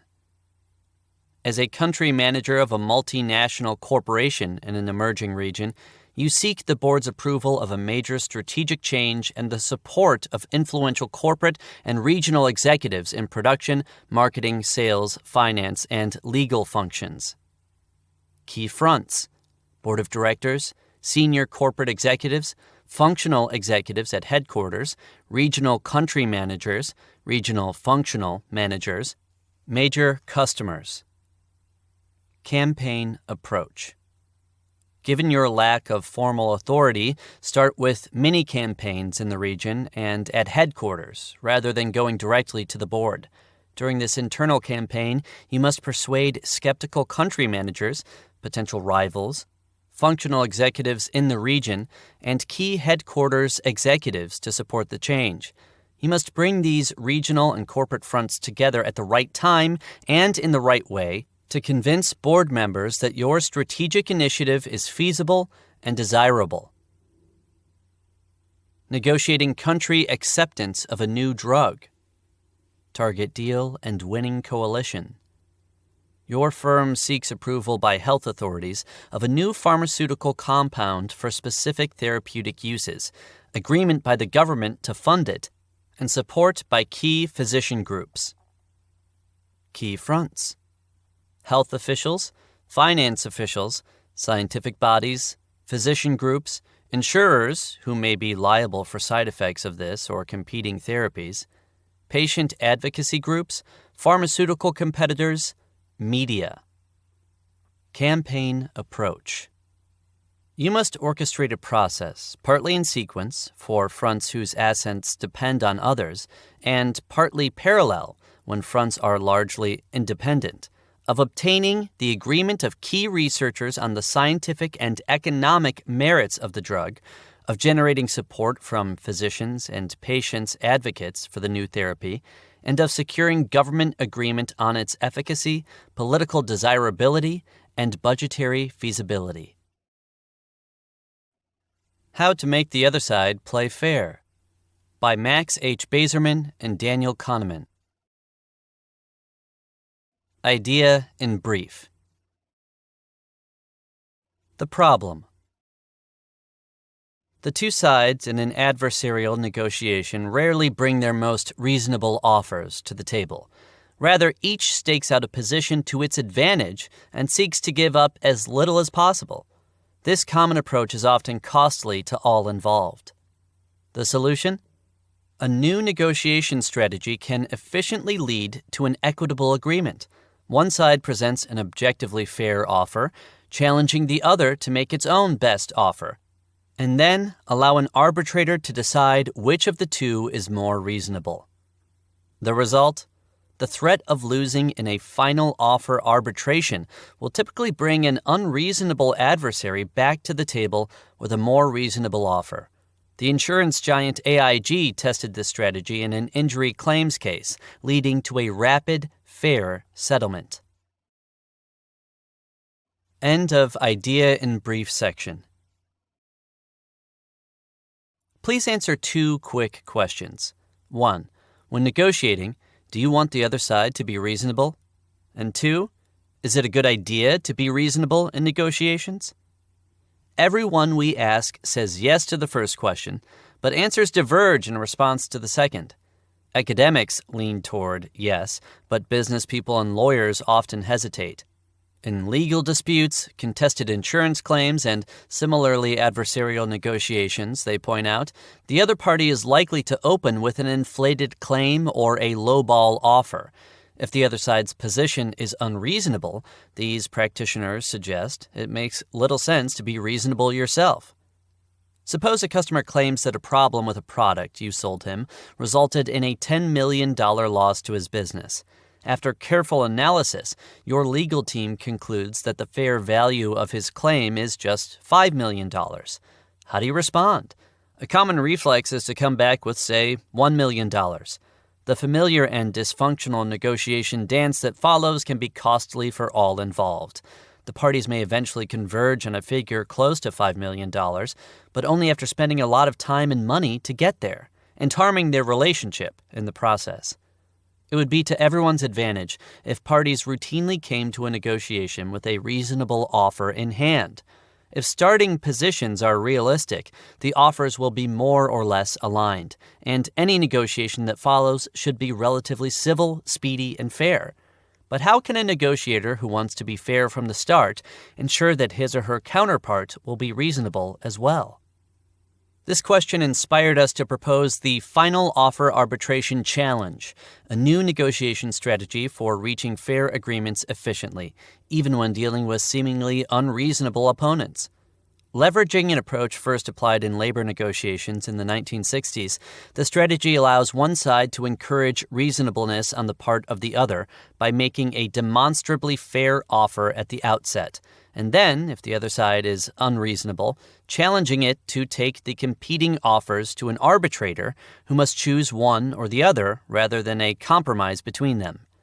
We conceived the Final Offer Arbitration Challenge in the course of our work with the global insurance company AIG. As we'll describe, the strategy could be used in negotiations well beyond insurance. The challenge in action. Insurance companies pay billions of dollars every year to settle claims, employing hundreds of people to evaluate and negotiate tens of thousands of cases. There is good reason to believe that their employees' decisions are not always optimal, resulting in overpayment on some claims and needlessly costly negotiations over others. AIG's CEO Peter Hancock, who was familiar with Daniel Kahneman's Thinking, Fast, and Slow, invited TGG, the consulting firm with which Kahneman is affiliated, to explore solutions. Kahneman recruited Max Bazerman to examine the company's approach to negotiation. What began as a brief engagement became a large-scale, long-term project to sharpen AIG's ability to efficiently resolve claims and reach reasonable settlements, reduce costs, and improve its reputation for fairness. Success with this intervention, Hancock reasoned, could ultimately confer competitive advantage. AIG used the final offer arbitration challenge in a difficult negotiation with a man who had been injured while working in a factory it insured. The company didn't want to overpay the claim, but it also didn't want to appear unfair in the eyes of its customer, the factory owner. Drawing on the assessments of several outside experts, AIG estimated the claim's fair value at $1 million to $1.1 million and made an offer of $850,000. The claimant's attorney countered with $2.6 million, an amount he vehemently insisted was fair. AIG, confident that its position was reasonable and that the claimant's wasn't, responded with a final offer arbitration challenge. Present the two offers to a professional arbitrator who would make a legally binding decision about which was more reasonable. By forbidding an arbitrator to split the difference between two offers, this process neutralizes any incentive to be unreasonable, because the arbitrator is unlikely to choose the less reasonable offer. In a conventional arbitration or a typical judicial process, the arbitrator is allowed to choose a value between the two figures. Although conventional arbitration may be efficient in comparison with a lengthy court process, it tends to reward unreasonableness because the parties believe that the arbitrator will land somewhere between their offers. The more unreasonable your offer is, therefore, the better you are likely to fare. The final offer arbitration challenge worked because it exposed the unreasonableness of the other side's position. The claimant's attorney, realizing that AIG was convinced of its position and unlikely to be flexible, abruptly reduced the demand by more than half, from $2.6 million to $1.25 million. AIG reiterated its relatively fair offer of $850,000. A rapid series of offers and counter-offers ensued, and the claim was settled in a matter of days for $1.05 million. Notice that the parties in this case ultimately avoided arbitration, but did converge on a number close to AIG's opening offer. We expect that as the challenge strategy is used more widely, this result will be common. The party subject to the challenge will quickly return to the table with a more reasonable position. It is rational for claims executives to argue that if they make a reasonable opening offer of 90% of a claim's true value, and the other side counters with an unreasonable 1,000%, they will be poorly positioned for the usual process of exchanging concessions. The final offer arbitration challenge curtails this process by sending a credible signal that the other side should not expect much more movement. We are confident that the challenge will often bring the other party to reasonableness. A primer on final offer arbitration.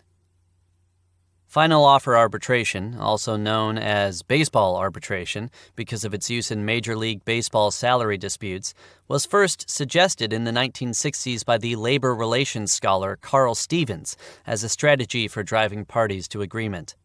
Conventional arbitration was already in frequent use as an alternative to strikes for resolving disagreements between management and labor. In conventional arbitration, the two parties make their cases to a neutral third party whose ruling on the issue at stake is binding. Essentially, conventional arbitration serves as an efficient judicial process.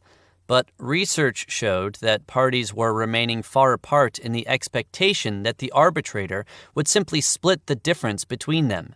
In that case, the more unreasonable your offer, the better you fared. Thus, many people questioned the wisdom of arbitration.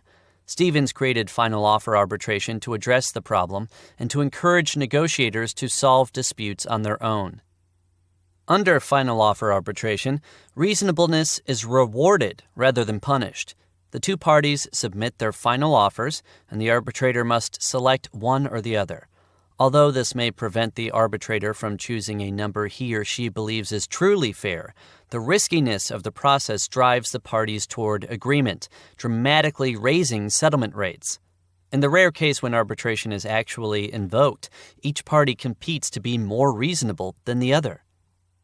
The suggestion was not received with overwhelming enthusiasm by the labor relations community, Stevens recounted in 1976. Indeed, there was a tendency to write it off as an unworkable gimmick. Many people criticized the requirement that the arbitrator choose the lesser of two evils rather than what was actually fair. Nevertheless, final offer arbitration has proved to be a strong alternative to courts and strikes. When to use the challenge. Prior to this work, the use of arbitration was typically established as the default for obtaining agreement long before the actual negotiation started. That is, it was mandated if the parties couldn't reach an agreement on their own. A unique feature of our approach is that one side in a dispute can present the final offer arbitration challenge at any time. We suggest that parties we are advising determine, before or during a negotiation, the range of possible settlements an objective observer would consider fair and then make a reasonable offer. If the counteroffer is unreasonable, they should ask if the other side really believes that its offer is fair. If the answer is yes, they should propose that the two offers be submitted to final offer arbitration.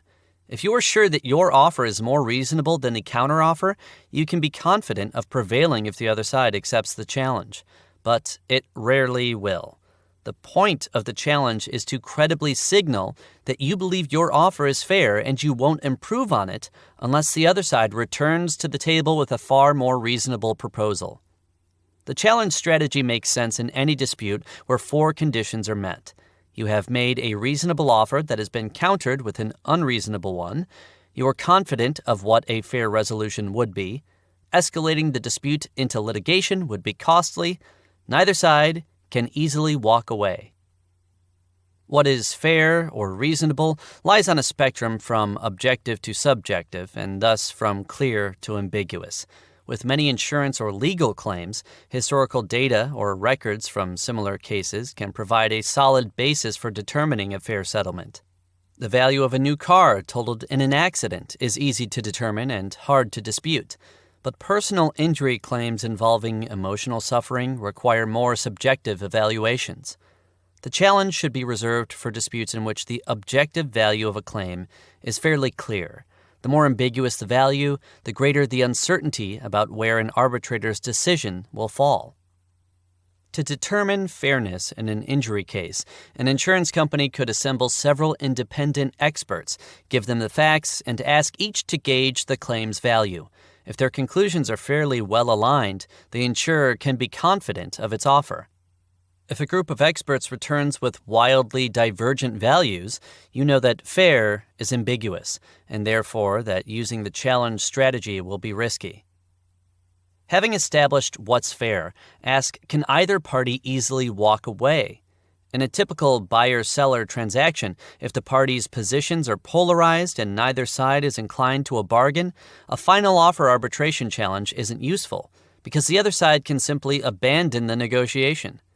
In a legal dispute, however, where walking away isn't an option, the strategy can make sense. This approach is most applicable to resolving disputes, but we can also imagine how it might help close a deal. For example, it could be used to break an impasse in a merger negotiation when the parties have agreed to all but one of the deal's components. Rather than allow the negotiation to collapse over one small dispute, the parties could subject the lone contested element to final offer arbitration, potentially preserving the merger. Building your reputation. The obvious benefit of employing this strategy is economic. A more efficient negotiation is a lower-cost negotiation. But the strategy potential has another, less obvious benefit: enhancing a company's reputation for fairness. That was one of Peter Hancock's goals. Several considerations are relevant when using this strategy to this end. We recommend that you begin a negotiation with a reasonable offer to the extent that you have a good assessment of what is fair, and that you do so before an unreasonable one is put on the table. This flies in the face of much conventional wisdom, but it will strengthen the reputational signal you're trying to send. It will also leverage the anchoring effect, steering the other side toward reasonableness from the start. In a more typical negotiation, both parties open with unreasonable positions and only later move to a reasonable stance. But if the goal is to signal fairness, beginning the dysfunctional dance will work against you. We discourage use of the challenge when both sides are being unreasonable. Although you may win the dispute, you won't have improved your reputation, and you may have diminished it. Furthermore, it's highly uncertain what an arbitrator faced with two unreasonable offers will decide. Getting started. Companies interested in using the final arbitration challenge will most likely pilot it. If it goes well, they may choose to roll it out more widely. Adding the challenge strategy to a toolkit requires developing new negotiation skills and may mean leading a significant organizational culture change. As noted, opening a negotiation with their most reasonable position is anathema to many practitioners. Let's look first at the technical part, learning new skills. In most companies where some negotiation ability is required, basic soft skills, such as how to read the other side or find opportunities for joint gain, are commonly taught. But companies rarely teach the negotiation analytics skills that business schools do. A company planning to use our strategy must train its negotiators to objectively assess fairness, including how to conduct formal analysis on the basis of previous negotiations and how to aggregate assessments from multiple experts. And, of course, negotiators must learn the mechanics of issuing the final offer arbitration challenge. They need to be instructed in the legal logistics of setting up the process, local arbitration laws in countries around the world, and how to access arbitrators through organizations such as the American Arbitration Association. These methods have been disseminated across AIG through an international training program we devised for many hundreds of adjusters, involved in claims worth tens of billions of dollars. An important part of the training has been to teach skeptical adjusters the logic of abandoning negotiation tactics they've long found natural. Getting buy-in for the new approach, which puts being fair first, is essential. The leadership challenge can't be overemphasized. Although leaders at the highest level may see an argument for change, those further down in the managerial ranks may push back against doing some things very differently. Actively creating a supportive environment means rewarding negotiators for using the strategy and not punishing them for negative outcomes. Suppose a claims adjuster proposes final offer arbitration and his company loses. That's not necessarily a bad thing. The company shouldn't expect to win every case that goes to arbitration. Consistent success might suggest that the company tends to make overly generous offers. However, if the gap between the competing offers was large and the company's negotiator lost, he or she may have misjudged what constituted a reasonable offer. To reduce the danger of such misjudgments, we propose that a broader team, including the negotiator's manager, review the offer in advance. When a bad outcome suggests a misjudgment, the company, not an individual negotiator, should own the decision. Above all, it's critical that endorsement of the program at the highest level be visible throughout the organization. At AIG, materials for the training program were conspicuously branded the AIG way of negotiating, and Hancock publicly emphasized both the reduced litigation costs and the reputational benefits he hoped would result. We encourage negotiators to use the final offer arbitration challenge not as a hostile act, but as a civil mechanism for signaling an honest belief in the fairness of their offers. Fully implementing the strategy requires leadership commitment and investments in training. But if it reduces costs, improves customer satisfaction, and boosts your reputation, the investment is sure to be worthwhile. Saving the deal. Consider how the final offer arbitration challenge might be used to rescue a merger negotiation when the parties are close to an acquisition price. The target firm wishes to reach agreement quickly to avoid a hostile takeover attempt by a different company. The target and the acquirer are only $30 million apart, a small percentage of the roughly $800 million price. The disagreement is over the valuation of one piece of the business, a new project about which the target, unlike the acquirer, is enthusiastic. There is not enough time to extract this project from the deal, for example by selling it off as a separate company. Either side could propose moving forward with the agreement while quickly setting up final offer arbitration to determine whose valuation of the project is fairer. We predict that such a proposal would result in a negotiated agreement, making the arbitration unnecessary. And if either side was bluffing about its valuation of the new project, the final offer arbitration challenge should bring it back to the table in a more concessionary mood. Getting past yes. Negotiating as if implementation mattered. By Danny Erdl. Idea in brief. Why do so many deals that looked great on paper end up in tatters? Negotiators on both sides probably focused too much on closing the deals and squeezing the best terms out of one another, and not enough on implementation. Bargainers with this deal-maker mindset never ask how or whether their agreement will work in practice. Once implementation begins, surprises and disappointments crop up, often torpedoing the deal. How to avoid this scenario? Bargain using implementation mindset.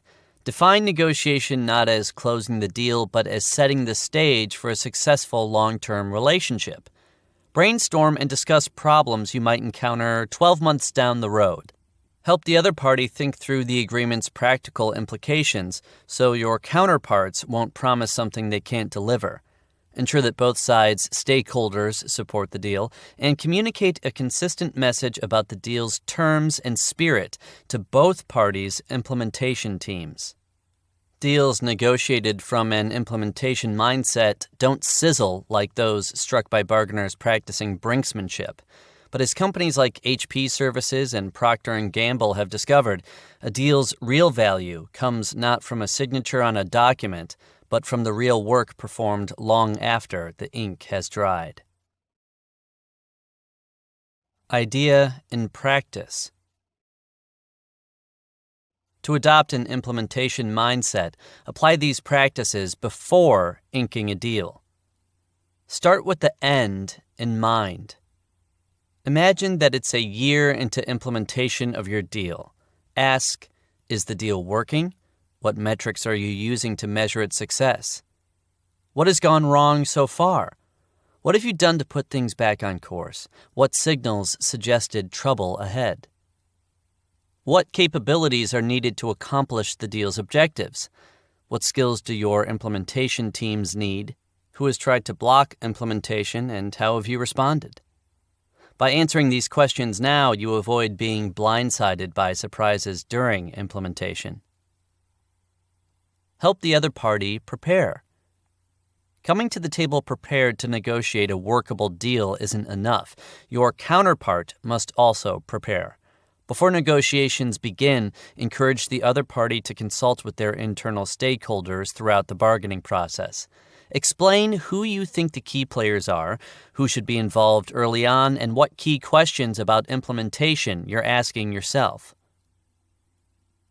Treat alignment as a shared responsibility. Jointly address how you'll build broad support for the deal's implementation. Identify both parties' stakeholders, those who will make decisions, affect the deal's success through action or inaction, hold critical budgets, or possess crucial information. Map how and when different stakeholders' input will be solicited. Ask who needs to know what in order to support the deal and carry out their part of its implementation. Send one message. Ensure that each team responsible for implementing the deal understands what the agreement is meant to accomplish.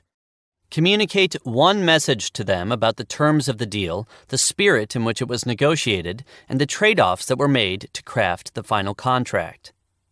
Example: During IBM Global Services joint handoff meetings, the company's negotiators and their counterparts brief implementation teams on what's in the contract, what's different or non-standard, and what the deal's ultimate intent is. Manage negotiation like a business process. Establish a disciplined process for negotiation preparation in your company. Provide training in collaborative negotiation tools and techniques for negotiators and implementers. Use post-negotiation reviews to capture learning, and reward individuals for the delivered success of the deals they negotiated, not for how those deals look on paper. End of Idea in Practice section. In July 1998, AT&T and BT announced a new 50-50 joint venture that promised to bring global interconnectivity to multinational customers. Concert, as the venture was called, was launched with great fanfare and even greater expectations. The $10 billion startup would pool assets, talent, and relationships and was expected to log $1 billion in profits from day one. Just 3 years later, Concert was out of business. It had laid off 2,300 employees, announced $7 billion in charges, and returned its infrastructure assets to the parent companies. To be sure, the weak market played a role in Concert's demise, but the way the deal was put together certainly hammered a few nails into the coffin. For example, AT&T's dealmakers scored what they probably considered a valuable win when they negotiated a way for AT&T Solutions to retain key multinational customers for itself. As a result, AT&T and BT ended up in direct competition for business, exactly what the Concert venture was supposed to help prevent. For its part, BT seemingly out-negotiated AT&T by refusing to contribute to AT&T's purchase of the IBM Global Network. That move saved BT money, but it muddied Concert's strategy, leaving the startup to contend with overlapping products.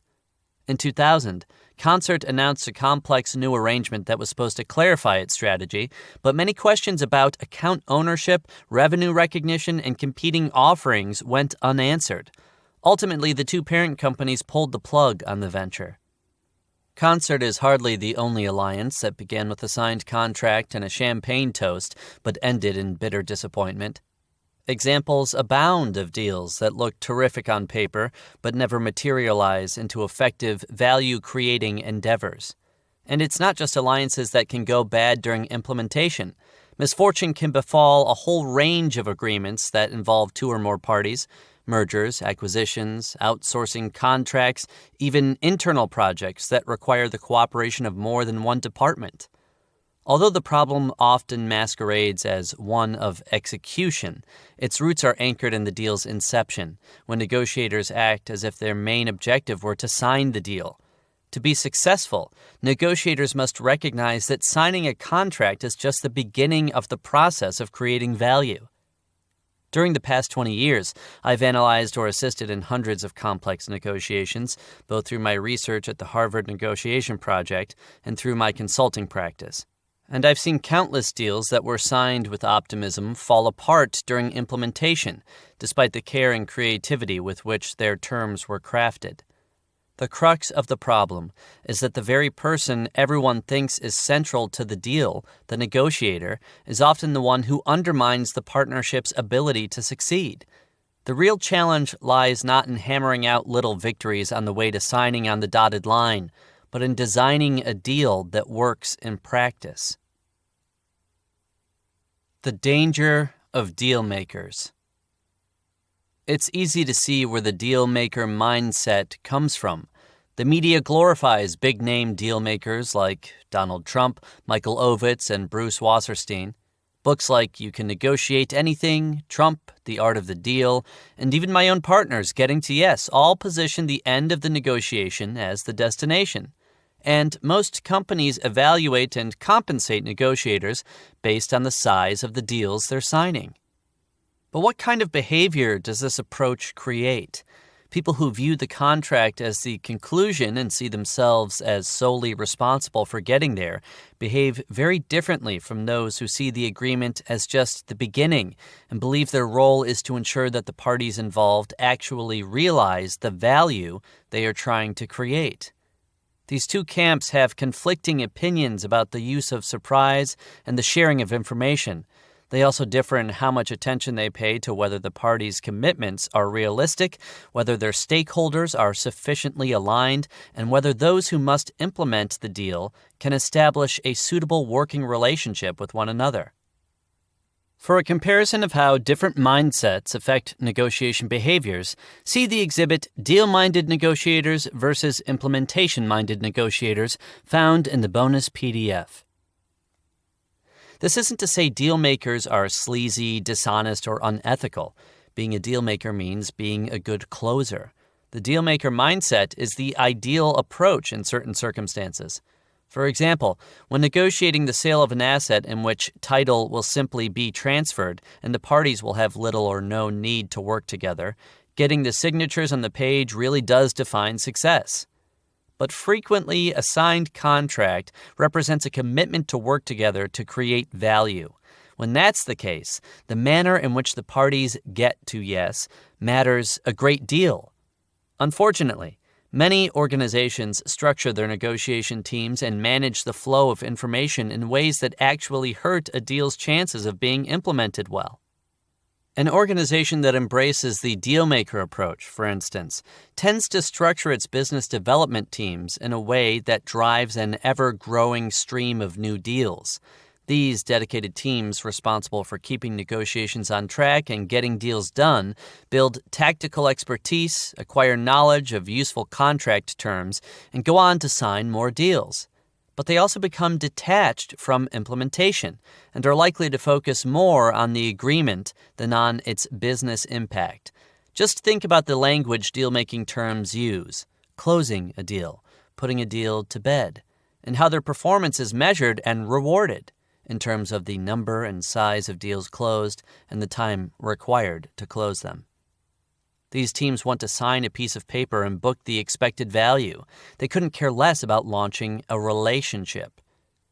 The much-talked-about business affairs engine at AOL under David Colburn is one extreme example.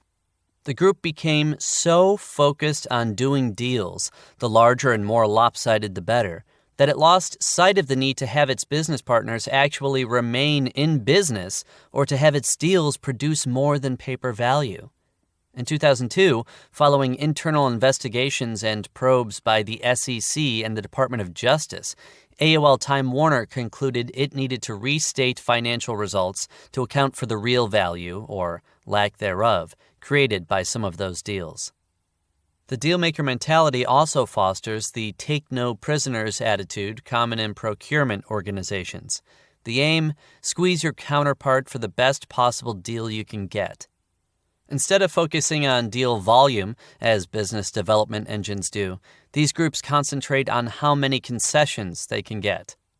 The desire to win outweighs the costs of signing a deal that cannot work in practice because the supplier will never be able to make enough money. Think about how companies handle negotiations with outsourcing providers. Few organizations contract out enough of their work to have as much expertise as the providers themselves in negotiating deal structures, terms and conditions, metrics, pricing, and the like, so they frequently engage a third-party advisor to help level the playing field as they select an outsourcer and hammer out a contract. Some advisors actually trumpet their role in commoditizing the provider's solutions so they can create apples-to-apples comparison charts, engender competitive bidding, and drive down prices. To maximize competitive tension, they exert tight control, blocking virtually all communications between would-be customers and service providers. That means the outsourcers have almost no opportunity to design solutions tailored to the customer's unique business drivers. The results are fairly predictable. The deal structure that both customer and provider teams are left to implement is the one that was easiest to compare with other bids, not the one that would have created the most value. Worse yet, when the negotiators on each side exit the process, the people responsible for making the deal work are virtual strangers and lack a nuanced understanding of why issues were handled the way they were. Furthermore, neither side has earned the trust of its partner during negotiations. The hard feelings created by the hired guns can linger for years. The fact is, organizations that depend on negotiations for growth can't afford to abdicate management responsibility for the process. It would be foolhardy to leave negotiations entirely up to the individual wits and skills of those sitting at the table on any given day. That's why some corporations have taken steps to make negotiation an organizational competence. They have made the process more structured by, for instance, applying Six Sigma discipline or community of practice principles to improve outcomes and learn from past experiences. Sarbanes-Oxley and an emphasis on greater management accountability will only reinforce this trend. As more companies and their auditors recognize the need to move to a controls-based approach for their deal-making processes, be they in sales, sourcing, or business development, they will need to implement metrics, tools, and process disciplines that preserve creativity and let managers truly manage negotiators. How they do so and how they define the role of the negotiator will determine whether deals end up creating or destroying value. Negotiating for implementation. Making the leap to an implementation mindset requires 5 shifts. 1. Start with the end in mind. For the involved parties to reap the benefits outlined in the agreement, goodwill and collaboration are needed during implementation. That's why negotiation teams should carry out a simple benefit of hindsight exercise as part of their preparation. Imagine that it is 12 months into the deal and ask yourself, is the deal working? What metrics are we using? If quantitative metrics are too hard to define, what other indications of success can we use? What has gone wrong so far? What have we done to put things back on course? What were some early warning signals that the deal may not meet its objectives? What capabilities are necessary to accomplish our objectives? What processes and tools must be in place? What skills must the implementation teams have? What attitudes or assumptions are required of those who must implement the deal? Who has tried to block implementation, and how have we responded? If negotiators are required to answer those kinds of questions before the deal is finalized, they cannot help but behave differently. For example, if the negotiators of the Concert joint venture had followed that line of questioning before closing the deal, they might have asked themselves, what good is winning the right to keep customers out of the deal if doing so leads to competition between the alliance's parents? And if we have to take that risk, can we put in mechanisms now to help mitigate it? Raising these tough questions probably wouldn't have made a negotiator popular, but it might have led to different terms in the deal and certainly to different processes and metrics in the implementation plan. Most organizations with experience in negotiating complex deals know that some terms have a tendency to come back and bite them during implementation. For example, in 50-50 ventures, the partner with greater leverage often secures the right to break ties if the new venture's steering committee should ever come to an impasse on an issue. In practice, though, that means executives from the dominant party who go into negotiations to resolve such impasses don't really have to engage with the other side. At the end of the day, they know they can simply impose their decision. But when that happens, the relationship is frequently broken beyond repair. Tom Finn, Vice President of Strategic Planning and Alliances at Procter & Gamble Pharmaceuticals, has made it his mission to incorporate tough lessons like that into the negotiation process itself. Although Finn's alliance management responsibilities technically don't start until after a deal has been negotiated by the P&G Pharmaceuticals Business Development Organization, Finn jumps into the negotiation process to ensure negotiators do not bargain for terms that will cause trouble down the road. It's not just a matter of a win-win philosophy, he says. It's about incorporating our alliance manager's hard-won experience with terms that cause implementation problems and not letting those terms into our deals. Finn and his team avoid things like step-down royalties and unequal profit splits with 50-50 expense sharing, to name just a few. It's important that the partners be provided with incentives to do the right thing, Finn says. When those incentives shift, you tend to end up with difficulties. Step-down royalties, for instance, are a common structure in the industry.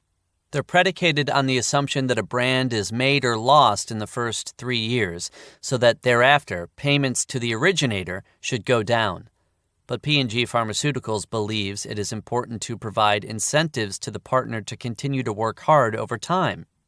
As for concerns about overpaying for the licensed compound in the latter years of the contract, Finn asserts that leaving some money on the table is okay if you realize that the most expensive deal is one that fails. 2. Help them prepare too. If implementation is the name of the game, then coming to the table well prepared is necessary, but not sufficient. Your counterpart must also be prepared to negotiate a workable deal. Some negotiators believe they can gain advantage by surprising the other side, but surprise confers advantage only because the counterpart has failed to think through all the implications of a proposal, and might mistakenly commit to something it wouldn't have if it had been better prepared. While that kind of advantage might pay off in a simple buy-sell transaction, it fails miserably for both sides in any situation that requires a long-term working relationship. That's why it's in your best interest to engage with your counterpart before negotiations start. Encourage the other party to do its homework and consult with its internal stakeholders before and throughout the negotiation process. Let the team know who you think the key players are, who should be involved early on, how you hope to build implementation planning into the negotiation process, and what key questions you are asking yourself. Take the example of Equitas, a major reinsurer in the London market. When preparing for commutations negotiations, whereby two reinsurers settle their mutual book of business, the company sends its counterpart a thorough kickoff package, which is used as the agenda for the negotiation launch meeting. This commutations action pack describes how the reinsurer's own commutations department is organized, what its preferred approach to a commutations negotiation is, and what stages it follows. It also includes a suggested approach to policy reconciliation and due diligence, and explains what data the reinsurer has available, even acknowledging its imperfections and gaps. The package describes critical issues for the reinsurer and provides sample agreements and memorandums for various stages of the process. The kickoff meeting thus offers a structured environment in which the parties can educate each other on their decision-making processes and their expectations for the deal. The language of the commutations action pack and the collaborative spirit of the kickoff meeting are designed to help the parties get to know each other and settle on a way of working together before they start making the difficult trade-offs that will be required of them. By establishing an agreed-upon process for how and when to communicate with brokers about the deal, the two sides are better able to manage the tension between the need to include stakeholders who are critical to the implementation and the need to maintain confidentiality before the deal is signed. Aventis Pharma is another example of how measured disclosure of background and other information can pave the way to smoother negotiations and stronger implementation. Like many of its peers, the British pharmaceutical giant wants potential biotech partners to see it as a partner of choice and value a relationship with the company for more than the size of the royalty check involved. To that end, Aventis has developed and piloted a negotiation launch process, which it describes as a meeting during which parties about to enter into formal negotiations plan together for those negotiations. Such collaboration allows both sides to identify potential issues and set up an agreed-upon process and timeline. The company asserts that while formally launching negotiations with a counterpart may seem unorthodox to some, the entire negotiation process runs more efficiently and effectively when partners take the time to discuss how they will negotiate before beginning. 3. Treat alignment as a shared responsibility. If their interests are not aligned and they cannot deliver fully, that's not just their problem, it's your problem too. Unfortunately, dealmakers often rely on secrecy to achieve their goals. After all, a stakeholder who doesn't know about a deal can't object. But leaving internal stakeholders in the dark about a potential deal can have negative consequences. Individuals and departments that will be directly affected don't have a chance to weigh in with suggestions to mitigate risks or improve the outcome. And people with relevant information about the deal don't share it because they have no idea it's needed. Instead, the typical reaction managers have when confronted late in the game with news of a deal that will affect their department is, "Not with my FTEs, you don't." Turning a blind eye to likely alignment problems on the other side of the table is one of the leading reasons alliances break down, and one of the major sources of conflict in outsourcing deals. Many companies, for instance, have outsourced some of their human resource or finance and accounting processes. Service providers, for their part, often move labor-intensive processes to web-based self-service systems to gain process efficiencies. If users find the new self-service system frustrating or intimidating, though, they make repeated and expensive calls to service centers or fax in handwritten forms. As a result, processing costs jump from pennies per transaction to tens of dollars per transaction. But during the initial negotiation, buyers routinely fail to disclose just how undisciplined their processes are and how resistant to change their cultures might be. After all, they think those problems will be the provider's headache once the deal is signed. Meanwhile, to make requested price concessions, providers often drop line items from their proposals intended to educate employees and support the new process. In exchange for such concessions, with a wink and a nod, negotiators assure the provider that the buyers will dedicate internal resources to change management and communication efforts. No one asks whether business unit managers support the deal or whether function leaders are prepared to make the transition from managing the actual work to managing the relationship with an external provider. Everyone simply agrees, the deal is signed, and the frustration begins. As managers and employees work around the new self-service system, the provider's costs increase, the service levels fall because the provider was not staffed for the high level of calls and faxes, and customer satisfaction plummets. Finger-pointing ensues, which must then be addressed through expensive additions to the contract, costly modifications to processes and technology, and additional burdens on a communication and change effort already laden with baggage from the initial failure. Building alignment is among negotiators' least favorite activities. The dealmakers often feel as if they are wasting precious time negotiating internally instead of working their magic on the other side. But without acceptance of the deal by those who are essential to its implementation or who can place obstacles in the way, proceeding with the deal is even more wasteful. Alignment is a classic pay me now or pay me later problem. To understand whether the deal will work in practice, the negotiation process must encompass not only subject matter experts or those with bargaining authority, but also those who will actually have to take critical actions or refrain from pursuing conflicting avenues later. Because significant deals often require both parties to preserve some degree of confidentiality, the matter of involving the right stakeholders at the right time is more effectively addressed jointly than unilaterally. With an understanding of who the different stakeholders are, including those who have necessary information, those who hold critical budgets, those who manage important third-party relationships, and so on, a joint communications sub-team can then map how, when, and with whom different inputs will be solicited and different categories of information might be shared. For example, some stakeholders may need to know that the negotiations are taking place, but not the identity of the counterpart. Others may need only to be aware that the organization is seeking to form a partnership so they can prepare for the potential effects of an eventual deal. And while some must remain in the dark, suitable proxies should be identified to ensure that their perspectives and the roles they will play during implementation are considered at the table. 4. Send one message.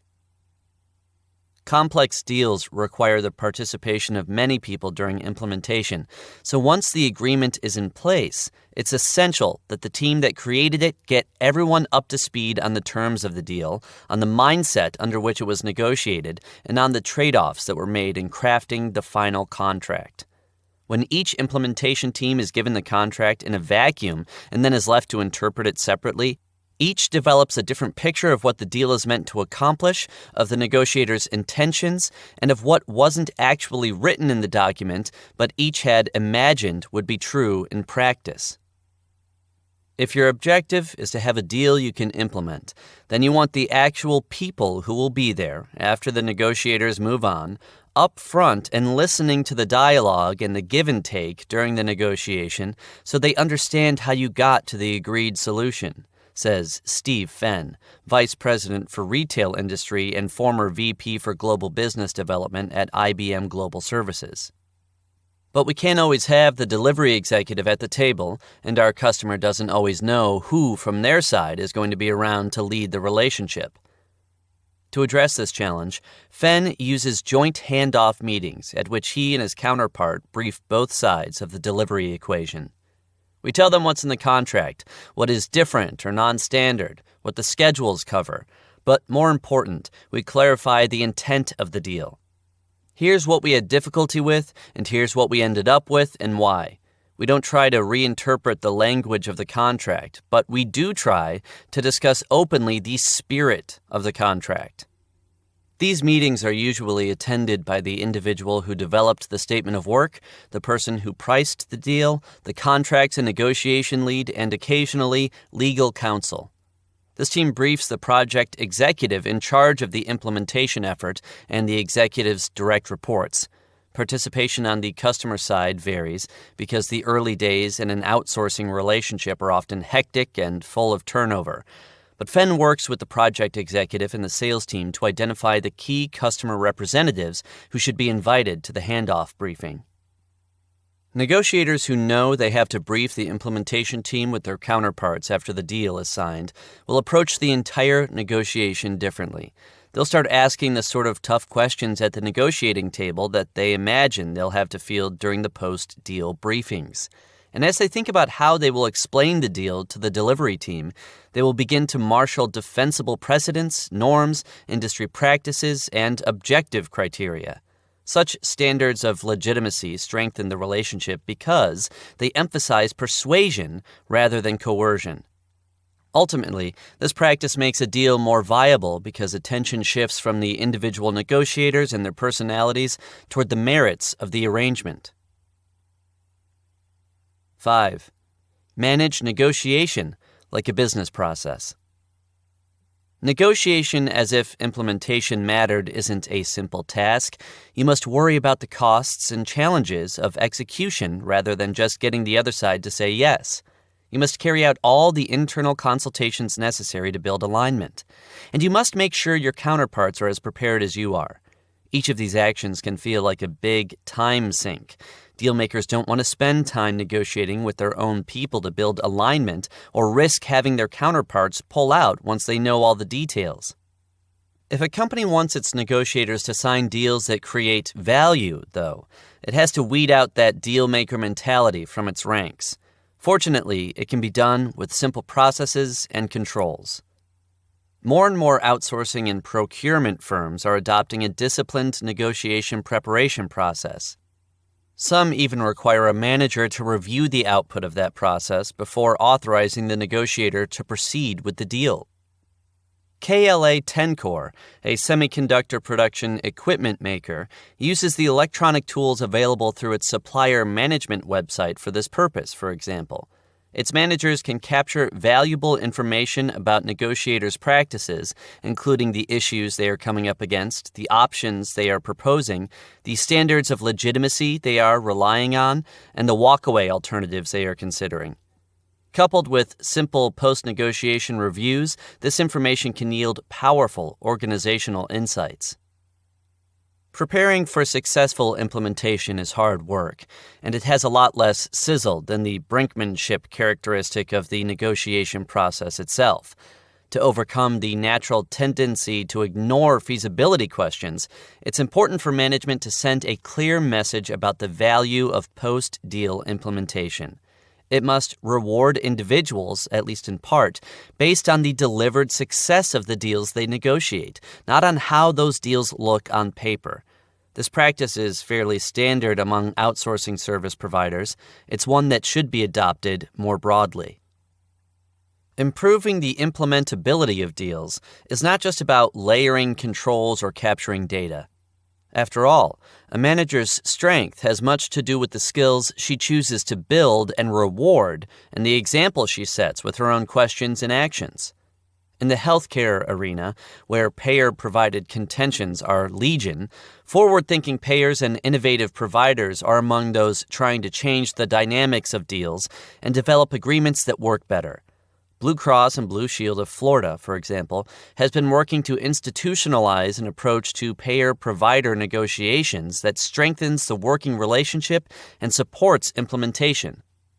Training in collaborative negotiation tools and techniques has been rolled down from the senior executives to the negotiators to the support and analysis teams. Even more important, those who manage relationships with providers and are responsible for implementing the agreements are given the same training and tools. In other words, the entire process of putting the deal together, making it work, and feeding the lessons learned through implementation back into the negotiation process has been tightly integrated. Most competitive runners will tell you that if you train to get to the finish line, you will lose the race. To win, you have to envision your goal as just beyond the finish line, so you will blow right past it at full speed. The same is true for a negotiator. If signing the document is your ultimate goal, you will fall short of a winning deal. The product of a negotiation isn't a document. It's the value produced once the parties have done what they agreed to do. Negotiators who understand that prepare differently than deal makers do. They don't ask what might they be willing to accept, but rather, how do we create value together? They also negotiate differently, recognizing that value comes not from a signature, but from real work performed long after the ink has dried. Negotiating credibility. HP Services is growing in a highly competitive market, and its success is partly due to its approach to negotiating large outsourcing transactions. In a maturing market where top-tier providers can demonstrate comparable capabilities and where price variations inevitably diminish after companies bid against one another time and time again, a provider's ability to manage a relationship and build trust are key differentiators. The negotiation and the set of interactions leading up to it give the customer a first taste of what it will be like to solve problems with the provider during the life of a contract. Decisions made by clients regarding selection have as much to do with the company they want to do business with as with price, capability, and reliability, acknowledges Steve Hunn, HP Services Vice President of Strategic Outsourcing. Negotiating these kinds of deals requires being honest, open, and credible. Integrity is critical to our credibility. Hunn's team of negotiators uses a well-structured process designed to make sure that the philosophy of integrity is pervasive throughout the negotiation and not just a function of who happens to be at the table on any given day. It begins with the formation of a negotiation team. Because transition in complex outsourcing transactions represents a period of high vulnerability, it is important to involve implementation staff early on. That way, any commitments made can be validated by those who will be responsible for keeping them. A typical negotiation team consists of a business leader or pursuit lead, who is usually responsible for developing the business and structuring the transaction, a contract specialist who brings experience with outsourcing contract terms and conditions, and the proposed client manager who will be responsible for delivery. Negotiation leads work with a high degree of autonomy. Hunn believes that a negotiator without authority is little more than a messenger, and messengers are unlikely to earn trust or build working relationships with counterparts. At HP, negotiators earn that autonomy by preparing extensively with templates and by reviewing key deal parameters with management. A negotiator's mandate does not just cover price.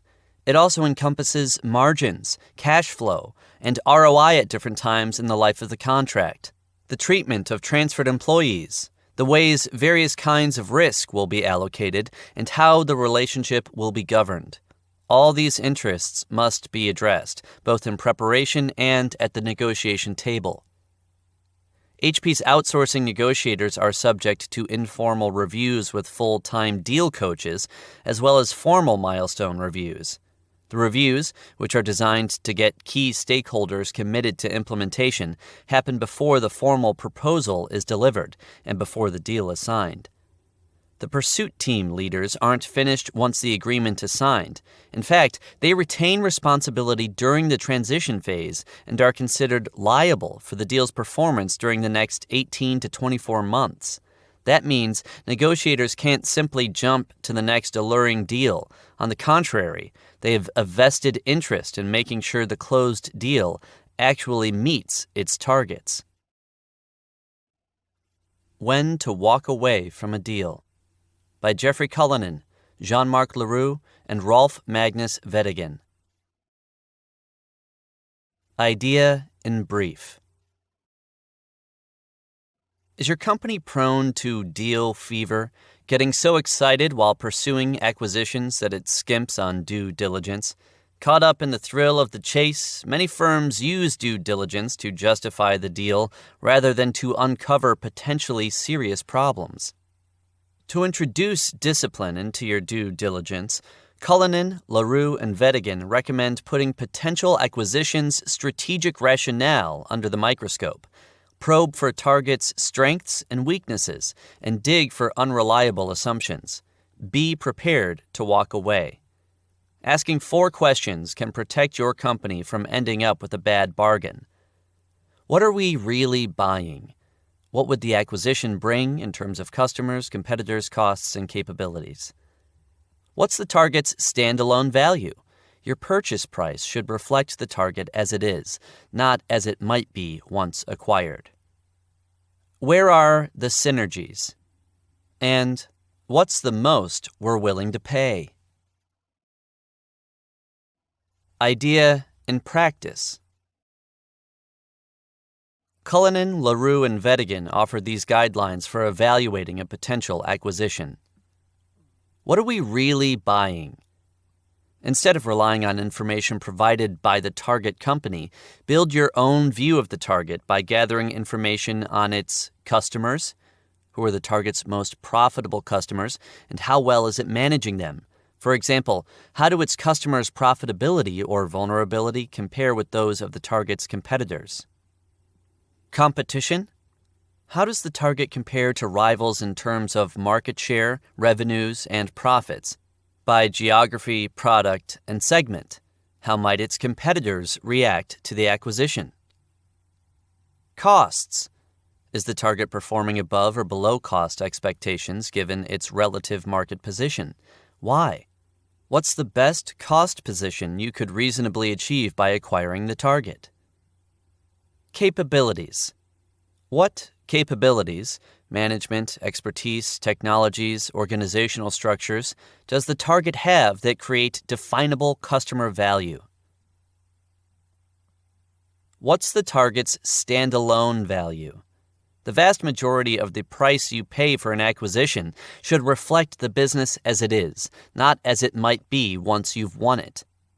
To determine standalone value, strip away tricks used by targets, such as stuffing distribution channels to inflate sales projections.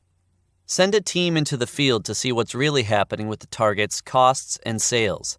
If the target's hesitant or hostile about your investigation, steer clear.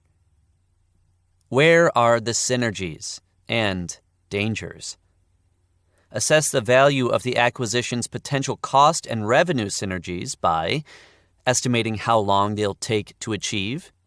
You can gain some synergies, such as eliminating duplicate functions, quickly. Others, such as selling new products through new channels, take much longer. assessing the probability of success. Some synergies, such as combining facilities, have lower success rates because they involve complex personnel and regulatory issues. Considering integration costs.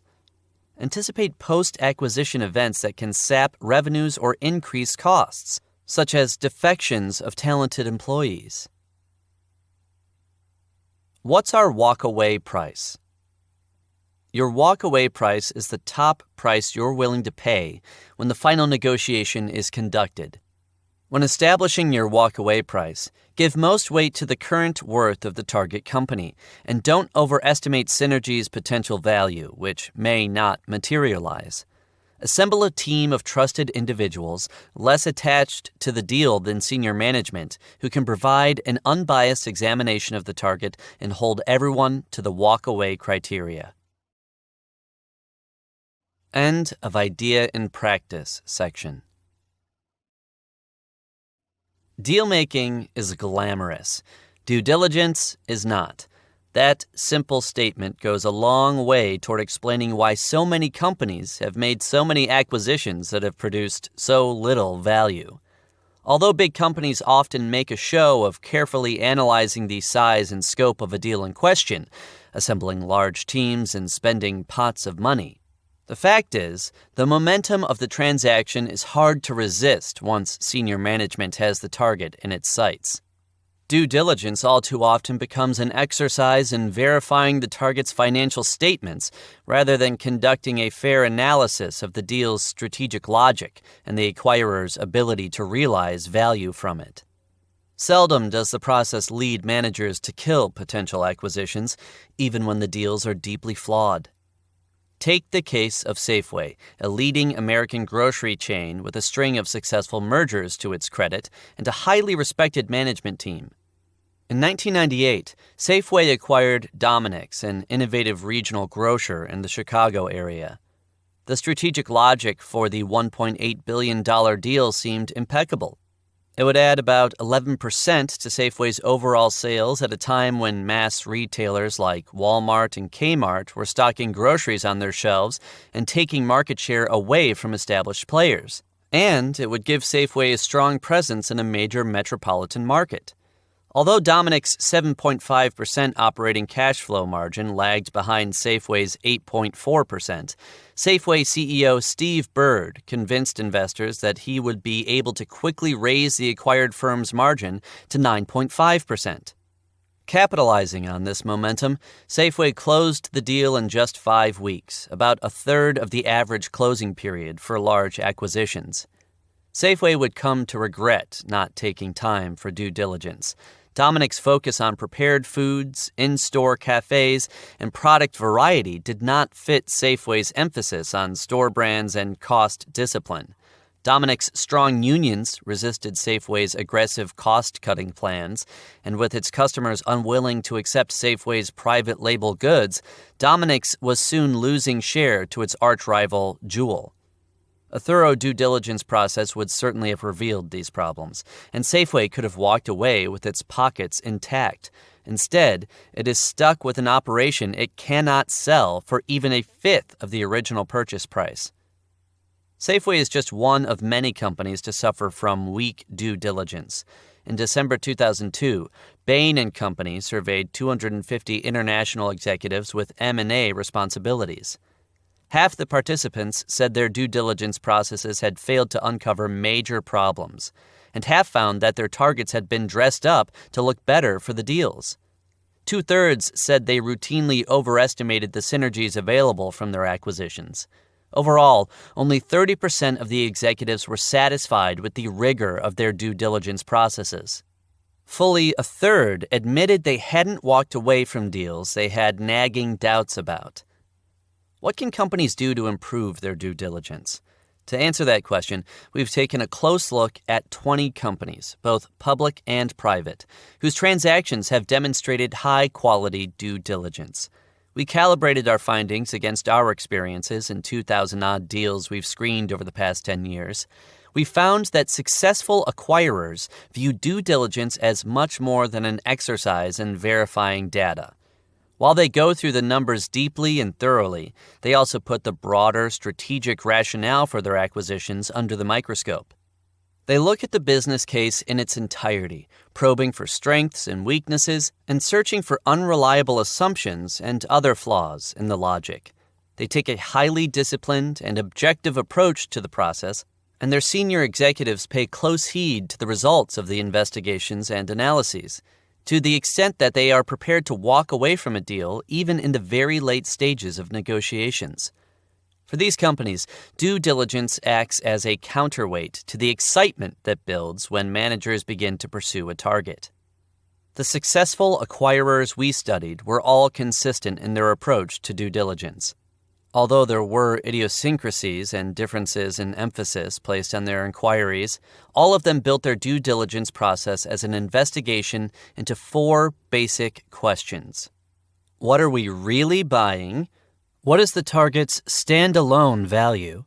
What are the synergies and the skeletons? What's our walk-away price?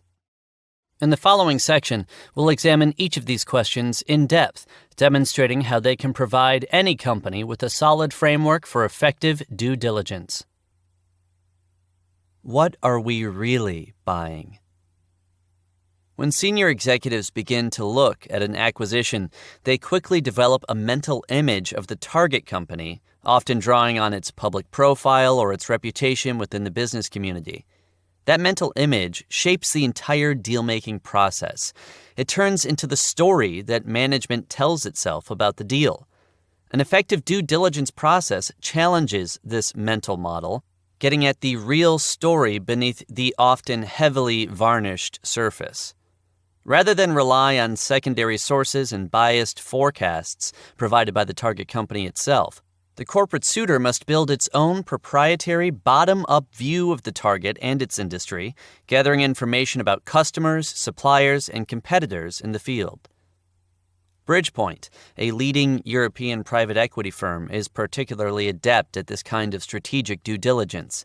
In 2000, Bridgepoint was considering buying a fruit processing business from the French liquor giant Pernod Ricard. The business, which for the purposes of this article we'll call Fruitco, looked like an attractive acquisition candidate. As the leading producer of the fruit mixtures used to flavor yogurt, it was well positioned in a growing industry. Western consumers had been spending between 5% and 10% more each year on yogurt, and the market was growing faster still in the developing world, particularly in Latin America and Asia. Fruitco was posting profits and had won praise for its innovativeness and its excellence in R&D and manufacturing. Moreover, there was nothing suspicious about Pernod Ricard's reasons for selling. Fruit processing simply lay outside its core business. Fruitco looked like a winner to Benoit Bassi, a managing director of Bridgepoint in Paris.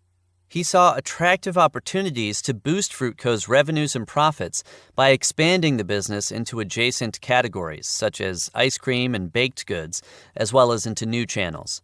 After laying out the case for the acquisition in a grueling 5-hour meeting with his partners, Bassi got the okay to pursue the deal. Yet it never happened. Just 4 weeks later, Bassi killed it. During those 4 weeks, the due diligence team had discovered many worms in the shiny Fruitco apple. They tested the argument that Fruitco could make money by scaling up and competing on cost, for instance, and they found that while the company boasted considerable global scale, regional scale turned out to be the more relevant driver of costs. That was because the economics of transportation and purchasing made the global sourcing of fruit, a major cost component, unfeasible. At the same time, advanced processing technologies enabled Fruitco's rivals to achieve competitive economics at the country level. When the team tested Fruitco's price and revenue forecasts, they found further cause for concern. The market for fruit yogurt was indeed growing, but profitability in many markets, particularly in Latin America, was falling rapidly, indicating that the product was turning into a commodity. Stemming this trend seemed unlikely. Consumers told Bridgepoint's researchers that they would be unlikely to tolerate increased prices. The team then pored over the target company's customer lists. They found that Fruit Co. was highly dependent on sales to two large yogurt producers, both of which seemed intent on achieving more control over the entire production process in each major market that they competed in. Fruit Co. seemed fated to an erosion of market power. It would have to fight for every contract. Bassi recognized that the original business case for the acquisition did not hold up under close scrutiny. He walked away from the deal he had once coveted, probably saving Bridgepoint millions of dollars in the process. What we thought we knew turned out to be wrong, Bassi unsentimentally explains. As the story suggests, effective acquirers systematically test a deal's strategic logic. Like Bridgepoint, they typically organize their investigations around the 4 C's of competition: customers, competitors, costs, and capabilities, often but not necessarily in that order. Within each of these areas, due diligence teams ask hard questions as they study their targets. Although they will rely on information provided by the targets, they do not accept those data at face value. They conduct their own field analyses. Get to know the customers. Good due diligence practitioners begin by drawing a map of their target's market, sketching out its size, its growth rate, and how it breaks down by geography, product, and customer segment. This allows them to compare the target's customer segments, their profitability, promise, and vulnerability, with those of its competitors. Has the target fully penetrated some customer segments but neglected others? What is the target's track record in retaining customers? Where could you adjust its offerings to grow sales or increase prices? What channels does the target use to serve its customers, and how do those channels match your own? In researching these questions, effective due diligence teams remember always to identify the target's most profitable customers and look at how well the target is managing them. They don't rely on what the target tells them about its customers. They approach the customers directly. Check out the competition. Good due diligence practitioners always examine the target's industry presence. How does it compare to its rivals in terms of market share, revenues, and profits by geography, product, and segment? They look at the pool of available profits and try to determine whether the target is getting a fair or better share of industry profits compared with its rivals. How does each competitor make the profits expected from a company with its relative market share? Where in the value chain are profits concentrated? Is there a way to capture more? Is the target underperforming operationally? Are its competitors? Is the business correctly defined? The due diligence team should carefully consider how competitors will react to the acquisition and how that might affect the business. Once again, effective teams don't rely on what the target tells them. They seek independent advice. Verify the cost economics. Successful due diligence teams always ask the following questions about costs. Do the target's competitors have cost advantages? Why is the target performing above or below expectations given its relative market position? What is the best cost position the acquirer could reasonably achieve? The team also needs to look at the extent to which the target is using its experience in the market to drive down costs. When considering post-merger opportunities for cost rationalization, the team needs to assess whether the benefit of sharing costs with other business units will outweigh the lack of focus that sharing costs across multiple businesses might introduce. It needs to determine how low it can take costs by instituting best practices. Benchmarking can be an important aid here. It's also vital to look at how to allocate costs going forward. Which products and customers really make the money, and which ones should be dropped? Take stock of capabilities. Effective acquirers always remember that they are not just buying a P&L and a balance sheet, but also capabilities such as management expertise. Capabilities may not be easy to measure, but taking them for granted is too large a risk for any company because competencies largely determine how well a company will be able to pursue its post-acquisition strategy. Acquirers should ask themselves, what special skills or technologies does the target have that create definable customer value? How can it leverage those core competencies? What investments in technology and people will help buttress the existing competencies? What competencies can the company do without? Assessing capabilities also involves looking at which organizational structures will enable the business to implement its strategy most effectively.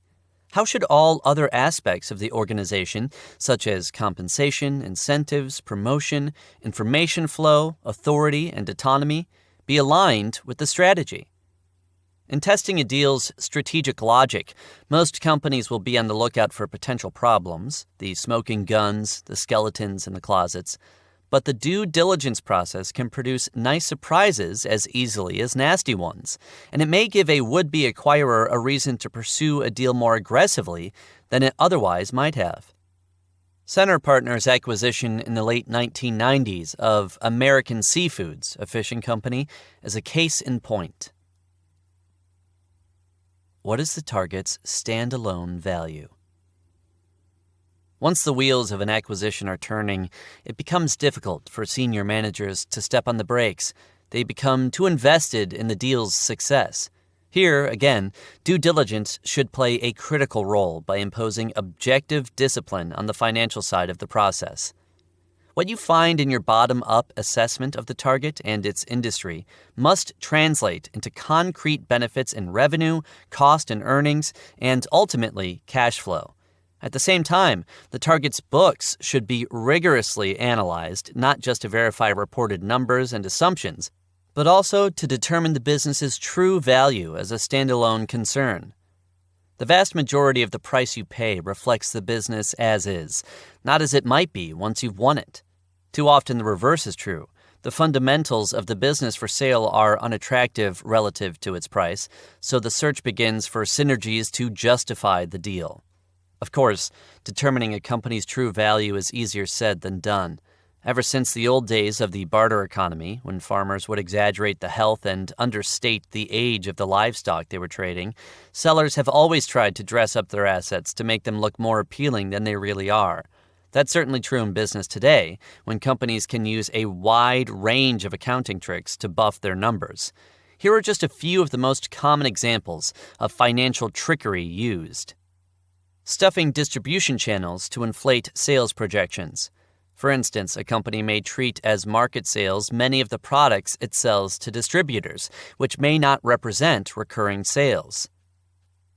Using over-optimistic projections to inflate the expected returns from investments in new technologies and other capital expenditures. A company might, for example, assume that a major uptick in its cross-selling will enable it to recoup its large investment in customer relationship management software. Disguising the headcount of cost centers by decentralizing functions so you never see the full picture. For instance, some companies scatter the marketing function among field offices and maintain just a coordinating crew at headquarters, which hides the true overhead. Treating recurring items as extraordinary costs to get them off the P&L. A company might, for example, use the restructuring of a sales network as a way to declare bad receivables as a one-time expense. Exaggerating a website's potential for being an effective, cheap sales channel. Underfunding capital expenditures or sales, general and administrative costs in the period leading up to a sale to make cash flow look healthier. For example, a manufacturer may decide to postpone its machine renewals a year or two, so those figures won't be immediately visible in the books. But the manufacturer will overstate free cash flow and possibly mislead the investor about how much regular capital a plant needs. Encouraging the sales force to boost sales while hiding costs.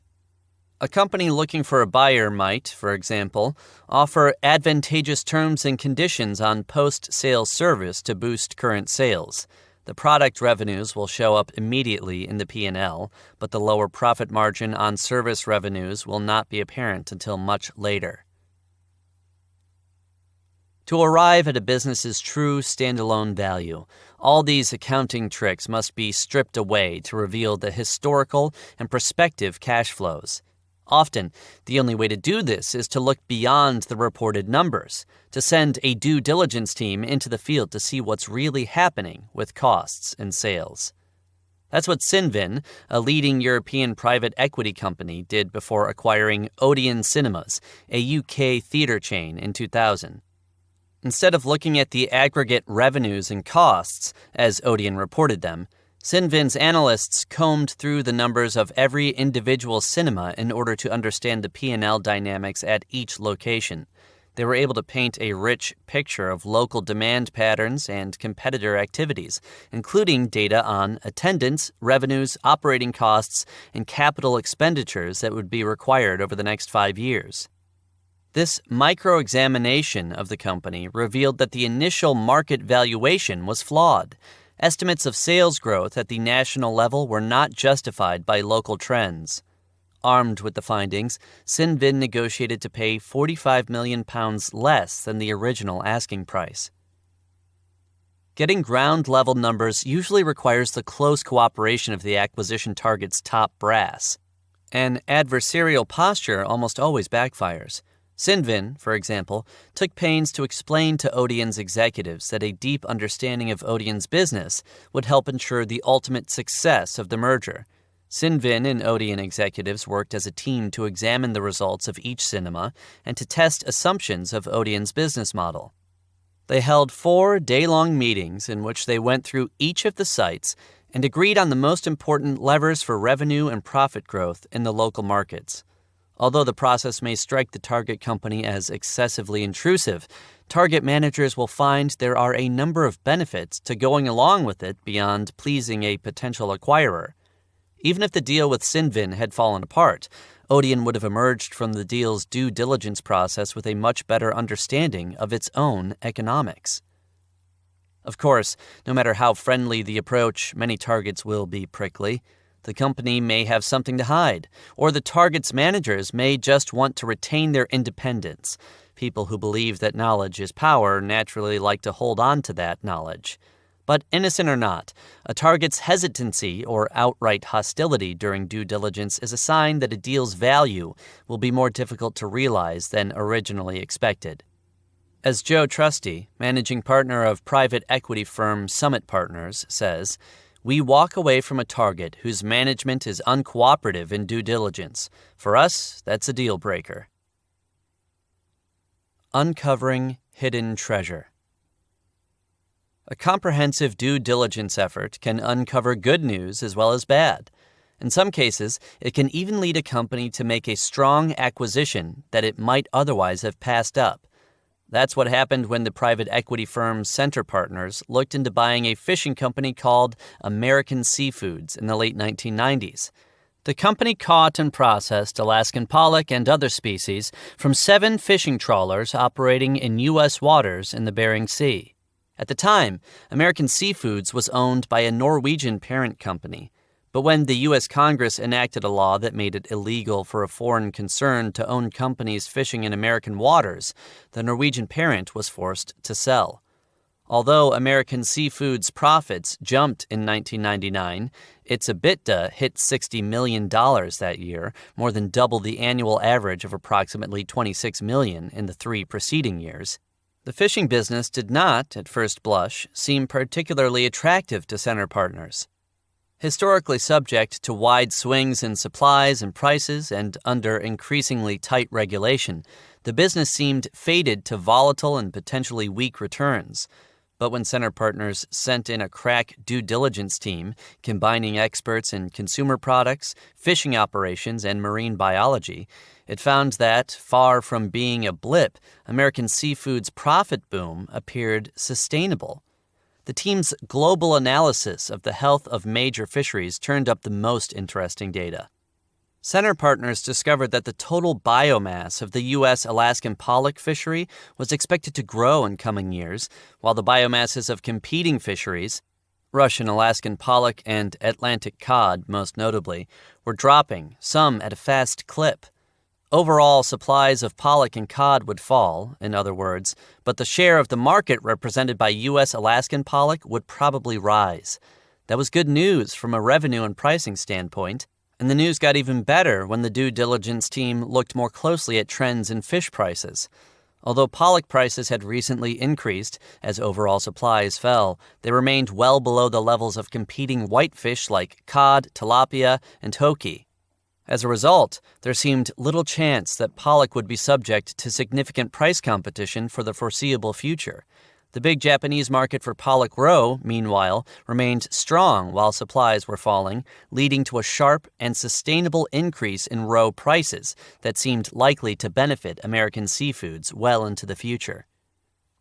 Based on the results of the due diligence analysis, Center Partners made a successful bid for American seafoods. It turned out to be quite a catch. Within 3 years, EBITDA grew to $109 million, and the private equity firm had recapitalized the company and sold a portion of its stake. Today, the firm is exploring an initial public offering.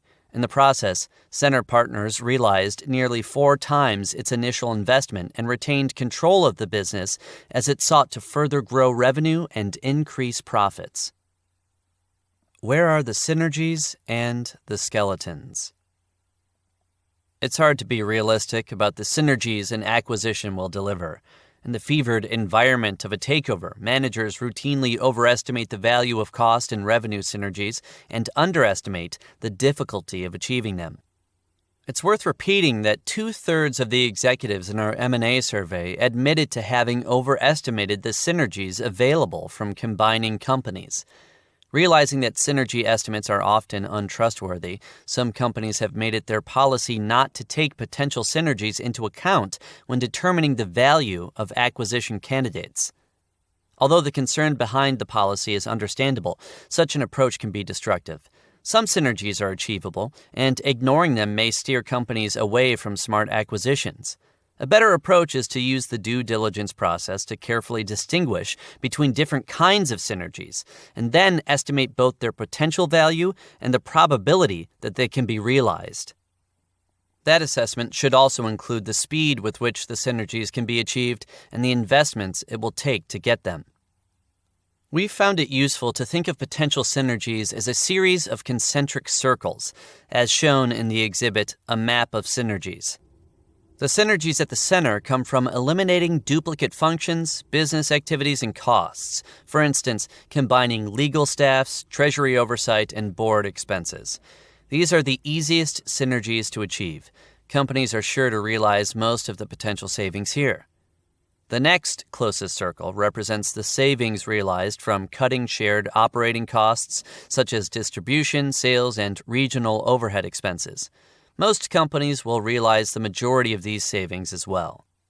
Then come the savings from facilities rationalization, which are typically more difficult to achieve because they can involve significant personnel and regulatory issues. Farther out are the more elusive revenue synergies, starting with sales of existing products through new channels and moving to the outermost circle, selling new products through new channels. Each circle offers large rewards, but the farther out the savings or revenues lie, the more difficult they become to achieve and the longer it will take. Categorizing synergies in this way provides a useful framework for valuing them. Analysts can assign to each circle a potential value, a probability for achieving the value, and a timetable for implementation, which can be used to model the synergy's effect on the combined cash flows of the companies. It's important that this analysis also explicitly consider the cost of achieving the synergies in both cash and time. In one dramatic case, the Canadian real estate companies O&Y Properties and Bentall Capital called off their planned merger in 2003 after tallying up the integration costs necessary to realize the synergies. O&Y managed properties throughout eastern Canada, while Bentall's holdings were concentrated in the west. In addition to complementing each other geographically, the two companies believed they could rationalize expenses over a larger collection of properties and still have representatives on the ground in every major North American city. Yet, after due diligence, both sides realized that the high costs of integration would likely overwhelm any long-run savings and revenue gains. Bentall president Gary Whitelaw told the press that his company had grown increasingly concerned that the scale of the integration could divert resources away from our primary objective. The merger risks would have been significant, demanding increased management attention and resulting in larger integration costs than at first may have been thought. The deal was scuttled to the benefit of O&Y's and Bentall's shareholders. It is perhaps understandable that managers want to put off thinking about these sensitive issues inherent in integration planning until after the deal is signed and sealed. But that is often a serious mistake. Integration planning and the costs of integration are among the biggest determinants of an acquisition's ultimate success or failure, and you can't really declare a due diligence process complete unless you've looked closely at those costs. The due diligence team's deep knowledge of the acquisition target makes it an ideal body to develop an initial roadmap for combining two companies' staffs and operations. In addition to examining the cost of achieving positive synergies, the due diligence team also needs to consider how potential conflicts between the merged businesses may sap revenues or add costs. These negative synergies, these skeletons in the closet of every deal, can take many forms. Once two companies combine their accounts, for example, some of their joint customers may curtail their purchases for fear of being overly reliant on a single supplier. Difficulties in integrating back-office operations or systems may at least briefly impede customer service and order fulfillment, leading to a loss of sales. Seeing more competition for promotions, talented employees may leave, sometimes taking customers with them. And the inevitable distractions of a merger may force management to pay less attention to the core business, undermining its results. Despite their often immense importance, negative synergies are routinely overlooked in due diligence. A common mistake, for example, is to create a valuation model that adds up the revenues of the two companies plus the synergies without subtracting an estimated amount for revenue erosion or increased costs. Even the best acquirers will encounter negative synergies. An executive who left cereal giant Kellogg after its 2001 merger with biscuit maker Keebler told us that the company experienced negative synergies when it decided to put new product launches on hold in order to focus on integrating the two companies. Some potential revenues were lost as a result, even though Kellogg met its targets for cost reductions. A more devastating example of negative synergies occurred in the 1996 merger of the Southern Pacific and the Union Pacific Railroads. Incompatibilities in the company's information systems, combined with other operating conflicts, created massive disruptions in rail traffic throughout the western United States, leading to delayed and misrouted shipments and irate customers. In the end, the government had to declare a federal transportation emergency. What's our walk-away price? The final leg of a sound due diligence process is determining a walk-away price, the top price you are willing to pay when the final price negotiation is conducted. The walk-away price should never include the full potential value of the synergies, which is why it's important to calculate the deal's standalone value separately. Synergies, especially the elusive outer circle synergies, are something that you target in managing a completed acquisition. They should not unduly influence the negotiation of the deal unless you can be fairly certain about the numbers. For a walkaway price to have meaning, you really have to be willing to walk away. A useful lesson in that regard comes from Kellogg's CEO Carlos Gutierrez, who negotiated the purchase of Keebler. Gutierrez dearly wanted to close the deal. Keebler's vaunted direct-to-store delivery system enabled it to carry products to stores in its own trucks, bypassing the retailer's warehouses altogether. Gutierrez saw enormous potential for funneling Kellogg products through Keebler's highly efficient system. But Kellogg's rigorous due diligence analysis made it clear that the maximum he should pay for Keebler was $42 a share, which he expected was less than what Keebler was looking for. Even though this was a deal that we desperately wanted, Gutierrez later recalled, I conditioned myself mentally to say we might not have it. In a final bargaining session in New York, Gutierrez told Keebler's management that a share price of $42 was his maximum offer, and that if they could get more from someone else, they should take it. Gutierrez went off to watch a Mets game, determined not to give any more thought to the negotiation. 2 days later, Keebler accepted Gutierrez's offer. To establish a walkaway price, successful dealmakers convene a decision-making body of trusted individuals who are less attached to the deal than senior management is. They insist on senior management's approval of the body and establish a decision-making process that clearly delineates who in the company recommends deals, who holds veto power, whose input should be solicited, and who decides yay or nay in the final instance. They adopt formal checks and balances that rely on predetermined walkaway criteria. Bridgepoint assembles a team of 6 managers, each of whom represents one of 4 viewpoints. One is the prosecutor, who plays the role of devil's advocate. The second is the less experienced manager, whose involvement is a key part of his or her training. The third is a senior managing director who no longer has any hierarchical function at the company and who therefore cannot be undermined by corporate politics. The final members of the panel are managing directors who still have operational roles. The team's goal is to provide a thorough, balanced, and unbiased examination of the acquisition candidate and hold everyone's feet to the fire on walkaway criteria. That makes quite a balanced whole, says Bridgepoint's bossy. Is it perfect? I don't know, but it works. Companies can also adjust their compensation systems as added incentive against overpaying for deals. For instance, at Clear Channel, an international radio, billboard, and live entertainment company, line managers have to sign off in blood, as CFO Randall Mays puts it, on the cash flows that any acquisitions will deliver. The company ties managers' future compensation to meeting the division's cash flow projections, which include results from those acquisitions. The salaries for Clear Channel's M&A teams are also tied to the contribution that acquisitions make to the company's financial performance.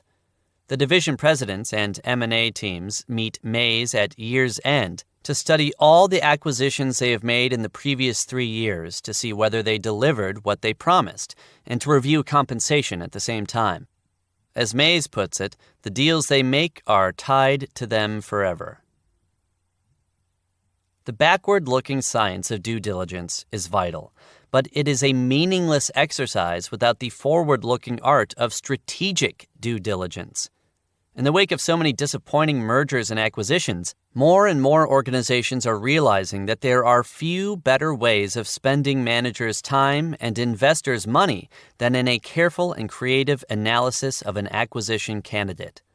In the end, effective due diligence is as much about managerial humility as anything else. It's about testing every assumption and questioning every belief. It's about not falling into the trap of thinking you'll be able to fix any problem after the fact. The best private equity firms are particularly good models in this regard, since they look at every potential deal coldly, without bias or overconfidence.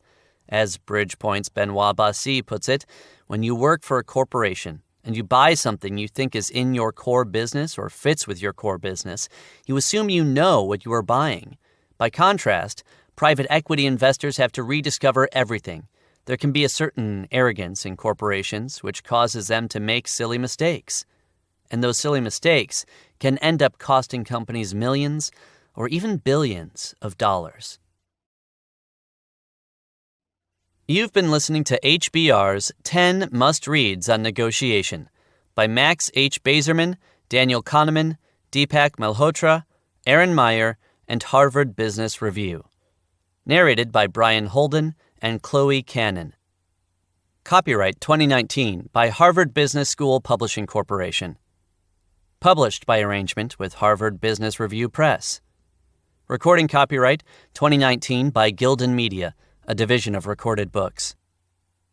If you've enjoyed this audiobook, please visit gildanmedia.com, where you'll find a wide selection of our unabridged titles.